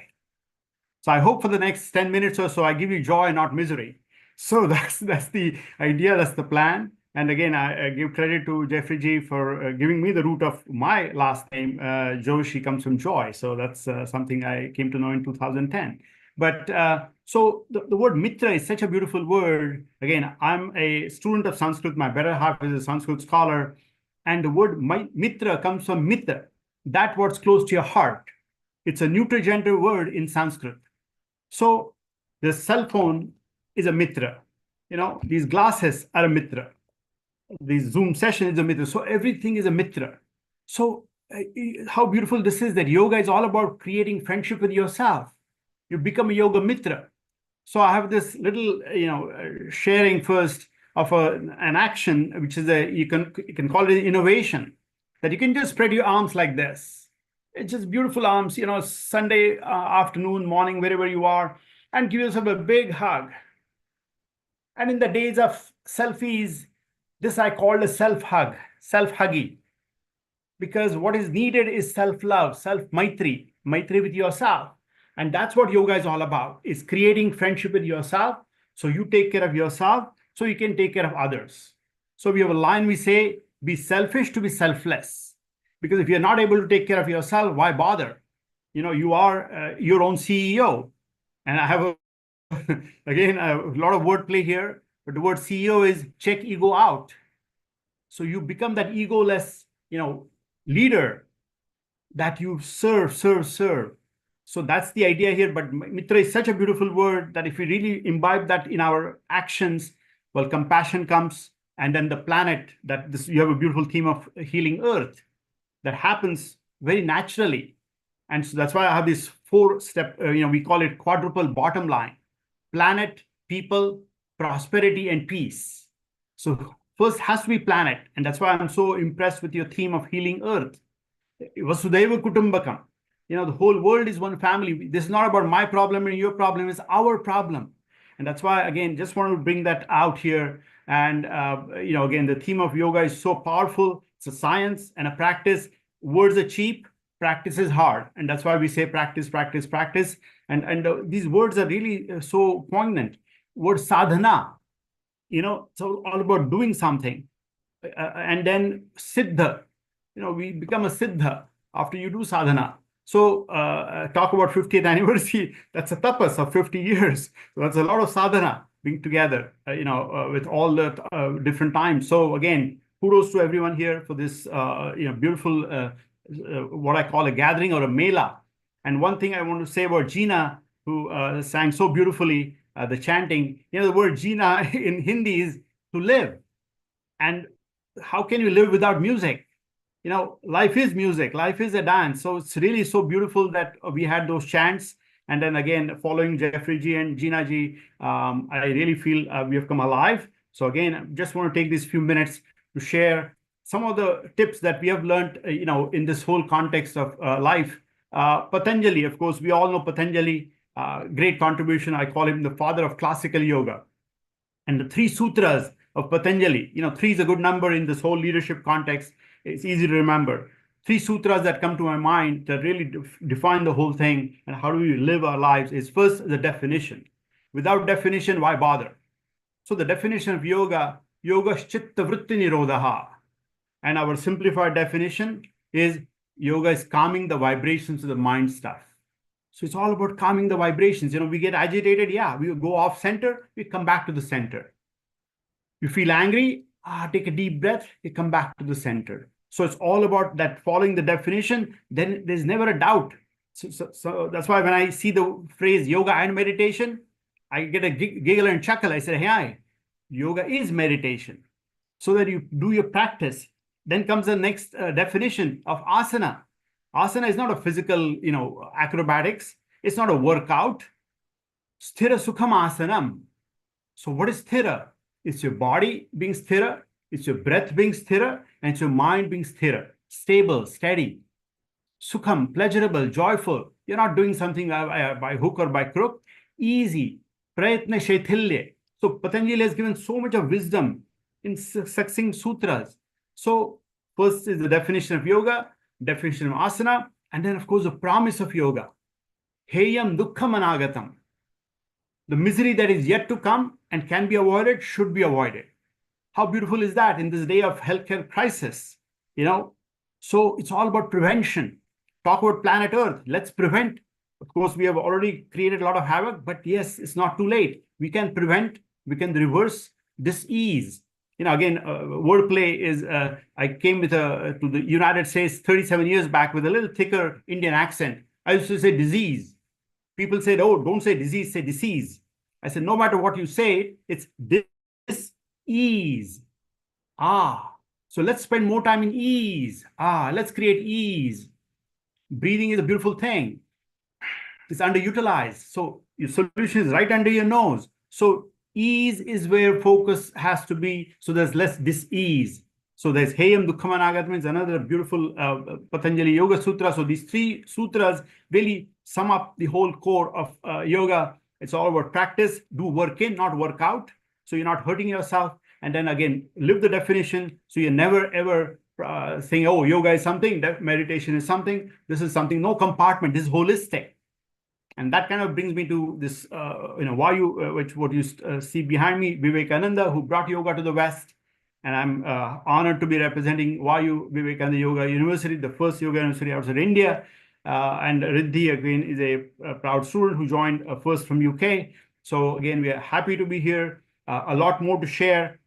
But let me just share finally with a Shanti mantra, because again, it's fitting with the theme of friendship, that we want to create those vibes, those vibrations. And all of us matter. Our energies matter. Our eyes, when I was looking at Gina's eyes, okay, that's just love and peace was reflecting in those eyes. There was no pretension there. So that's the beauty, that the true love and thing happens. There's no pretension. So let me just end a little bit here with the Shanti mantra. Then I'll, of course, here to take any questions. But sit nice and tall. Take a deep breath. We already had this innovation called self-hugging. There's a name for this asana called Swa-Alinganasana, self-embrace. And I have one more innovation before we go to the mantra, is just open your arms like this. It's a Sunday. Take a deep breath. We are free. And I call this knee mobilasana. See, this is called mobilasana. We have been doing too much of it. Our cervical vertebrae are getting really, messed up. So we're doing this. This is called mobilasana. Let's do this. Knee mobilasana. So let's be free. So again, I have some poetry as well, but I don't want to, I cannot top what Kavindra Rishiji did. But there is some website, on the Gurukul Yoga website, there is some poetry that's listed. And again, maybe some other session I'll do it again and more sharing. But let me end with a Shanti mantra. And again, remember, we care for this planet, but we care for this universe. So it's a much kind of a magnified Shanti mantra, we say, Samastaloka Sukhinau Bhavantu. Samastaloka Sukhinau Bhavantu. Samastaloka Sukhinau Bhavantu. Om Shanti, Shanti, Shanti. Hari Om. Dhanyavad. Thank you again. I'm here to answer any questions. Being at YU, we're doing graduate education and research, and Riddhi is now a live testimonial who has joined. We're welcoming students from all over. Spring semester starts in January, so please join us. Again, if you have any questions, feel free to write to me at my personal email, coachpjoshi@gmail.com, or YU email cmo@yuusa.org. So Riddhi, I'm all yours. Feel free to ask any questions, anything I can serve you with. Thank you. Just want to say thank you so much for sharing those wonderful parts of Ashtanga Yoga. Everyone is actually very familiar when it comes to Ashtanga Yoga and the basics of it, the whole sequence of it, but not very many people know how to really start to look a little bit deeper into that. And I feel that's something that Vayu does very well, is in terms of the Sanskritam, in terms of ensuring that the pronunciation behind these mantras is spot on. And sometimes it's those really subtle differences that make a world of difference, because Sanskritam is one where there are so many different ways in which to pronounce the one thing, because the one thing is representative of so many different parts. But having the correct pronunciation, especially when it comes to mantras, enlivens a completely different perspective, because then we can actually go deeper into those energy channels and start to unblock some of those deeper emotions. So I just want to say thank you really for actually sharing that with us and reminding us of this message. One of the things that you mentioned there really well was Para 2.1 of the Yoga Sutras, which is Yoga Chitta Vritti Nirodha. How does Vayu help us to really underpin this principle and to bring that out in our daily actions? Yeah, sure. So remember, so there's a bit of a context here of, why you came about from some visionaries' visions here, that this is not a short-term thing, this is a long-term. It's Vivekananda who brought yoga to the West. We shining the light of science on yoga. So that's why definitions matter. And once we define things, things become authentic. It's not my way, your way. Hey, there's a definition, let's follow it. And then with that comes authenticity, the wisdom is revealed. So bottom line is, we care for ancient masters. That's where the wisdom of Patanjali and Bhagavad Gita, Upanishads all come in. And then we apply that to the modern day so that we solve real life problems, whatever they are. So that's why we have a philosophy as a foundation layer, therapy, and then research. So Chitta Vritti Nirodha is all about living it, practicing it, and then sharing it, so that for generations to come, this initiative remains, and then we have more and more leaders. I call it, we become next policy leaders coming out of YU with a master's and a PhD. They become clinicians, they become academicians, so that we have really authenticity, pervading here, so that it's not about my interpretation, your interpretation. There's an authentic interpretation of this Patanjali or Bhagavad Gita or whatever. So that's kind of the big picture here, that there's a lot of visionary work. The curriculum has been honed in, and now it is in the 6th year, we are propagating it further. So hope that gives you some perspective.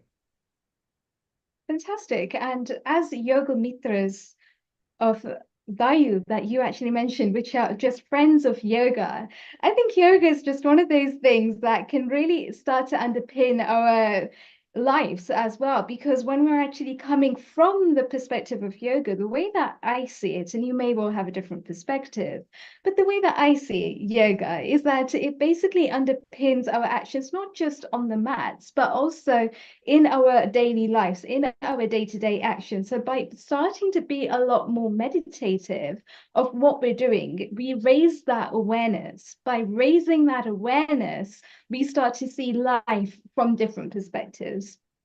So with all these different perspectives, how do the Yoga Mitras really come together at Vayu, and how do they make a difference?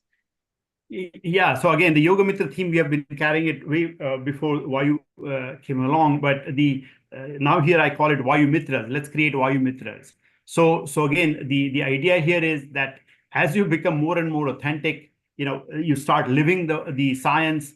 It shows up on your face, shows up in your actions, and then you start sharing it with others. So again, our curriculum is all about going deep and wide. So you look at the ancient texts, look at the modern texts, look at the research methodologies. So, again, I always say that this Mitra is such a universal theme that nobody can dispute it. So the idea again is that whether you have a donor who becomes a Vayu Mitra, we have a student who becomes a Vayu Mitra, a faculty, so that basically we have Mitras everywhere. And then with that, we solve problems at the end of the day, and create a better healthy world, and truly holistic with a universal welfare as a vision of Vivekananda that we carried forward. So that is really the idea here, and that's why we also have, yoga is not in a compartment. We care for Ayurveda, we care for Jyotish. Kavindra Rishi talked about Jyotish. So we have these three sister sciences that are covered at Vayu in the curriculum. So it's really very, very holistic. We have MDs and PhDs and really, authentic scholars who are covering these all three aspects here to give a holistic view. So hope that helps.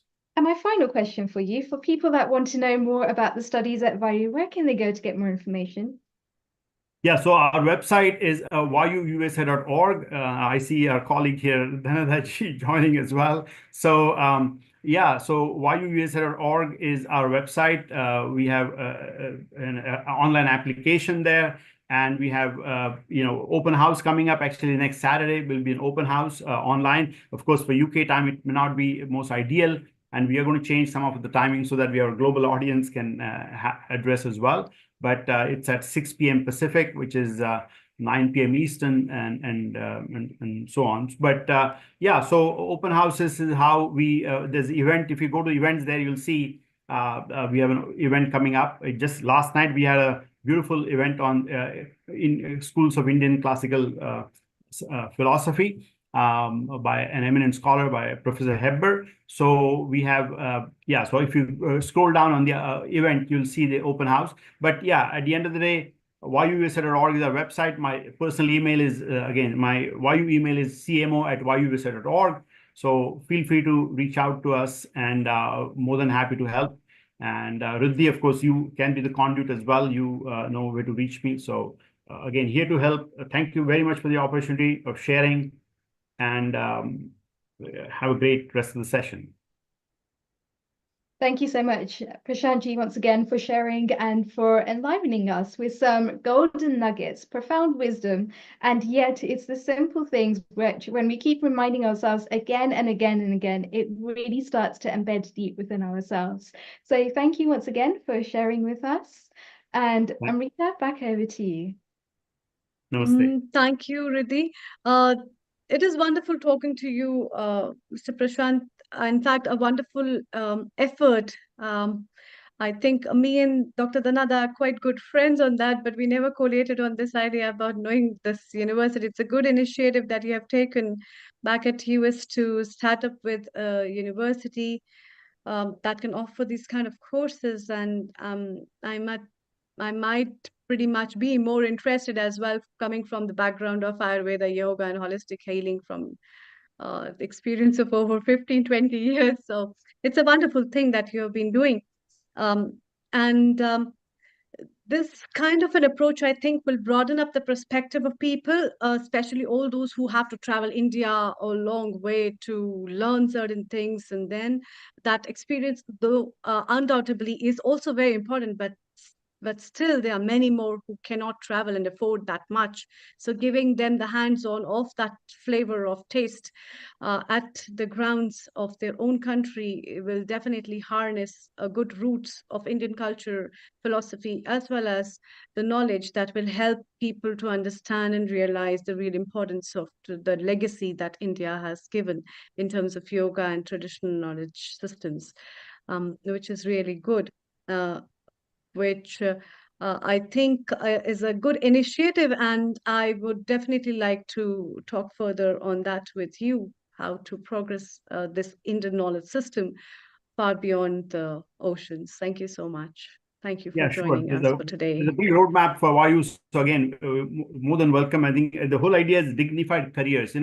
Yoga has suffered in the so-called certifications and 200 hours, 500 hours. When are we going to True. make this into forefront of true, a not just clinical but overall, theme of life? So that's why I True. call it vocation to profession. That's what Vayu is trying to do. To take people from these so-called, vocational mode to a profession, to a dignified careers. You can be an academician, clinician, researcher, and when the research happens, then people pay attention. So anyway, thank you for your time. Namaste. Thank you. Thank you very much. Global namaste to you. Thank you. Riddhi, it's time to welcome our lovely Dr. Dhanada, who is our Veda Mela lead as well as our regular contributor from the field of Ayurveda, an Ayurveda expert who has been practicing Ayurveda since so many years in the land of US, and now she's the president of Tapas, Texas Ayurveda Professional Association, as well as the founder and president of Ashtanga Ayurveda and Panchakarma Wellness Center. Global Namaste. Dr. Dhanada, very warm welcome to you. And I'm really happy to have you with me to share some thoughts and views of how do you see yoga in today's time. We belonging to the field of traditional knowledge systems and Indian knowledge systems have been taking care of the legacy of all these ancient systems. And how do you see the start of yoga back at your land, where you have been staying in the US for quite a long time and learning from Indian grounds, harnessing yourself there? How do you root yourself with those grounds of what people know about yoga and what more has to be done? Over to you. Thank you. Global Namaste, everyone. Thank you for all. I see the Yoga, Ayurveda, Gita, Bhagavad Gita, and beautiful chants. And so far, such a complete toolkit we have brought on our platform today for achieving physical, mental, spiritual balance. And being here, first of all, I see many of very faces that they are very familiar.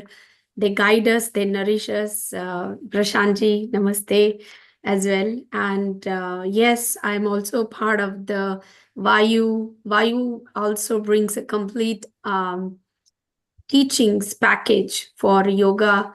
And it's a unique combination where one-stop shop for all what you want to learn. Vayu might be the first university in United States and globally could bring the voice for yoga under one umbrella to bring the best accredited, the best faculties, the best teachings, the right style, the right time, and we together bringing a lot of wisdom to the West as well as to the community, together providing a lot of yoga and Ayurveda and some of these fascinating Vedic wisdoms together. I really appreciate what Prashantji is also doing. About the question, Amrita, as we are all starting with the definition of yoga, one of the very profound from Bhagavad Gita, Adhyay 2, verse 48, I remember, it says, Yogastha Kuru karmani sangam tyaktva dhananjaya siddhaya siddhayo samo bhutva samatvam yoga uchyate. What Prashantji told is samatva, and he also mentioned that the yoga's definition are very different in the realm of how we are doing. If we are focusing the duties, the actions, the physical karma, maintaining the steadfast yoga becomes very astonishing, to detach all the attachments and remaining the balanced in your success and failure is just being a uh, uh, equanimity for observer that yoga is just samatva, is balance.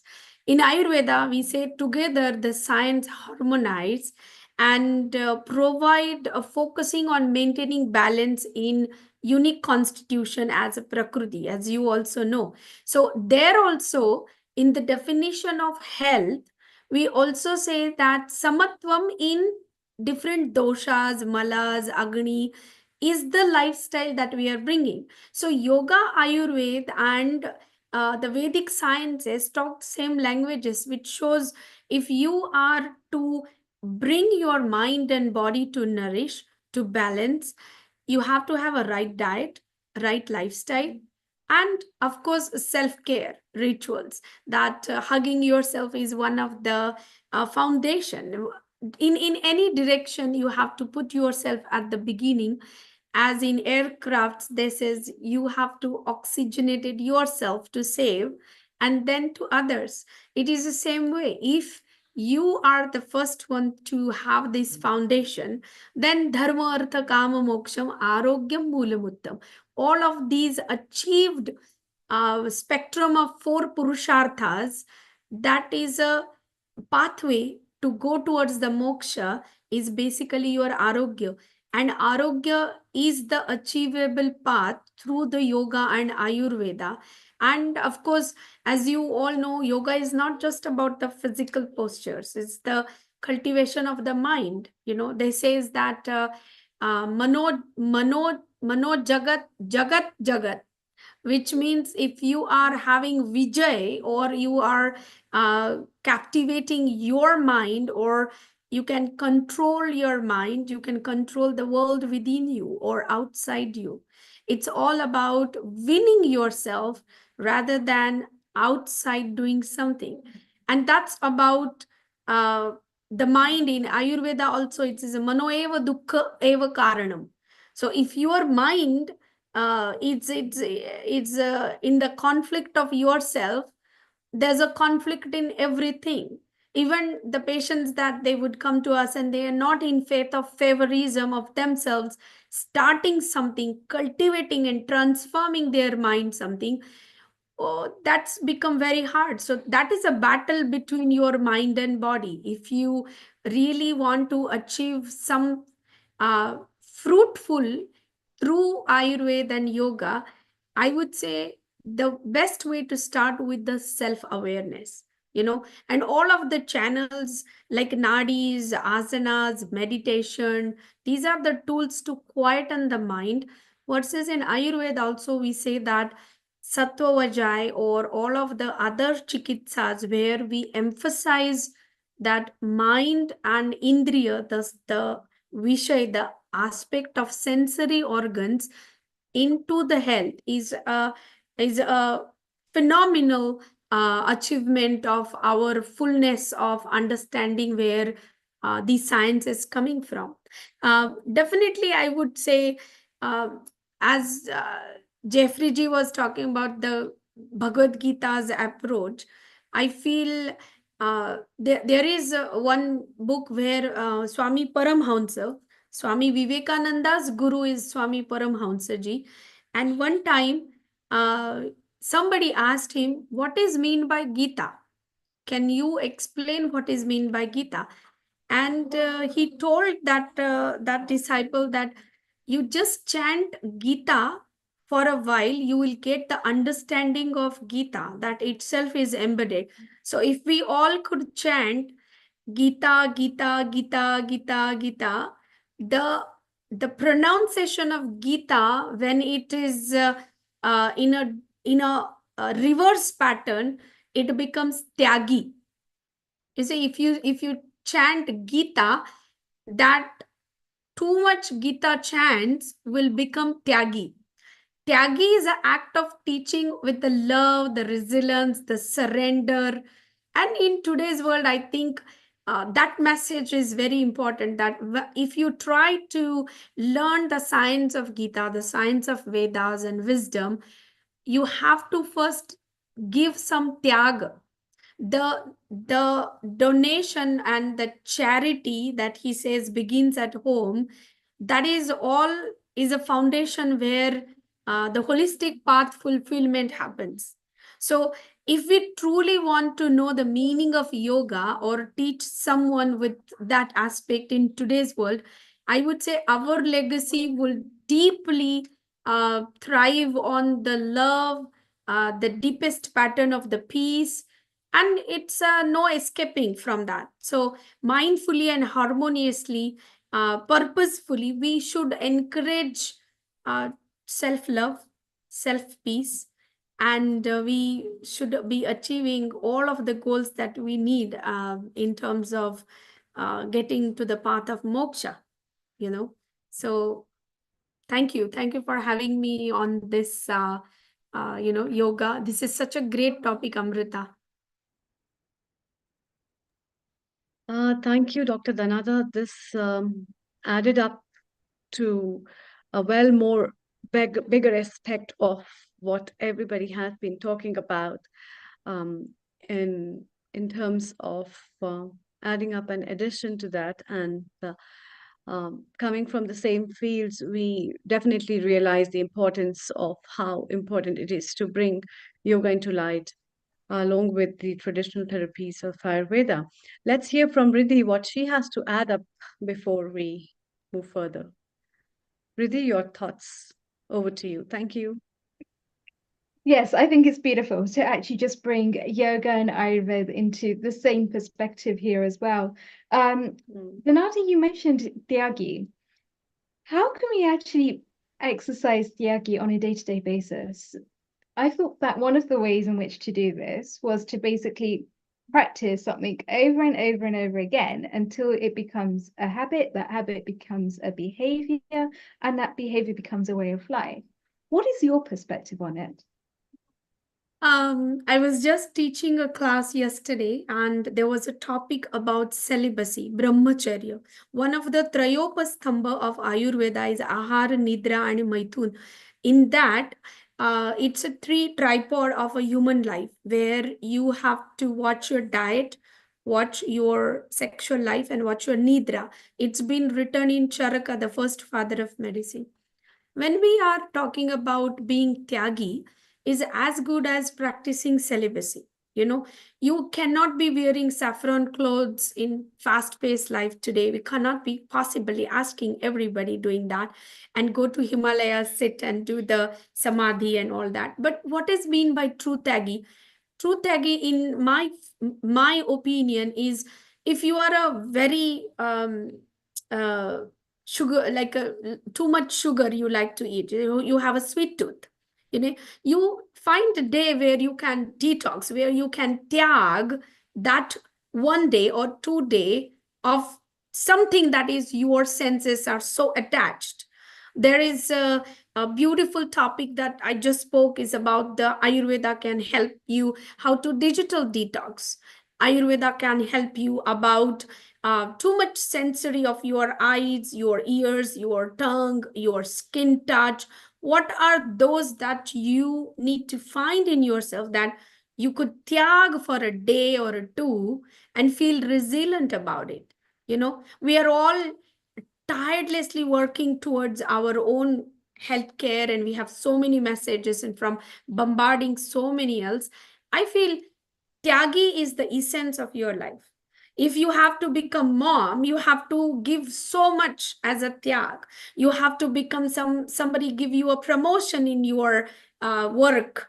You have to tyag some hours with your family. So there is a tyag involved in our day-to-day perspective. And that is a Gita, because the Mahatma Gandhi was an avid reader of Gita. He would use to, very first in the morning, he would just get up and he would first chant the whole Bhagavad Gita, then he start his day. And he told once that whoever chants Gita or reads Gita every day, they find all the answers in their life. So to me, the Gita and the way the Paramhamsaji told in that topic is just chant the Gita, and the Tyagi Bhav should come into you to first start some of these things. And exactly for that matter of fact, we want people to come on the righteous diet. We want people to come on the righteous lifestyle, right? And for that, if they just practice a small bit of that detox. What is a detox? Basically doing a tyag, right? It's a modern day of detox version is basically doing some kind of a tyag. So I feel it's embedded in us, embedded in our DNA to explore that more. We just need to find out how people can incorporate that into their daily lifestyle. So by actually practicing the tyag, we start to embody those qualities deep within. It brings me back to a perspective of meditation, actually, and where we're looking at things from a perspective of nirguna meditation and sadguna meditation. So meditation without form and meditation with form. And by embedding those qualities in which we try to embed into our daily lives, by looking at, for example, Bhagwan, and seeing the different forms that Bhagwan embeds, or the different qualities, or the different instruments of action, which enable Bhagwan to do that bigger role in Brahma Rupa, as so to speak, which enables us then to actually think, well, what are the qualities that I want to embed in my life? And how is that going to help me? How is that going to serve me, to serve the wider good, to serve the society? And so by actually being, I would actually call it buddhi shuddha, which is having that viveka buddhi to be able to discern between what's going to work and what's not going to work in any particular given time, enables us to then have a sense of choosing the direction of our life, because then we have that choice that we can make, which either is going to move us forward or is going to move us back. And at the end of the day, we all have the free will to exercise, which in turn provides us with the karma that we create in any given moment. So when it comes to tyagi, the way that I see tyagi is, if it's karma that's past karma, sanchita karma, then it's karma that we are actually have, which is on a UPS system. So it's got a delivery system, and that's going to be karma that is going to unfold at some point in our life. But if it's future karma, then we've got a free will over that, to not let those seeds of karma be not to let those seeds of karma be deciphered into our daily actions. So we can actually choose an alternative way of being. So in that sense, I can see tyagi, and I can see something that we can actually avoid, which is actually the detox, which I think is what you're trying to come across as well when it comes to Ayurveda. We're looking at detoxing in different ways in order to be able to provide the actions that we want. Yes, definitely. Because one of the Bhagavad Gita's Lord Krishna said that Uddharet Atmanaha Atmanam, Na Atmanam eva sadayet. Elevate yourself through your own efforts and do not degrade yourself. And that is most important for, like he said, the self alone is the friend of the self, and the self alone is the enemy of the self.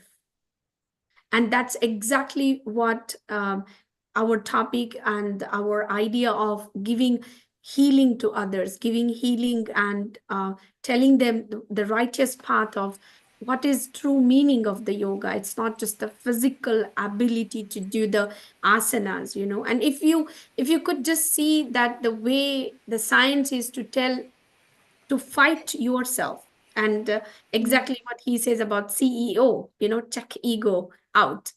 That's the essence, I would say. Yeah. To keep that ahankar in balance, which is responsible for most of the actions that we create on a daily basis. We're also joined by our director, Neil Kumar. Neil Kumar, what are your thoughts? What are your comments? Thank you, Riddhi, and a wonderful session. We've had a lot of comments on the social media. We have got Gina Sala back here. Danada, thank you very much. Shortly, you'll be visiting India, where you will be in touch with Dr. Amrita Sharma as well and plan some itineraries. Danada, stay around and let's enjoy about 15 minutes kirtan or bhajan or chanting from Gina, and then we can conclude today's episode. So Gina, welcome back again. It's all yours. And just before you start, let's remind the viewers of the future sessions that we have got. So next week, we have got the integrated health, which is an important one, where we actually merge different health facets and yoga and Ayurveda and chiropractic and all sorts of health, where we do a chit chat on it and see how we can move forward on that. And then the following week will be post COP29 climate, which is very useful. So from COP28 last year to COP29, these are the next two episodes. So we'll see you next Sunday and Sunday after. Meanwhile, for about the next 15 minutes, let's zoom into the Bhakti Yoga from Gina Sala in United States of America. Over to you, Riddhi and Amrita. Thank you so much, Danada, for yet another epic episode where you basically just bring the seeds of wisdom in such a palatable way that anyone can digest. And it's just such an incredible skill that you actually have, is to be able to break down these concepts into little bite-sized palatable chunks. And at the end of the day, that's where the true magic is. So a global namaste to you. Thank you so much. And Gina, welcome back. It's lovely to have you back. The next 15 minutes are yours. Please share with us what you will be singing or chanting. Thank you. What an inspiring session. I'm so moved to very unexpectedly be part of this and then welcomed back again. And every one of you has touched my heart and helped illuminate my mind. And may it be so for all beings. I've been thinking, what I love about singing and chanting mantra, of course you can do it Vedic style, or Vaikarivach, or various ways, Umbhadan Shuvak. But I like that it somehow integrates the wisdom that we are taking in, for me. So for example, we've talked, of course, of Chitta Vritti Nirodhaha, and that ability to calm the vrittis of the mind. When we sing, when I started earlier today, we sang very steady.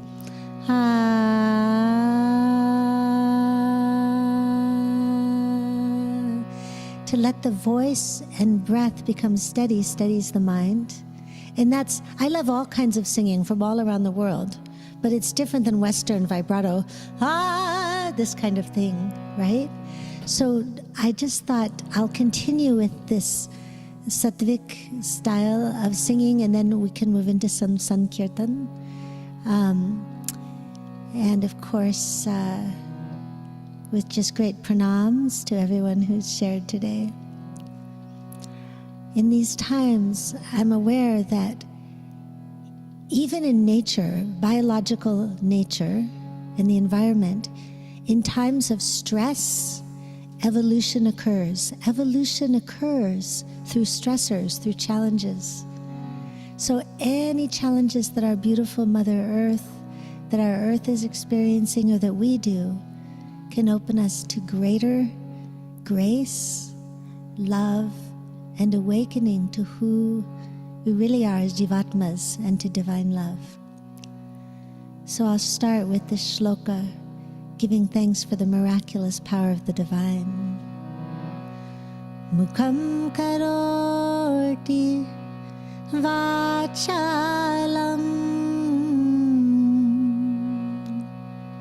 Pangum langhayate girim Yat kripatamaham vande Paramanandamadavam. And we're saying, oh, sweet Lord, divine, you make the mute to speak. And also, because my passion is helping people feel the power and pleasure of their voices, this reminds us that however you feel your voice, the divine, the even Ma Shakti, Vak Shakti, is that power. So thank you. You make the mute to extol. You make the lame to be able to cross over even the mountains, the crippled. And by your grace, you bring this bliss. The best thing we can do is take all that we've been given of our divine gifts and use them in service for one another. And then it's the divine grace itself, of course. I'll sing one more time. Join if you know this one, or just sing Om or Ah and feel your voice if you like. Starting with the Omkar.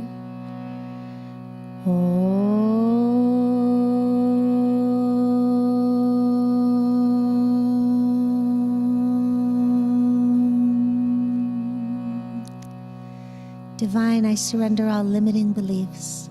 I know you are the one who creates miracles. Mukham karoti vachalam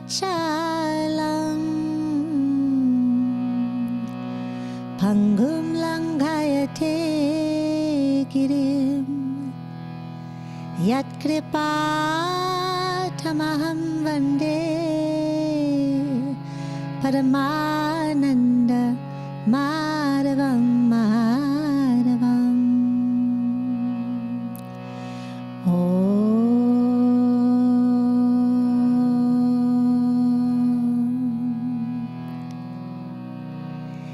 And I want to ask inside, in this moment, listen inside as I chant it one more time.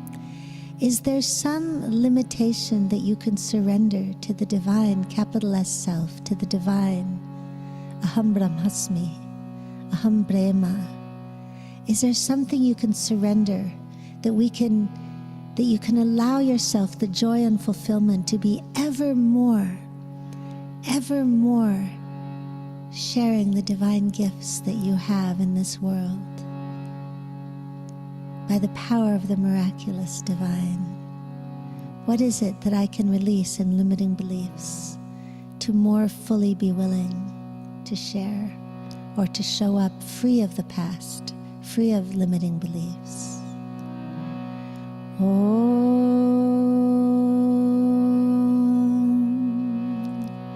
Mukham karoti vachalam. You make the mute to speak and share. Pangum langhayate girim. Even the crippled to cross mountains. Yat kripatamaham vande Paramananda Madhavam Madhavam Madhavam.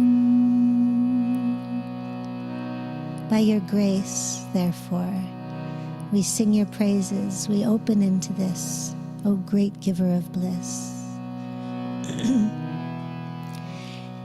And before our final Sankirtanam, I just want to share a chant in English that comes to me in this time as we've been focusing on Karma Yoga and Tyagi, to allow ourselves to release what doesn't serve and to have the actions that do serve. On this day, divine gave you life. May you use it to serve her. May you use it to serve her. Let's sing that together, reminding ourselves. On this day, divine gave you it to serve her. Our loving prayers, we must surround you now and remind you. May you always remember, leaning into all those who've prayed and gone before. Our loving prayers surround you now. May you always remember.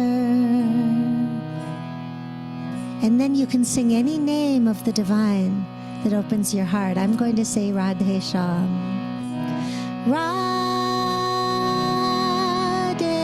Shyam. Bolo, sing. Radhe Shyam. Radhe Shyam. Yes. Radhe Shyam.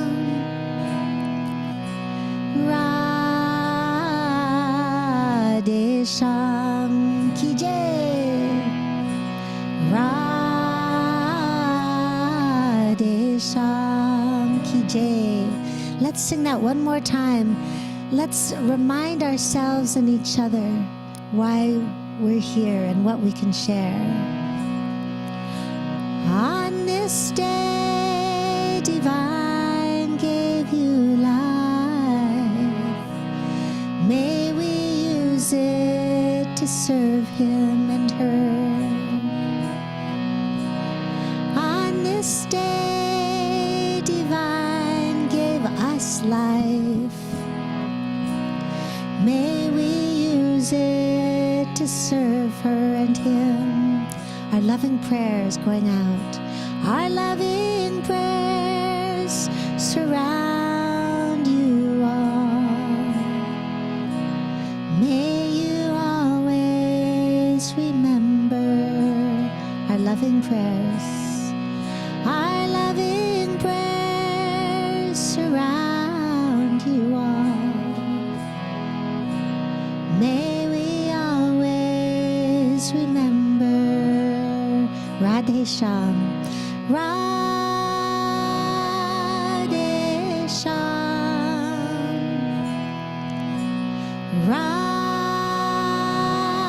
Radhe Shyam.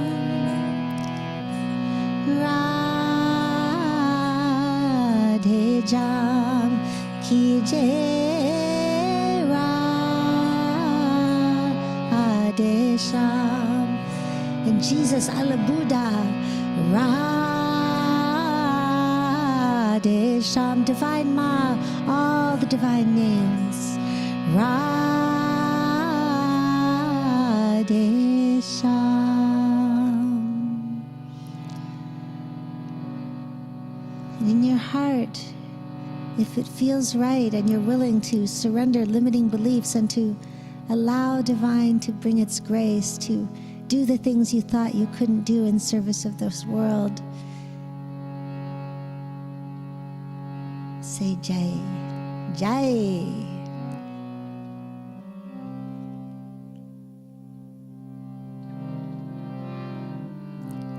And so one more in gratitude. Bhagavan, we've talked about the name, Jeffrey G shared, and others. Just sing after me if you like the names of divine qualities. What we focus on, we invoke from formless into voke, into form through the voice. And then the Maha Mantra. Hey Bhagavan Krishna, Hey Bhagavan Krishna, Hey Madhava Krishna, Hey Madhava Krishna, Hey Achyuta Krishna, Hey Achyuta Krishna, Krishna Krishna, Krishna Krishna, oh Oh, sweet divine of all those qualities, oh, sweet, oh, unfailing, eternal, we focus on you, we praise the name. And as we do so, we open into the power of divine. Hey, Bhagavan Krishna, hey, Madhava Krishna, hey, Achyuta Krishna, Krishna, Krishna, Bhagavan, hey, Bhagavan Krishna, hey, Madhava Krishna, hey, Achyuta Krishna, Krishna, Krishna. One more. Hey, Bhagavan Krishna, hey, Madhava Krishna, hey, Achyuta Krishna, Krishna, Krishna. And the devoted heart, oh, Ma Radha. Radhe, Radhe, Radhe, Radhe, Radhe, Radhe, Radhe, Radhe, Radhe, Radhe Krishna. Radhe, Radhe, Radhe, Radhe, Radhe, Radhe, Radhe, Radhe, Radhe Krishna. One more. Radhe, Radhe, Radhe, Radhe, Radhe, Radhe, Radhe, Radhe, Radhe, Radhe Krishna. Union of lover and beloved. And let's just chant a little bit of Maha Mantra in these moments together, remembering not only are we beloved, not only do we love the sweet divine and we open to it through the chants, but we are so beloved. Hare Krishna, Hare Krishna, Krishna Krishna, Hare Hare, Hare Rama, Hare Rama, Rama Rama, Hare Hare, Ramana. Hare Krishna, Hare Krishna, Krishna Krishna, Hare Hare, Hare Rama, Hare Rama, Rama Rama, Hare. Let's sing all together, my friends. Hare Krishna, Hare Krishna, Krishna Krishna, Hare Hare, Hare Rama, Hare Rama, Rama Rama, Hare Hare. Hare Krishna, Hare Krishna, Krishna Krishna, Hare Hare, Hare Rama, Hare Rama, Rama Rama, Hare Hare. Hare Krishna, Hare Krishna, Krishna Krishna, Hare Hare, Hare Rama, Hare Rama, Rama Rama, Hare Hare. And I'm remembering the story when a hard rain was going to fall, you could say, due to all the actions and the karmas. The people cried out to divine, didn't they? And what did this sweet one do? He lifted Govardhan, he lifted the mountain on his finger, and the people could come together under the shield of this divine. This is the divine not out there, also here imminently, and unite and praise and feel the protection and the safety and the unity in this one. Hare Krishna, Hare Krishna, Krishna Krishna, Hare Hare, Hare Rama, Hare Rama, Rama Rama, Hare. One more time. Hare Krishna, Hare Krishna, Krishna Krishna, Hare Hare, Hare Rama, Hare Rama, Rama Rama, Hare Hare. Krishna Krishna, Hare Hare, Rama Rama, Hare Hare. Let's breathe together the way we share these molecules.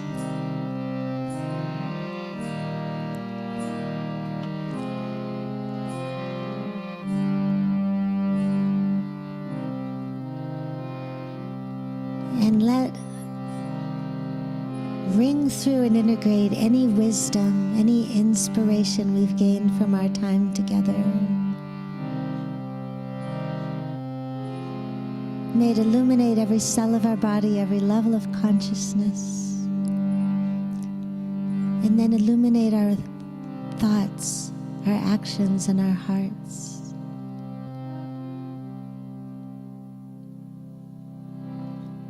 For the highest good of all. So many people are now and have been and will chant for the good of all, shifting vibrations for the highest awakening of our planet. Thank you, thank you, thank you all. Let's close with this chant. I remember that we are all one family. Loka, loka, samasta, samasta, sukhino, sukhino, bhavantu, bhavantu, loka, loka, samasta, samasta, sukhino, sukhino,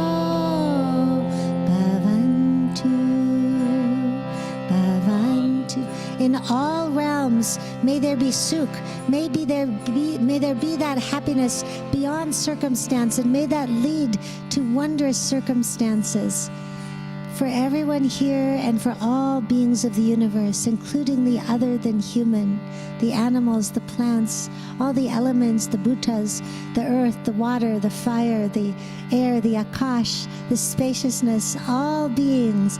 Loka, loka, samasta, samasta, sukhino, bhavantu,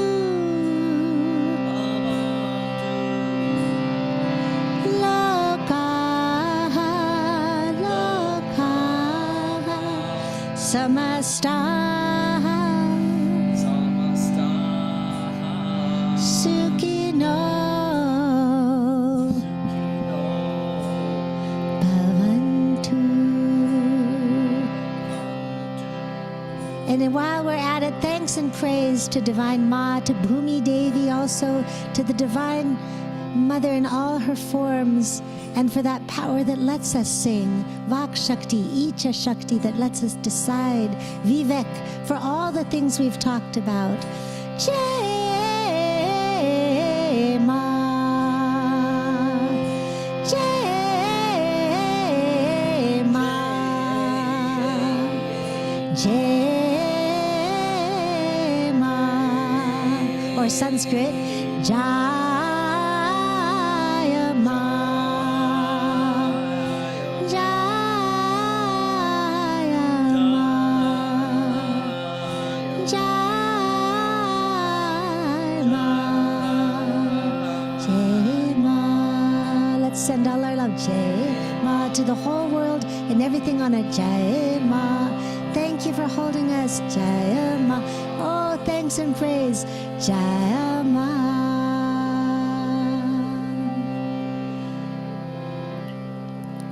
And a little trick, if you ever want to get happy, send blessings, sing your blessings to the world. If you want to make a change, let yourself be an instrument of love. We are all instruments. Thank you, thank you. Gina, I can say if people want to be happy, just bring Gina Sala on the internet, or bring it to your home, or bring it to your venue, and she will do the rest. Oh, Jai Ma, So thank beautiful. you. Gina, somebody else was chanting with you at the back as well? Was Yes, there somebody Roderick else? Overman. Happily, he's here and he's on the back. He's not on camera, but Can Roderick you bring Overman is a him? one. Can Yeah, you can bring you him on come the screen? onto We the want to screen? thank him. Yeah, just come right over. Yes, we are very proud. He has such a soothing Thank you, voice. Roderick. Yes, you are amazing. You know, the way you compliment Gina over there, she brings the energy and you bring the echo with that as well to say we are in the same wavelength. We are very proud of you. Thank you. Dhanyavadaha. Thank you. And both of you have got such an energy, the way you take the flow. So you can see a nice calm sea coming with a waft of waves and then come with that breeze and you just take us all in. And it's so wonderful to ride with you. Gina, while you are here, earlier I told you that we have got one of our healing contributor. She is already a presenter. Tarla Mashru. It's her birthday as well. Maybe if she can listen to us, let's see if we can wish her a happy birthday. Tarla, yes, she's here. We'll try to unmute her. I'll just share the screen just to say this is the happiest birthday woman here. There we are. It's the birthday over here. Global namaste, everyone. Namaste. Namaste. Yes, we can hear you. Thank We you are so much. sharing your birthday. We are sharing your birthday card, and I think you are either at a gurudwara or at a function where you are taking some blessing. Is right? We're at the City Pavilion, Neil, in Colliers Road, which is a beautiful Venue. It's very Yes, nice. it's a very nice venue. We got It's a the very nice blessing venue in for East London. everyone. We got the blessing for all of us in the Healing Our Earth family. Yes. So And we're so Guru over the moon. Talochan Das was here. And since 2 o'clock, this function was going on until now. They finished. So everybody's at the langar. So Nil Kumar and all our Healing Our Earth family, thank you so much. You remember me and my birthday. It was a special. Thanks to you all, and because of Nil Kumar and all my family at Healing Our Earth, I'm so glad that you enjoy the whole function today. But the best part was my birthday, was it? Yes, your birthday, and Gina actually chanted the mantra just for you just earlier. Wow. So She sends that blessing as well. And Riddhi actually just came at the midweek and said Gina might be available. You know, shall we have Gina? And Gina, what a wonderful find you are. You are a permanent part of Healing Our Earth now. Come and spread the Bhakti Yoga whenever you feel like. Tarla Mashru, we wish you all the best. Tarla is actually a radio presenter herself, and she sings as well. So maybe next time we will have some more Bhakti Yoga. So it's time to wind down, and maybe Riddhi, we can wind down with a mantra as well. So a very happy birthday, Balaji. Happy birthday. On behalf of all of us here at Healing Our Earth, for just being such a divine person. Whenever you come on, you've always got a spark of wisdom that you share with us, be that through song, be that through dance, or just be that through yourself and just being you. And it's beautiful today to be able to partake in these celebrations with you as well, feeling that Shakti. And we hope that the bhajans and the kirtans that Gina Shi has been sharing with all of us has also touched your heart in a very special way. Thank you. Thank you for all your blessings. And you all made my day today. Looks like a big celebration for me. And I'm so glad. And we got all the blessings from our Guruji to all our Healing Our Earth. See? And look who is with me. So I drag her. I say, And a come. very global namaste to you too, Lataji. Yeah. Global namaste to all our global family. And really, really so blessed to be here today. I can't, describe it. I'm just over the moon to be blessed and he blessed our Thank you so bones. much. One of our healing our earth friend joined me today, but we got the blessing from Guruji. So Guru Brahma, Guru Vishnu, Guru Devo Maheshwara, Guru Sakshat Param Brahma, Tasmai Shri Guru Dev, Tasmai Shri Guru Dev Namah, Tasmai Shri Guru Dev Namah. Thank you. Thank you. Beautiful. Well, how wonderful it is that we started with yoga, then we bring Veda yoga and Vedic knowledge, and then we went to from Mauritius to India to Canada to USA, Africa. I think we covered every continent except one. There was no Eurasia today. Maybe Australia or New Zealand was missing. But hey, we covered the whole world, and maybe Riddhi, while we've got Gina here, maybe she can finish with Gayatri Mantra. What do you say? Gina, you love Gayatri Mantra? I Can think you that just... is a fantastic idea. Gina G, you know, I could listen to you all night, but would you do us the honors of finishing this program beautifully with the Gayatri Mantra? Sure. So Thank Gina, you just before you do that, last 1 minute message from Danada from USA in Texas. Namaste, global namaste. This is such a wonderful and very auspicious day. I would like to sing Sanskrit happy birthday for Talamji and Lataji. Thank you for showing your beautiful face and giving us the blessings here with you all. And of course, Gina ji, I would love to be in connect with you. You are here in USA, and we planning the new conferences here next year. We would love to have you, your kirtan, and host you here in Texas. Pranam to you.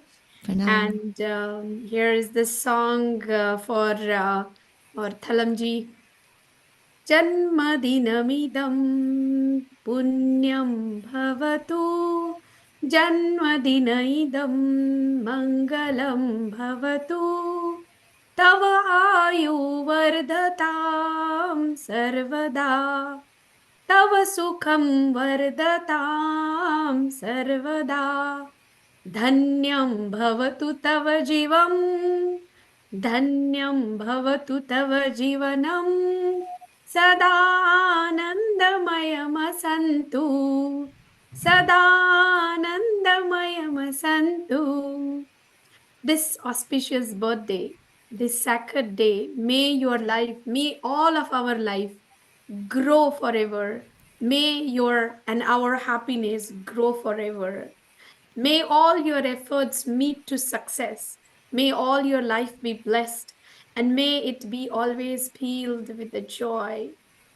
Hari Om, that's it. Hari Om, that's it. How This beautiful. energy view. Danada, so beautiful for your contribution to us there. You made Talaben very happy.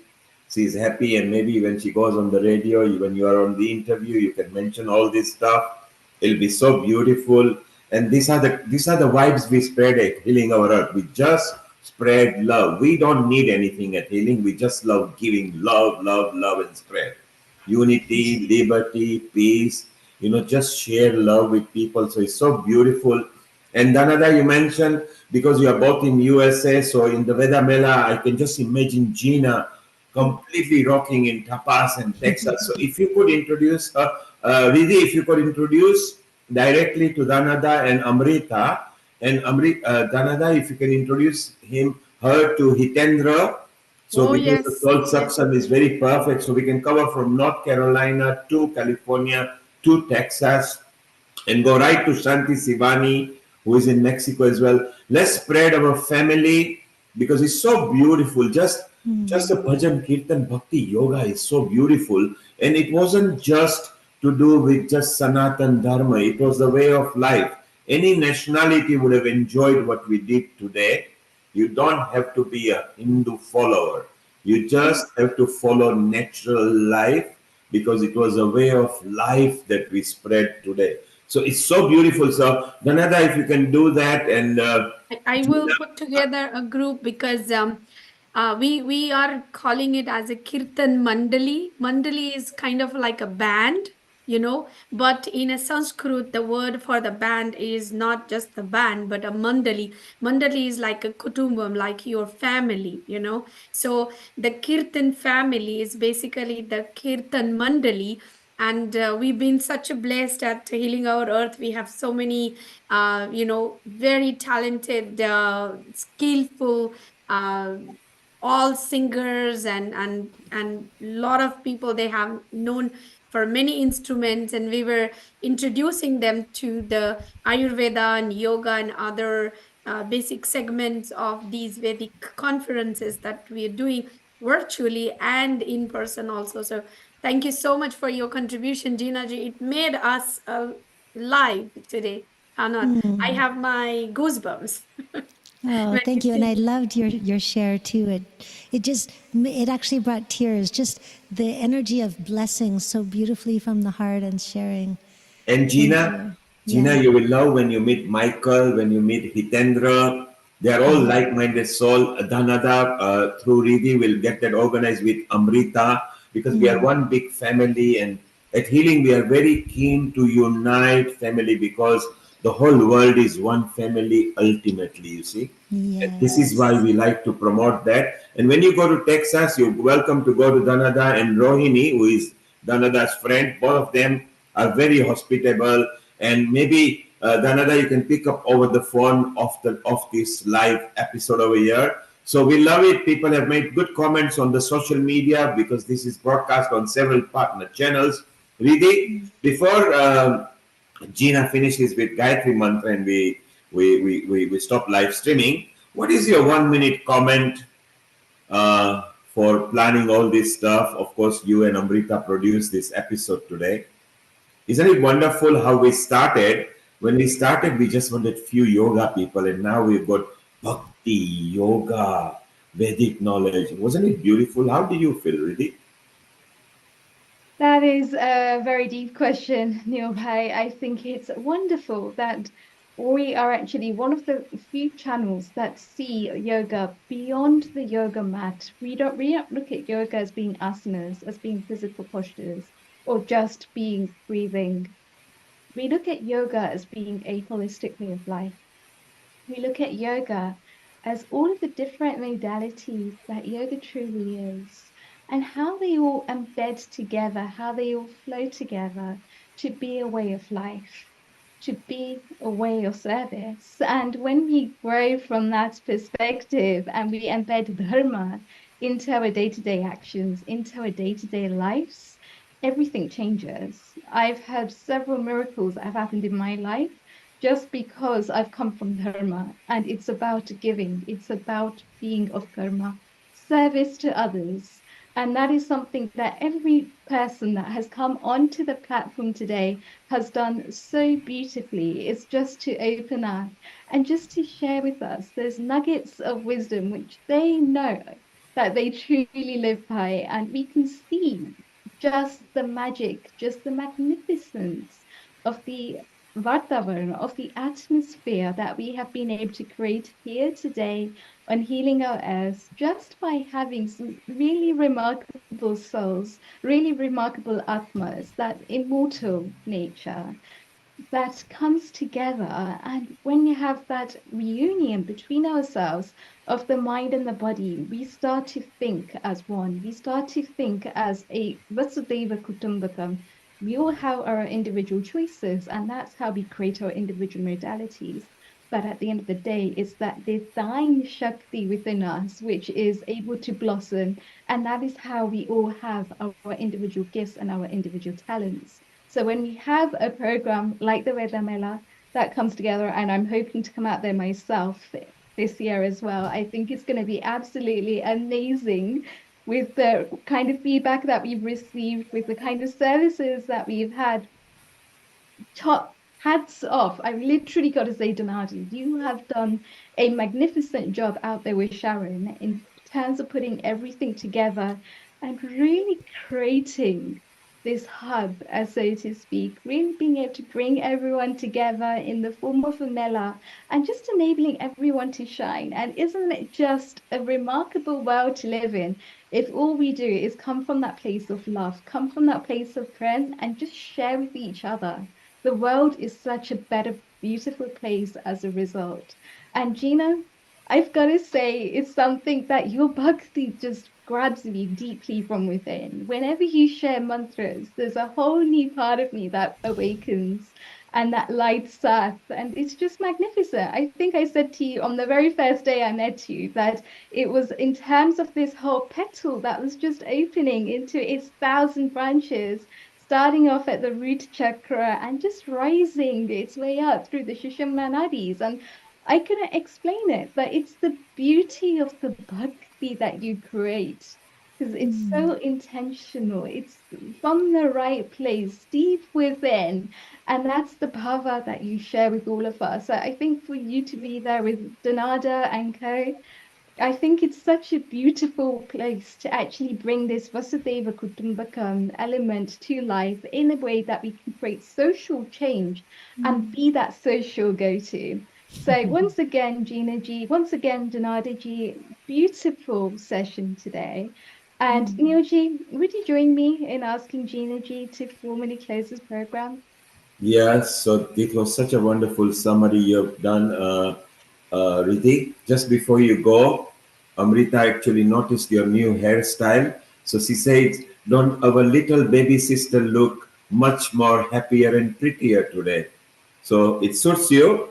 Keep on smiling, feel good, bring on more bhaktis, bring on more yoga, and let's keep on rocking and uniting the earth. Gina, just before we close with your Gayatri mantra, let's have a minute message from you and then you go into the mantra and we will stop the live stream. Over to you, Gina. Dhanyavadaha. Thank you.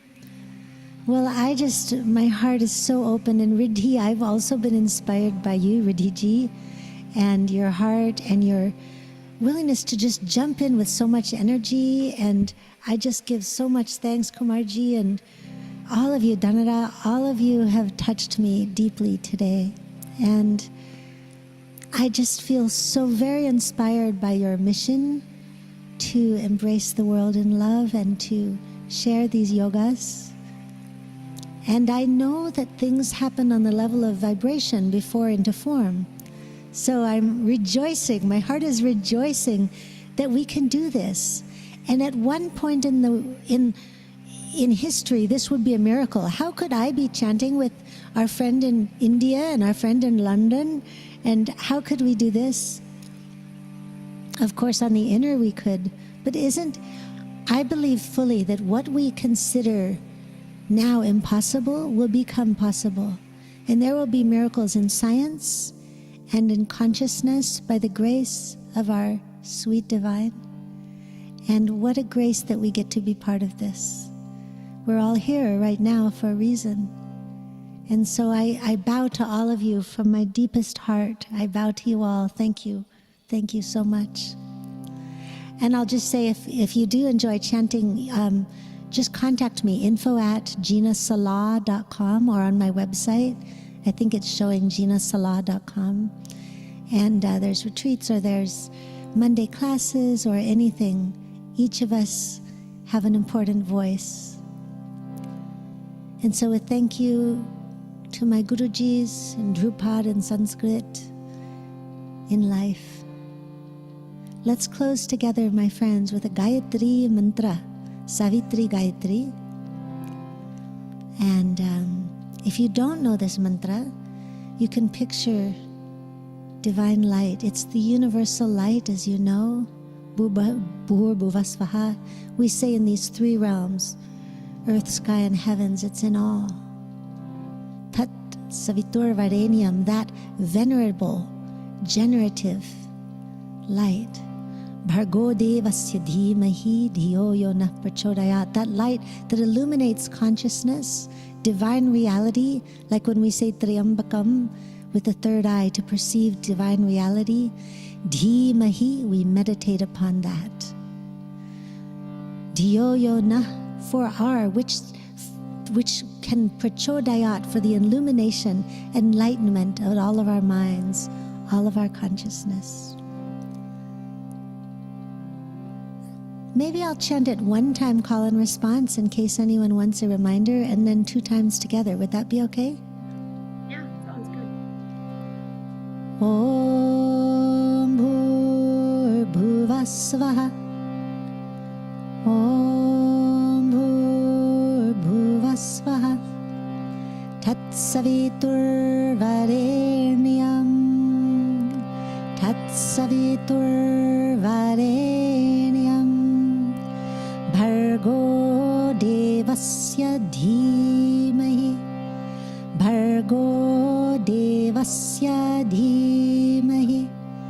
Dhiyo yo nah prachodayat. Dhiyo yo nah prachodayat.